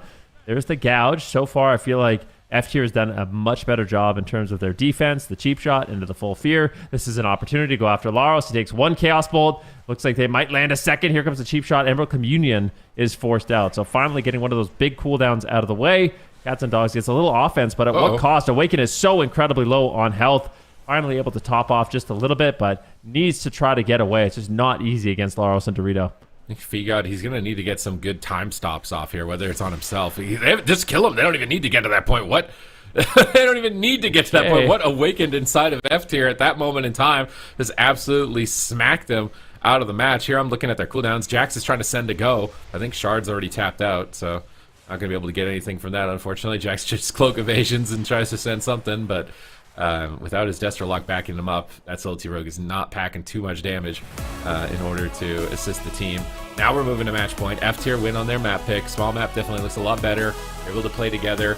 They didn't have any unfortunate fear pathing either on that one attempt where Communion could actually get value in order to save them. So these teams, game to game, it's just they're leveling up. It's like, okay, you stepped up. We're stepping up even higher. Now Cats and Dogs in game 4, can they rise to the occasion? Oh, we'll have to wait and see. I liked game number 2 a little bit more. Like, so much of this matchup to me just comes down to Awaken making space in the match. I like the instant gateway like we saw in game number 2, but maybe just wants to buy a little bit of time for his team to, start getting some pressure and crowd control and momentum going. But the gateway, I think, is really important to actually survive in this matchup. We saw it early on. We unfortunately didn't see the second one, just couldn't get away, but it's just not easy. You're being trained down by Laros and Dorito. You're getting spam rooted, spam kicks, spam stunned. And if you fall behind or get interrupted at the wrong time, like you could just go down super quick in the match like we saw here. Like, I'm actually really surprised how fast Awaken went down here. Yeah, I mean, I don't think he expected it. He died through a channeled penance. They have double Zwen out. How does he have double Zwen out? I have not played Windwalker in a while. You get a proc. You can actually use Zwen, and then you have a chance. I've never to seen proc double as well. Tony the Tiger before. So, I mean, is it that threatening? Is that what caused that moment? Because it wasn't I don't think demolished. so, no. I don't Wasn't think it- Zwen is that threatening right now. The two little Zwens are just nothing. They're just purring and doing nothing, and Laros is just carrying the game in that final moment because he goes from, he's got a shield at 80%, and then he fakes, dead. Yeah, I Dead think to it's penance. called Fury of Zwen, which It's not makes it so- Dorito, and meanwhile Dorito's 169 million. What is this Windwalker propaganda has been reviewed? I didn't say it wasn't Dorito. I said it wasn't Zwen. Like, Okay. we look at Zwen's damage, it's going to be very insignificant, I think. Let's see how much the Empowered Tiger Lightning was hitting for. No Not Zwen even- benefits. Fists of Fury, just 1 mil, Moral Strike, 2 mil. Actually, Fist of Fury, I mean, he's getting 2.3 million ticks of Fist of Fury. That was a debt. That Fist of Fury did so much damage. It was like 8 million damage. It's a good, that is a good Fist of Fury right there. And so does Zwen not buff Fist of Fury at all? No, not that I Just know. Extra lightning damage and auto attacks. You don't even see it there, though. It's like so insignificant. it's just cosmetic. It's just a transmog. Here comes the double Zwen. F tier here, probably gonna lock the same thing. They know why they lost on the large map last time. They just overcommitted and got in a bad position, and they could definitely have the potential to be able to take out the priest. And maybe now we do see Awaken adapt the talent a little bit, try and get a bit more mitigation. Drop some crowd control for those mitigation options because it's just so fast. It seems like if he looks the wrong way or isn't for a split second isn't paying attention, his HP is absolutely erased. So F tier taking their time here to lock in though. Maybe they just want to talk it through. Maybe there's like some gear adaptation, but nope, we're gonna be going in once again. F tier battling to get to Championship Sunday. They need one win. They were a crowd favorite in previous seasons. You know, the new team, newcomers, new blood previously, and they've been trying to level up, find new compositions, find new specializations. They've had to bring on a new healer this season, so that already is, you know, going to be something that you got to build synergy with and overcome in the current meta, on top of the synergy issues. So we are wishing like the best here to F tier to try and reform to their former glory, to show what they've got and the potential within them. Cats and Dogs, same deal though. Ladder players coming together for the first time to compete, and that is the old school ZG two-handed sword. I don't remember the name of it, but I do know it's from ZG. Jinrock or Zinrock? It's one of those. Jinrock or Zinrock. We need to do trivia on transmogs. Zinrock, Destroyer of Zinrock, the Worlds. Destroyer of Worlds. This is a good transmog. I thought it always to had the get. best name, that sword. Like, Yeah. so cool. There was an updated one in Zelamon that I think was called Jinrock. It was a little bit more three-dimensional. I think it was used for other sets too, like PvP swords as well, but I wish I had that one. I think, actually, is that one available now with the new, there's like a new transmogging thing in ZG. I don't know. You can get like a green Fell Reaver from it. I don't know if that sword is in it either. It probably isn't, but here we go. It's game number 5. The transmogs distracted us, but now the pressure is on. There's no turning back for Cats and Dogs. Are they going to be locked out of Championship Sunday, or are they going to be able to find a way to put a leash on F tier and get control of them, because their poor priest is getting absolutely slaughtered, beaten and battered every single round. It's all on Awaken's shoulders. Can he survive the attacks of F tier in time? Yeah, we'll have to wait and see. Dorito and Laros, it's an unrelenting pain train, heroic leap, flying serpent kick, first global. They really want to just avoid that initial sap. So Awaken will get targeted down. Here comes the infernal stuns. Damage is rolling a full blind onto Feed God, and I do wonder if they should maybe make some swaps onto Feed God with the subtlety rogue burst. Like maybe they could take him down really, really quick. Awaken trying to reposition to the gateway as fast as possible. Gets to the other side of the map. Doesn't want to leave Jax fully behind. Chaos Bolts are flying in, and Laros taking some damage, but Feed God stabilizes the team. Once again, Dorito's back on target. These fears on the Warlock. They're just putting so much crowd control on the Warlock. Kick on the Fear Cast now as well. Cheap shots onto the melee. Shards is setting up for Chaos Bolts, but he gets paralyzed. It's so much crowd control. Shards is sitting. He can't free cast at the moment. Berserker Shout does remove the crowd control there, but Jax gets cleaved randomly. He's got to peel away from the engagement. Awaken's trying to cast. He fakes a kick. Big opportunity for Awaken to get so many Void Blasts off. Chaos Bolt's in tandem with it to try and keep Laros and Dorito at bay. A Gouge is setting them up, but he's disarmed on his Gouge. He can't cheap shots. That's great disarm timings as well. Into Sleepwalk. Ultimate Penitence is faded. Likely they have a stun in the near future. Leg Sweep is just coming off cooldown. He gets pummeled, but the double cools peeled him away with a cheap shot into a fear. Awaken is free casting. Big damage incoming. Oh! Smoke Bomb comes down. Rewind does nothing. Feed God gets feared on his trinket. Is Laros going to survive? He's disarmed as well, but here comes the leg sweep. A reversal potentially coming up from Dorito right here. Awaken drops down the barrier. Ring of Peace is going to bounce him. He needs to get to the gateway as soon as possible. He's playing too far away from it. Big demolish hits. He has to swap. He might die through it. Fist of Fury is ticking, but Chaos Bolts are incoming. It's a race to the finish. It is match point. Cats and Dogs will be out of the tournament if Awaken cannot hold on. He's trying to feather, fade, and root and get to the gateway as soon as possible. He's very close to it. He's got to wait for Dorito to connect and then use that gateway before he gets stunned. If he gets stunned right before he can click the gate, he's going to die. He's trying to gamble with how much time he has to sit next to it. He fakes the kick. He gates across the map. Buying some time, but Dorito and Laros are in pursuit. Shards can't really help him. Where are the stuns? He needs help. Stun is incoming. Awaken trinkets right away, but he has no damage mitigation. He gets a double fear, trying to stall out the game, but Laros still has options to survive. I think this could be it for Awaken. He's 20 seconds away from his pain suppression. That's so far. Infernal stun comes down from Shards. He's doing what he can. Awaken gets off the Mind Blast. Here comes Feed God with the Deep Breath. Here comes the Demolish. Double coil to crack and break up the damage. Cheap shots are coming in. Chaos Bolts are flying, but nobody is dying. I can't believe this. Full fear. Laros in trouble. Where's the parry? Is he going to get the parry? He gets the die by the sword off. Awaken lived. He has his pain suppression again. Laros is in trouble. Yeah, this is deadly. Awaken doing a really good job navigating this situation. Dismantle here onto Laros. Feed God can't keep him alive, and they take him down. And I feel like Cats and Dogs, they did such an excellent job this game. Awaken really like the gateway usage, the cooldown usage, great peels from Shards and Jax. A few close calls, but honestly, this is, I feel like Cats and Dogs' most convincing game for me. Oh, man. All right, we're going to game number 5. Awaken's keeping his team alive here. Staying alive. What map are we going to? Amidst the It's gonna be onslaughts. something small. I think it's going to be something that I want. It's going to be my map, I think. Actually, I don't know. Maybe that map with Gateway might not be the best. What's the worst Gateway map? I think it's Dalaran Sewers. Yeah, Dalaran Sewers probably. I think it's the worst gate map because you just don't, like, where do you go? The extended distance, unless you put it right on the bottom, which is not like, maybe it's an okay position honestly. The Warlock can play on the top. What's the worst gateway map? You definitely don't go Mugambala, that's for sure. You know what actually is a surprisingly good gateway map that's underrated? Blackrock Hold. I think Blackrock Hold is actually a good gateway map. You can actually go from one room to the other. Yeah. Okay, across the universe. I can see that. So Dalaran, I think, is one of the worst. You don't want to do a Z-axis. Or maybe you do if Feed God playing Evoker. You knock the priest off the side out of line and he's just screwed at that point. He can't go anywhere. I feel like that wouldn't be too bad, but Dalaran Sewers is where I'm anticipating it to go at this point. But it could, I don't think there's any other option. Either Runes or Dalaran, I think, are going to be the best options. Dalaran also gives a little bit of Z-axis advantage if they do get any knocks and the like. You know, I don't, like, you've been spending some time on Preservation. Is there ever some sort of chance for Feed God to play, like, Swoop or something? Like, imagine if Awakened gates and he just swoops him back. So, I mean, what talents would he have to drop? I mean, it's not impossible. It's a 1.5 minute cooldown. And so your options to give up are Obsidian Metal, which is where you get the immunities, Nullifying Shroud, which is pretty hard to give up, and Time Stop. So you'd have to give up Time Stop for a one-time use. There really is. Warlock. There's no kicks. No, I mean, I think Shards is actually playing Succubus. So I didn't really see any seduces. He didn't seduce a single time. Wait, what? Why is he playing Succubus? He didn't seduce a single time. Okay, Dalaran. I know.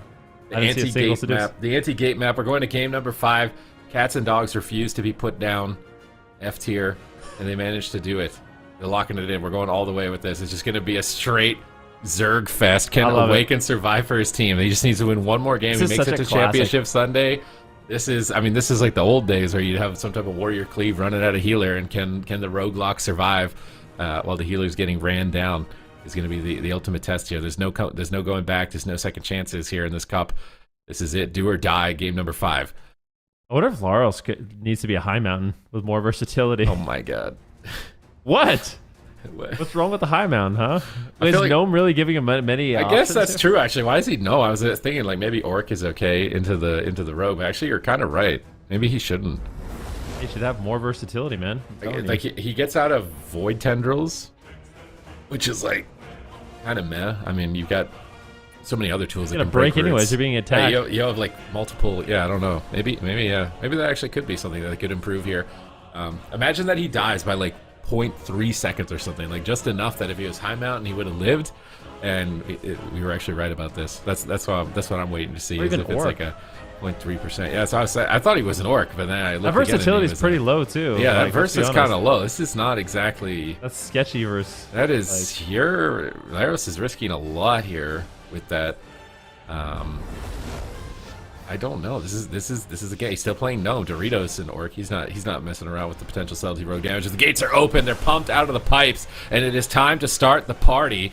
Is Laros gonna dunk on Awaken? He grabs combat, but not before Feed God gets sapped. He pre-Blade Storms Jax's opener. Nice Blade Storm into the double leg sweep, but Shards intercepts with an Infernal Stun. Now Shards into the Stormbolt. They're answering back and forth against each other, trading equally at this point in time. Awaken's trying to cast on the corner here on the ramp, but decides to jump down to the gate, back to the box side. Laros is getting blasted. Penance off to the side. Laros struggling to get to target. Uses the Escape Artist. He intervenes over. He's on top of Awaken, but Awaken fakes a kick. Big Void Blasts are coming out from him. He's ramping up that Void Circle onto Laros and Dorito as it explodes, but a double shockwave hits. Big sweeping strikes. Massive damage incoming. No room for error at this point for Awaken. He double fears the DPS just in time to get a little bit of breathing room. Mind Blast going to connect. Void Blasts are coming through. He's trying to reposition. Back out in the open for Shards to free cast. He gets a feared. Feed God trinkets, but the smoke bomb is down. He gouges the trinket, and Laros with nothing. Feed God needs to be ready. He doesn't want to trade Communion on top of his trinket. He's trying to be greedy, but he gets feared again. He manages to get away with the greed. Laros recovers, but Awaken denies the pursuit with the ultimate penitence. Nicely done there. Awaken so far has basically navigated this perfectly, but the Ring of Peace, this is absolutely devastating. Awaken, can he get the cast off? He's done a good job faking. Mind Blast 1 lands, Void Blast 1, double coil. Laros is in a lot of trouble. It's a full kidney shot landing here onto Feed God. Do they have follow-up here? Could it potentially be a full fear? Awaken goes for the penance. A full fear lands on Feed God. Laros is in trouble. Communion. Cats and dogs, they might be able to do it. There's the Emerald Communion, so no trinket, no Emerald Communion, and So Laros far. is still just dead.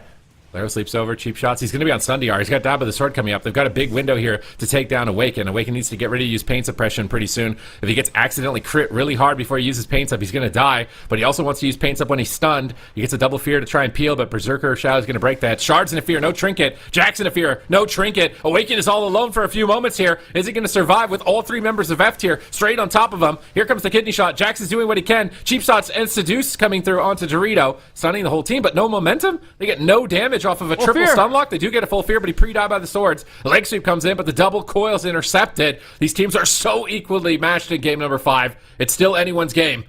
Yeah, they're going after Shards just to slow down the damage a little bit, just for a moment, but one Chaos Bolt could potentially land. Nice knock there by Feed God as they continue the pressure Chaos here Bolt. onto Awaken. Awaken gets interrupted. One Chaos Bolt lands. Do they have the fear? Nice fake there. Shards gets one Chaos Bolt, 2 Chaos Bolts. How many more does he have? A fear does potentially land here onto Dorito, just slowing down the assault, but Awaken manages to stabilize. Pain Suppression has rotated back off cooldown. Feed God in a diminishing return fear, but it's going to be a huge crackle from Dorito onto Shards and Awaken, causing a bunch of damage, but Awaken's just able to get off the cast. Seems like we'll be able to survive for the time being. This is the Pain Suppression, still has the Void Chef, still has the Trinket, still has quite a bit to survive, but no Gateway for just a little while. I don't like this Coming in corner. once again.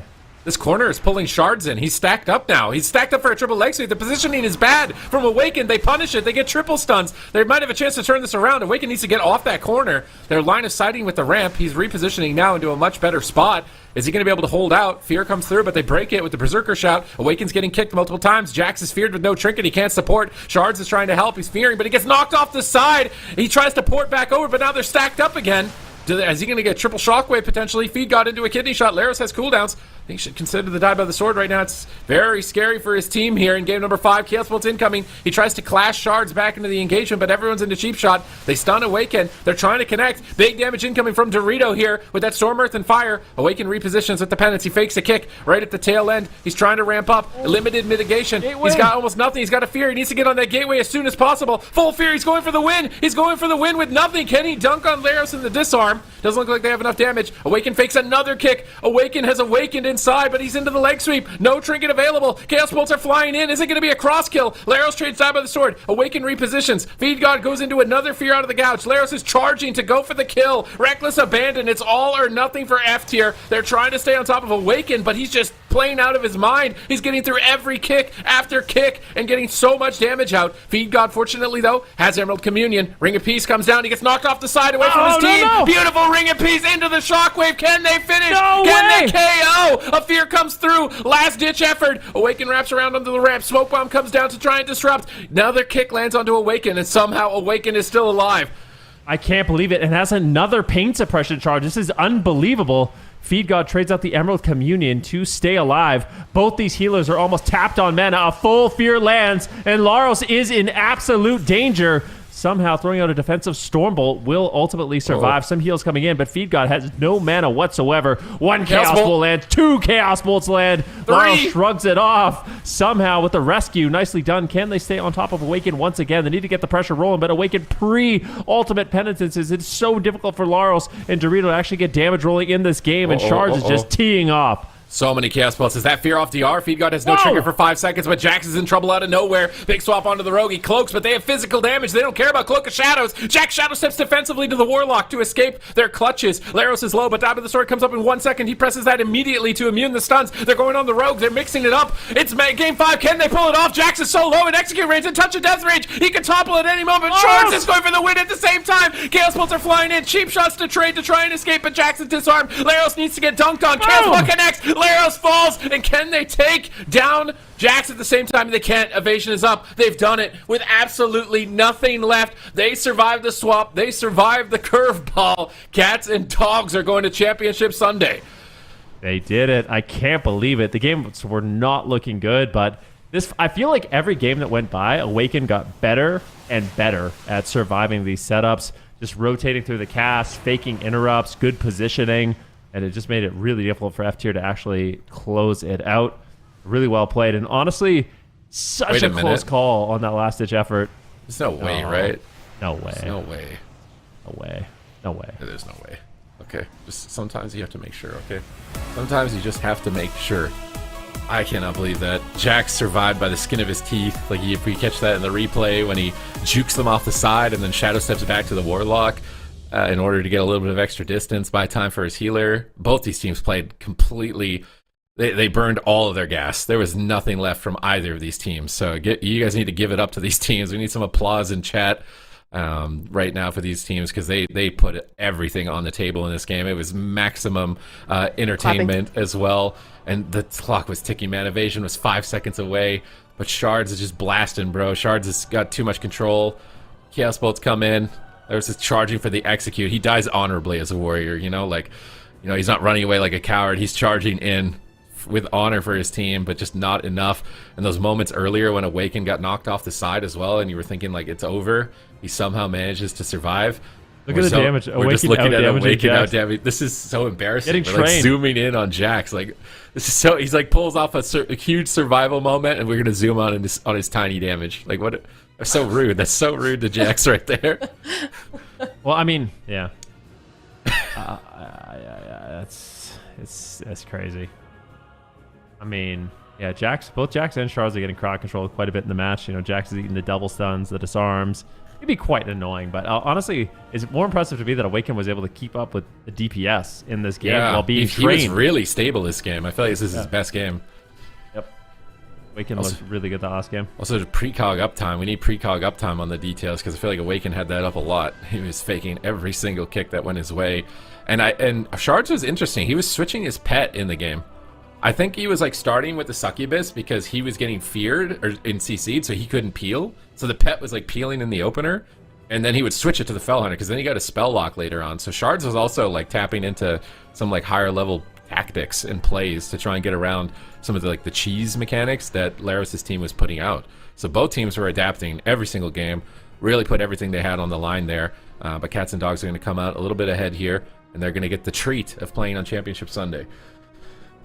Most definitely. Cats and Dogs, in their interview before heading into this weekend, said that they wanted to prove themselves. They were hungry to do that, and I think they did just that in this series against F tier, and they're going to be able to continue doing that on Championship Sunday when we see them once again against Dire Wolves. So we've got the new dogs against the old, the classic Dire Wolves Sea-Doo team, and I'm really excited to see what they can do against them. But we've got the other side of the bracket as well. Then we've got Gators back versus Welcome to the Jung up in the top. I think this series is going to have ramifications for the entire series or the entire season because, I mean, Gators back. This is an incredible roster. You have Cubsy coming back to heal, Dazed and Calvish playing the Rogue Mage, and then you have WizK, which one of my favorite players. Just is such a phenomenal Shadow Priest, and I feel like joining up with the Cubsy as well as Calvish and Dazed makes for a really deadly team. And then of course, Welcome to the Jung, just absolutely dominant. They've been completely owning. Actually, it's curious. If you look back, they actually had a pretty close series against Meow Mixin. So, teams showing that they can lose some rounds, take some rounds off of them. Gators back have not lost a single game in this tournament so far. I'm pretty sure they're like 21-0 in this tournament so far, something like that. Maybe 15-0. I think they're 15-0. Are they doing the 42-0 challenge in the AWC? Is that a challenge? It's a stream challenge. All the 2v2 players 42-0 challenge. Oh, yeah, we'll have to see if they can pull that off. Either way, that is going to wrap up North America. That is going to wrap up the games for the day. Of course, Championship Sunday tomorrow, we can take a look and refresh ourselves on what we're going to see in the EU region as well, because we played those top 8 games yesterday on Friday. We had 8. Now we have 4. It is Dobob versus StreamerZone.gg up in the upper bracket, and Clevepild versus Echo down in the lower. Echo already starting off kind of on the wrong foot. We're definitely not used to seeing them down there, and it's Clevepild that is going to be stepping up to try and knock them out of the tournament. Do you think they can do it, Supatese, or do you think that that's going to be the end of Echo? I mean, Clevepild pulled off some big upsets. I feel like we were all expecting Under Pressure Lone Tar's team to be able to take that, so they've already taken down one of the most impressive rosters. So I don't want to completely count them out, but at the same time, when Echo are in the lower bracket, that's when their final form unlocks. They just become enraged, and every single team in the lower bracket feels their fury. So I don't know if Clevepild are going to be able to withstand that. All right, well, if you want to check in, definitely make sure you're tuning in tomorrow for that series, as well as the Dobob versus StreamerZone.gg, because that's going to be an exciting day for both EU and NA. Thank you guys so much for watching. That is going to be it for now, and we will see you tomorrow for the first Championship Sunday of Cup number 3 here in the War Within. Thank you everyone for watching. Same time, same place tomorrow, twitch.tv/Warcraft. We're also on YouTube, 10 a.m. Pacific or 7 p.m. CEST. Thank you guys so much. See you tomorrow.